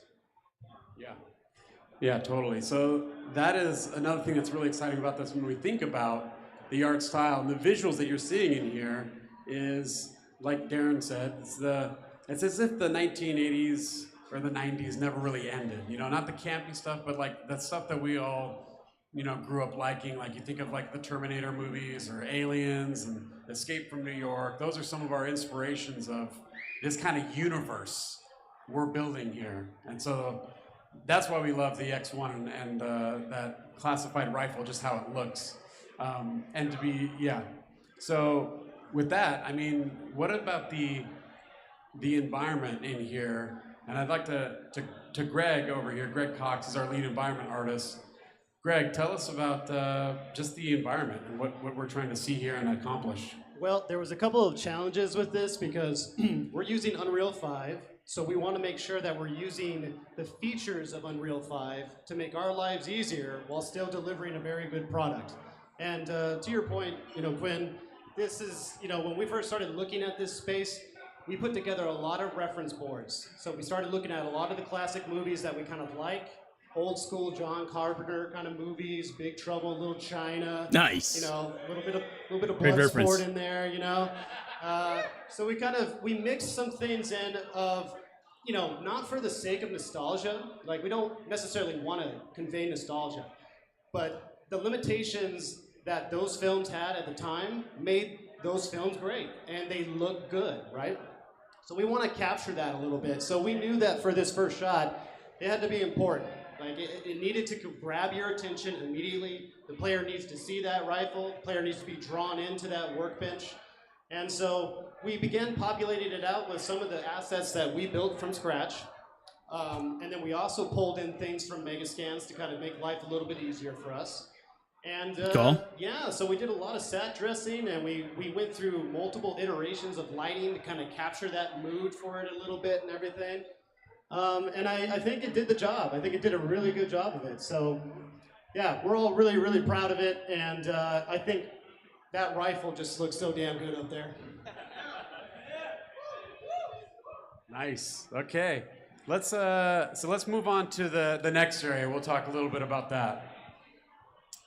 Yeah, so this is a little bit of that tease that we were telling you about. So this is a concept image of what that door to the right of the weapon bench could be. And so now we're looking at this like, okay, right now we're just calling it like the vault, right? Like, or the armory. What does the player want to put in there? What are the things that are interesting? Kind of gear. What kind of gear do you want to put in there? What kind of weaponry do you want to put in there? Things that you really like that you want to keep safe. Things that you want to use for the right moment, the right area in which you're going to go play in. So this is just an early concept tease of something that could or could not be coming. So, all right, let's go to the next one. Oh, okay. So, speaking of teases, speaking of feedback and teases, yeah. So this is another one in the variant guide. You'll see this as well. This is an image of another concept that is amazing about our garage, right? So we're calling it the garage, and we'll have more to talk about this at another time. But as you look through the variant guide and take a look at this image, just soak it in. What are the ideas? What are the things that you like? What are the things that you think about this? Let us know. We'll have some conversations about it. That's all I really want to say about that. Let me pose a little question. I don't want an answer. I don't want an answer now. I'm not saying it is or is not related to the garage, right? I just want to know. Think about it. Get back to us. Hit us up on Discord or Twitter. We know we're in the player hideout. We know we're going to a tower. How do we get to that tower? What does that process look like? That's what I'd like you guys to think about, mull over, right? How are we getting there? How are we choosing where in that tower we're starting?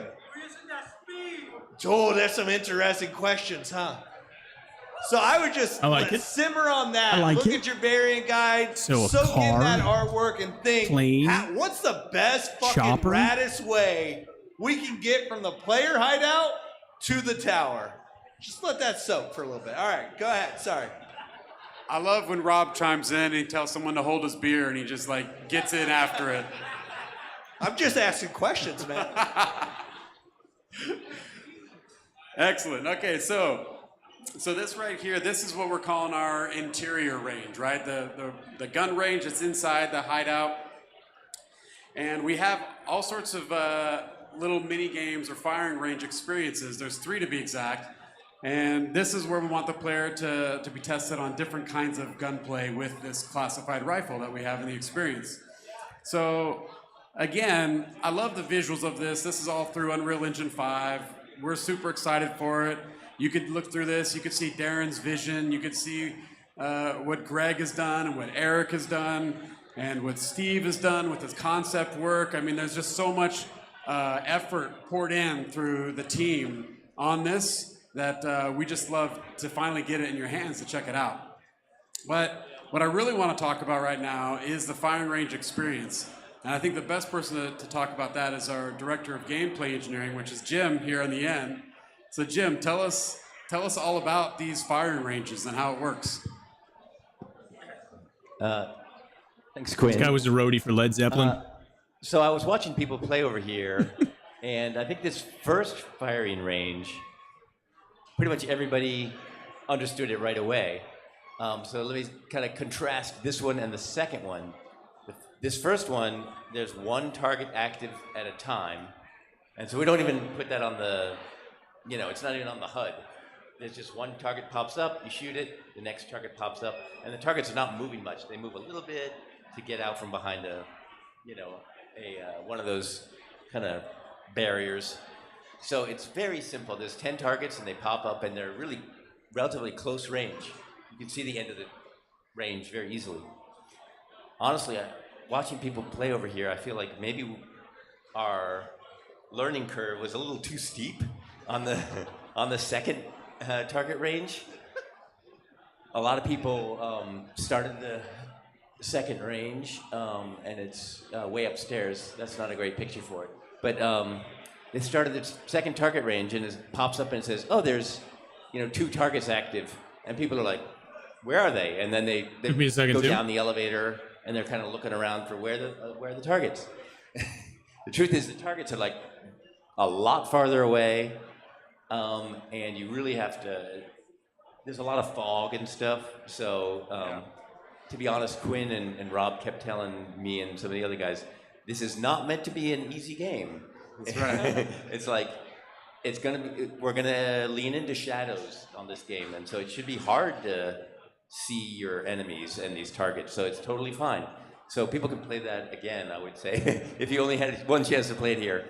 So that's the second one. You want me to tell about the third one? That is a benefit for us sure. here I mean, at I home. think we're really thing that's behind important to on hear from everything. you, We've Jim, been is, waiting a long time to what see is some the stuff, three, but we get to replay ranges and this. what is the skills we're trying to test for the players? Because that was something that you really did a good job of executing with your team on, you know, the interior range. What's the goal there? The goal for the first exterior, and then the goal for the bottom range, and the surprises down there. Yeah. Yeah, the first one is really, the targets are very visible. There's only one choice at a time. So it's really about quick acquisition, target to target to target, and it's really just about very quickly moving from one target to the next. Whereas the second target range, they're farther off, so it's more about scanning the environment and seeing where the targets are, and they're a lot farther off, so it's much more challenging to actually get headshots. So that second firing range is much more difficult. As I say, might have been wise for us to have another one in between the two to kind of scale up to that. But anyway, you guys like hard games, I'm sure. So the third one we call our reaction trial, and the clock works differently there. You start the trial. This is down at the bottom. You take the elevator down, and there's a button to start the trial, and then you move through. We actually, Kraz actually added a lot of arrows to kind of guide you through the environment. There's yellow kind of spray painted arrows to guide you through, and it's all about quick reactions. Those targets are relatively close, but you're kind of moving forward, and you don't know exactly when they're going to pop up because you can't really see the trigger that's going to pop them up. Probably if you play it 10, 20 times, you'll know exactly where they get triggered. But the idea is to test your quick reflexes and your reaction time. So you go through, some 2 to 4 things pop up, and you shoot them. So that's the third one. Yeah. So this is something else that we really wanted with these targets to be there is like, hey, we have a weapon in the game. It's not going to be fun if we just have a space where you're just shooting the wall or the floor, messing around. What do we have in there? So you could actually look at what's the bullet drop, right? What's the projectile speed? Because every weapon in our game, we're going to have projectiles and speeds that are varying at different distances. So we want to see how does that feel, and that's why some of the targets move, some of them don't. And then we got really good fun stuff in there with the chaos system that Unreal provides, where you've got destruction on the targets. So it's fun to just, we were earlier on in development, we had it so as soon as you hit a target, the target just like immediately goes down. We're like, that's not very fun. Like, what do we do about that? It's like, well, why don't we have the target stay up for just a second so you could see, oh man, I blew a hole in the leg of that target. Oh, that person just got lobotomized. Their head's gone, right? Because we got destruction in there. And that made a bigger difference in just the overall fun. Even though you're not shooting other players, that'll come, but you're not shooting any other players right now. You're just shooting targets, and you're kind of learning the gunplay of what we're trying to go with Dead Drop, and that's just a single weapon, and there'll be more to come as well. So that's the main reason why we got all these targets, these firing ranges, all that, so we can get feedback from you on the spread of the weapon, the recoil, the bullet, the projectile speeds, everything. So yeah, so that is out here in the exterior range. For me, the second one is a lot of fun because of the ranges and the heights. Because in a game that is a vertical extraction shooter, you're not just going to be shooting everyone that's on the same plane as you. You're going to have to be looking up, looking down. The height advantage is going to be a real deal in our game. So those are some of the exciting things about the exterior range as well. So hey, Quinn. Yeah. I want to jump in a little bit on the chaos. Please. One just quick comment is early on we had some discussions about whether we should use the Unreal 4 physics technology, which is called PhysX, or the Unreal 5 physics technology, which is called chaos physics. And we decided, we're leaning into UE5. So I think we set it up for all the targets, and I think that's pretty much all we did for starters. Is the wooden targets and the cyborg targets are all using chaos physics. But I think it looks great. It looks much better than the older destruction, and we can lean into that even more and bring some really amazing physics simulations. So I think we made a great choice. Yeah, that's a really good point that I'd like to dive deep on a little bit, right? We've decided that we're fully embracing Unreal Engine 5 and all the bells and whistles that come with it, right? One of those things that Jim touches is dynamic He's actually a roadie for destructibility through Led chaos. Zeppelin. Right now, we're using it for the targets, right? If you ran through the range, you see those things getting fucked up, right? They're coming apart. What we need to think about, again, something for us to discuss, is how much do we want to lean in on that in the environment? Do we want walls being fully destructible? Do we want cover points being destructible? Maybe not walls, maybe cover points, right? To what degree do we want that, right? Do we want there to always be low cover, but we destroy medium to high cover, right? This is the mindset that we all need to be getting into, because these are the discussions and the hard decisions that we need to make. Because I'll tell you right now, and a lot of you already know, I see you shaking your head. The moment, if we decide to go full destructibility on cover points, that changes the game in a big way. That changes how you choose to engage. That chooses how you choose to break contact. So it has big ripple effects, right? So we've made a decision as a development team playability and to embrace the chaos engine and destructibility. Performance Our of job as variants is to figure out to what degree. Where do we draw the line, right? That's what we need to be thinking about and talking about on Discord after this event, right? Because once we move into PvP, when we're fighting each other, whether in the sectors or in other areas, that's going to play big, right? So one of the big things that I know is going to be a discussion point in the next 6 weeks is like, all right, if we're starting to think about PvP, what does that map look like? What does that map look like when you spawn? What does that map look like 10 minutes into the session, right? So like, I feel like I'm giving people homework, but just think about it. Because we are all about setting the course, right? Setting the course on the tech we're going to use to achieve it and implementing it. The scope, the scale, the direction, all of that stuff. UE5 is nuts, man. I mean, you can download it off of Epic for free. So far. It costs as you develop, but thanks, Rob, for adding you that. can learn a lot. You can develop That's a your own big video deal. game. Like, we can't undersell much how much what Unreal Engine 5 does for us. So, okay. Moving on. Like, we got some questions? Okay, let's do it.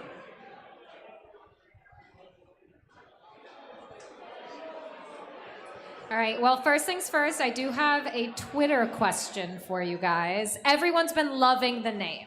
They think it's fantastic, but we've seen it more than a few times. Who came up with the name Dead Drop? Well, that was a very collaborative effort, is the very, that's probably the safe way to say it, but I'll say, Rob. It's a Rob call. Rob wanted to do it. He loved that name. And, but to be honest, the people that get in the room was myself, Rob, Brian Miggles, and, Doc. Doc was there. He's always providing his feedback. And we had lots of cool options, but we just kept coming back to Dead Drop. And every time we came back to Dead Drop, Rob would just be gloating on his camera the whole time. I lose my fucking mind every time it came up. I'll tell you one thing. I definitely am the one who decided to spell it wrong. That was 100% me. Well, we're spelling it our way now because that's the right way to spell it. So, yeah. Fantastic, thank you. All right, let us know who you are. I know you said you're involved in the Discord. Obviously, you're here in the whole outfit. What do you got for the dev team? That's weird. I just saw that guy on Twitter. Alex Izzydo on Discord, aka the 5'8" variant, because I'm not 6'8". But question about the variants, because I see that each variant almost has like a different perk. How is that going to play into the game? Like, let's say we're on a specific level. I don't know if this is going to be the case. Let's say I'm really good with long range combat. Will that play into how our team is going to get to the next stage? If it's stage based where we start from here, we conquer this area, boom, we go on to the next level. Like, how are the variants going to play with proceeding in the levels as it goes through? Yeah, so I've got thoughts about that for sure, but I want to, is anyone else have any thoughts or ideas about that? No? Okay, just making sure everyone You has can an do opportunity. anything. You can do anything with this game. I know mean, these Rob guys. will say something. He'll always say something. So these guys can do sitting whatever back they here, want. leave It's me alone. really unbelievable. So the variants, all of you are super important to us, and that is something that we'd like to have an open dialogue on. Like, how does that work? Because each and one of you have your own variant, you have your own attributes and categories. To your point, how do we have that manifest itself in the game? And that's something that we're interested in. But right now we're focused on the core foundation of the game, what it's like for people, the majority of the people that are going to be playing this game, because the majority of the people are not in this exclusive, amazing club of variants. So what we're trying to do is make sure that the variants are able to stand out or peacock, right? You have that badge of honor, that day zero community that you're here. So when you're in a server, people are like, whoa, check that out. There's a variant right there. So, but as far as the gameplay goes, that's something that we're gonna have to work out together as a crew and see what we want to accomplish. I think I have a couple thoughts about that too, if you don't mind. Okay. Just throw in there. Okay, cool. Say from on the couch. I think the thing with the variants and like the specific stats that are on there and stuff, that's something we had to create before we had the opportunity to know who you guys were. So if you think about it, like the variants were created before people controlled them, right? So the challenge there is that we didn't really want to commit exactly in a gameplay sense to what's on there, because we had to kind of design those and make those decisions before you guys had a chance to even participate, if that makes sense. So I think everything that is in there is a great starting point for like inspiration or things that we might want to add, sort of like what Quinn's talking about. But nothing that we wanted to decide before people had an opportunity to participate in the games. Okay. We're whispering, but we'll be with you in one moment. Yeah, so vertical extraction shooter, like what exactly is that going to look like? Because for me, this is new. I haven't played any games where it's vertically based, so like what's... Like, sorry, that question's no good. What's that going to look like for us? What can we expect? Okay. All right. Again, let's making sure we're all good. We have a voice up here. Okay. So, what's that going to look like? Well, you see on the screen right now, that is the exterior, right? And the main reason we wanted this tower there is we wanted that inspiration. That is the goal. That's where we want to get to. That right there is the place that largely people are going to be playing in Dead Drop. That's where you're going to be going on your runs, okay? That's where you're going to be dropping. That's where you're going to be trying to escape with your life and your things. So what's that look like? We're not going to, we don't want to release or talk about everything that's going on there, because right now we're so focused on Snapshot 1 and what that is. But just to give you a little bit of taste, that's a lot of building. And there's a lot of things in there. So internally, we've already had really fun, interesting conversations about what each area of that building, what that tower is going to look like, from visual thematics, right, to even gameplay. Like, you know, we're even calling them like sectors, right? So not just floors, but like a sector. And this building is going to have multiple sectors inside it. And each sector is huge. And each sector is going to have different themes in it. You know, like, hey, is this one like a hospital? Okay, cool. Or is this like a whole medical area? Is this a storage area? Where's the sector that is exterior based? So we get a little bit of that cool weather that you see in Snapshot 1. I was going to say, yeah, if it's all inside, you're not going to get any of the weather that they that's spend just so a much little bit of time the on. tease. We'll get It looks more into great. that. And we have big, high hopes and goals for what the tower gameplay is like. But rest assured, it's going to be crazy and awesome. Yeah, I have a quick question. How? Take his beer away. I just got a quick question. Turn his mic off. Hey, how many people here completed the ARG that we did? A decent amount, right? And like the ARG, we called the CC protocol, which was the Claws Combat Protocol, right? It was a training ground, a simulator to figure out how our variants would think, how they sort of approach this concept of sector-to-sector gameplay, choosing between engaging and extracting, right? That ARG laid a lot of philosophical foundation for how we think about the tower, how it's constructed. Because I think philosophically, and by all means chime in, correct me if I'm wrong or you want to elaborate, I know what we love based on our collective experiences on different franchises is we love like arena map design, right? What we love about that is we love being able to learn a map, master an area, learn sight lines and cover points and the best place to post up, right? But we really enjoy the larger scale of battle royales. But there's some downsides to that, right? And I think what we were looking at with this vertical design was how can we get the sort of map design we love, but with the player counts and scales that we love without the benefits of the other stuff, right? Then sprinkle in a little of that persistent session-to-session gameplay that you get from extraction shooters, and you got something there, right? And I think that is what has led the foundation for where we're going. But the thing is, we're not just gonna drop that on you, right? We're gonna build towards that. I feel like if and anybody at any point, leaks something they shouldn't, it's going to be this guy. when we 50 play seems like it, it's had a couple that could minis. change based on the sentiment, right? We could be moving in that direction full speed ahead, and we're just not feeling it as a group, right? As a collective. And then we augment, we change, we iterate.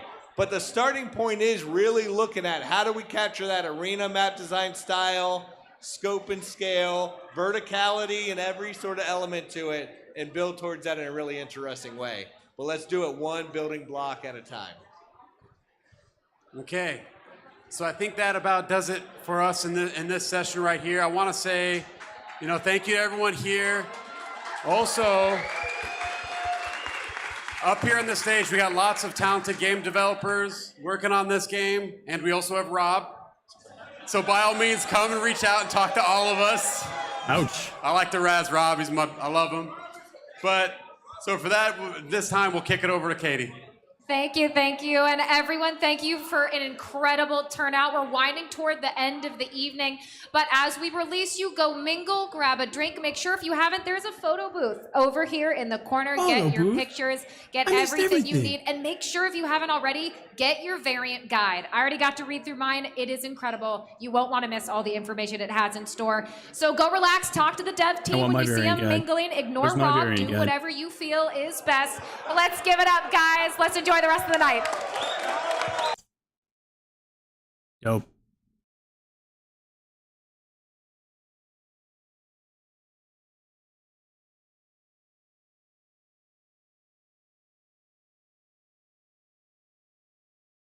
All right, so the QR codes were not for us. That was for the live thing, I guess. Unfortunately. Sad face.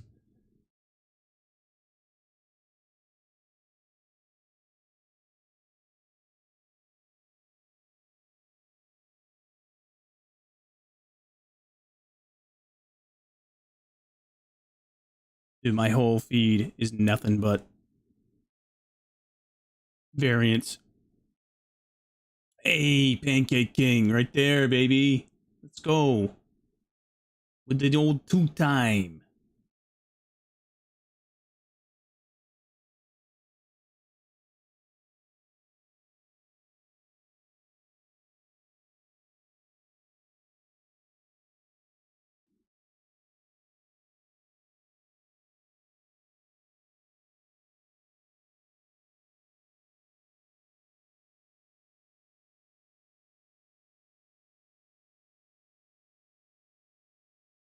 Up next, Phase Scope versus Optic Hitch. Oh, okay. Okay. Let's go. All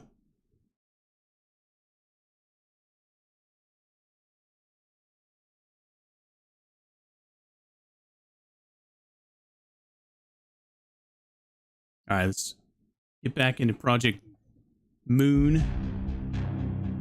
Play one or two more times. Got about 20 minutes until they play. And we're gonna call it for the night.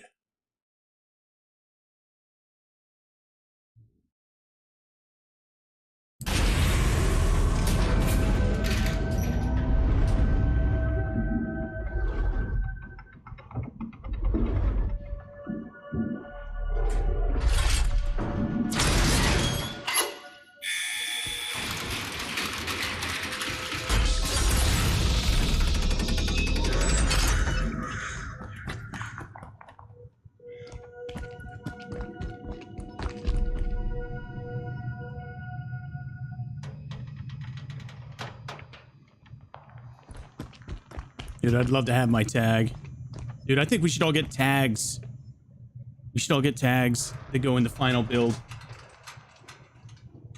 All the variants, 10,000 of them.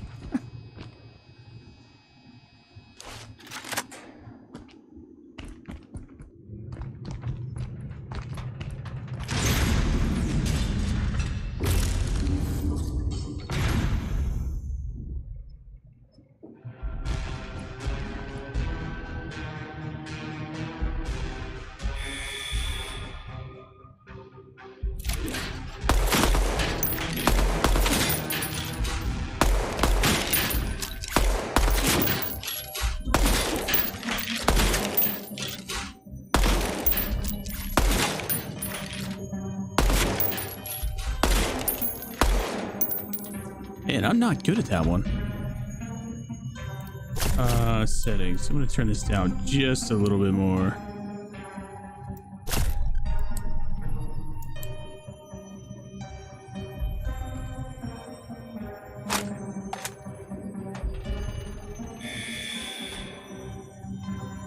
Alright, first guy was right here.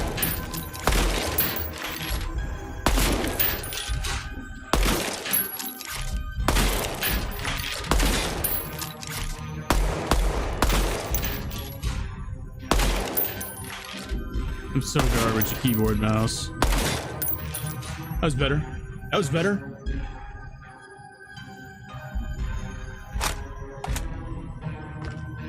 I think we can get over 12 though. I think we can.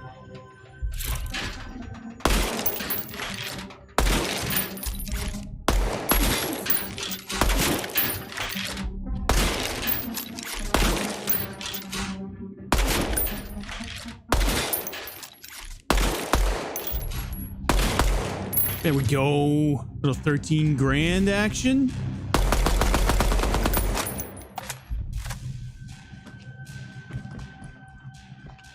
Take that.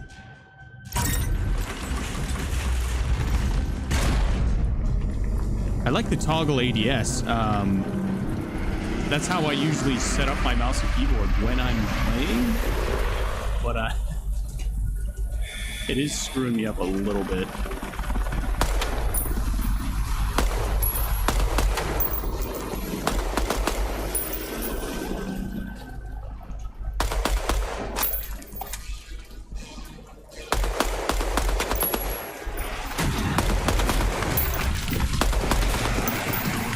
No, I'm surprised we haven't seen his random grenader tonight. Friday night.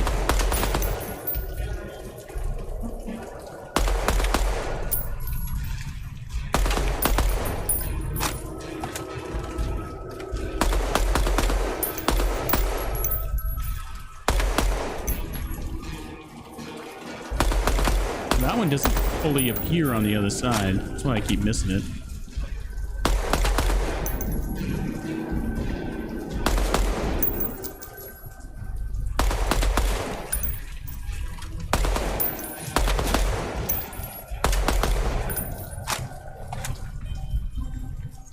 $11. Not terrible. Not great.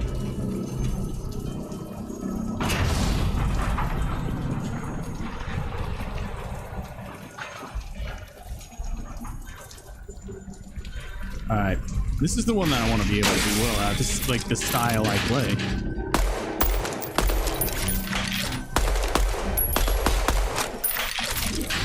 I like the reload time.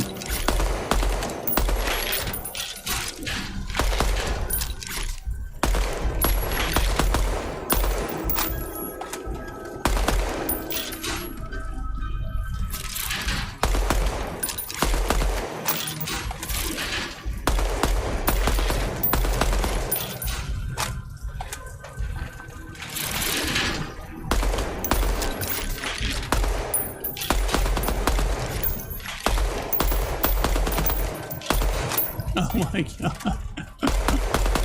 That was terrible. How did I do so much better before? How did I do so much better before on that?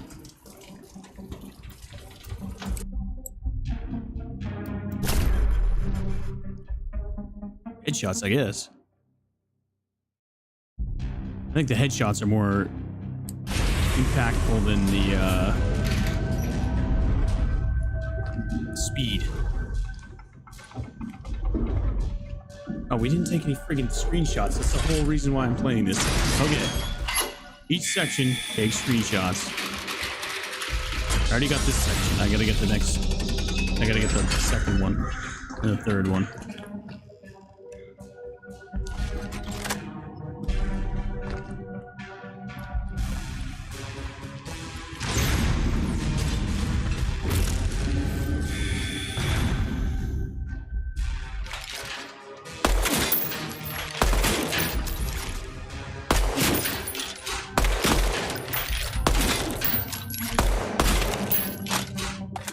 Why'd I do that?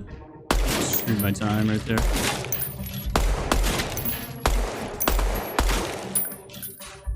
Alright, we're gonna redo that. What?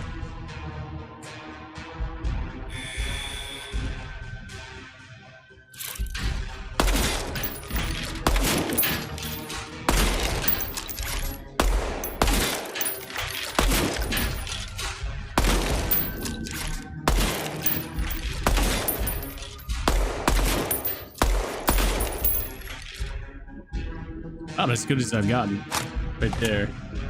We'll try on that.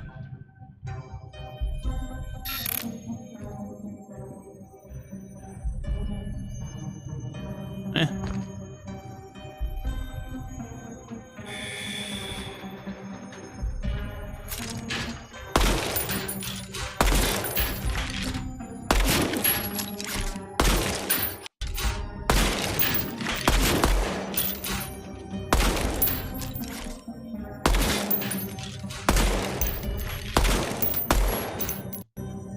$13-4.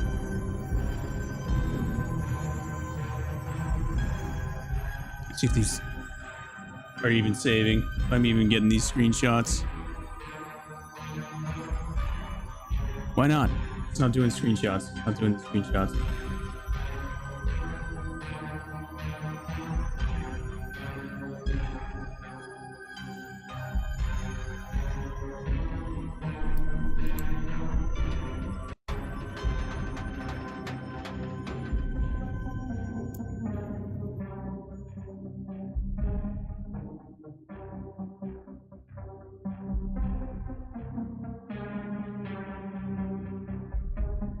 Alright, got it.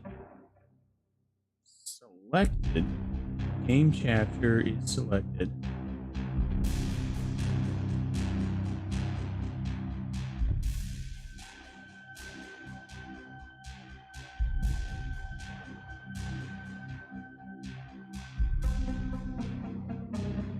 This makes no sense.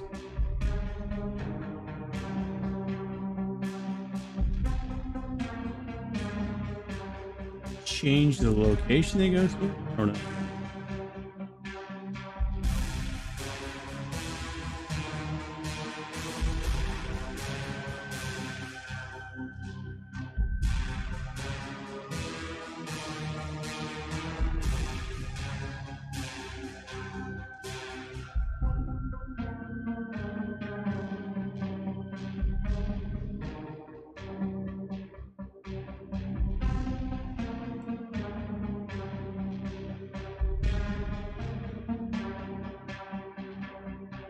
If this works.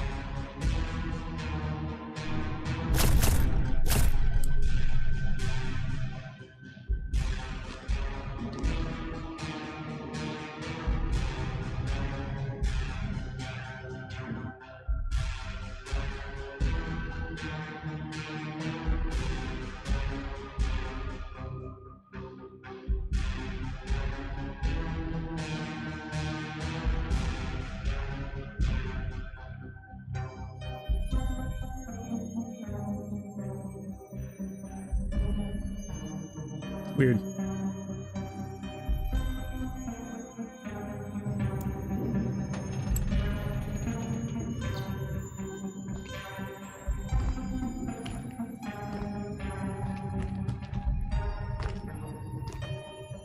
Well, all right, boys and girls. I think we are going to call it for the night. We have been on for a really, really long time, but I hope everybody enjoyed the first sneak peek at Midnight Society's Dead Drop.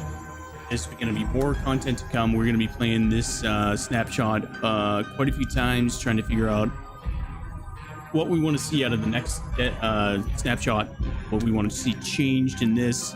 If you guys have any feedback, please feel free to drop by the Discord, leave some comments in the Midnight Society portion of the Discord. And yeah, I appreciate each and every one of you for stopping by. We had some good viewership tonight, both on YouTube and on Twitch.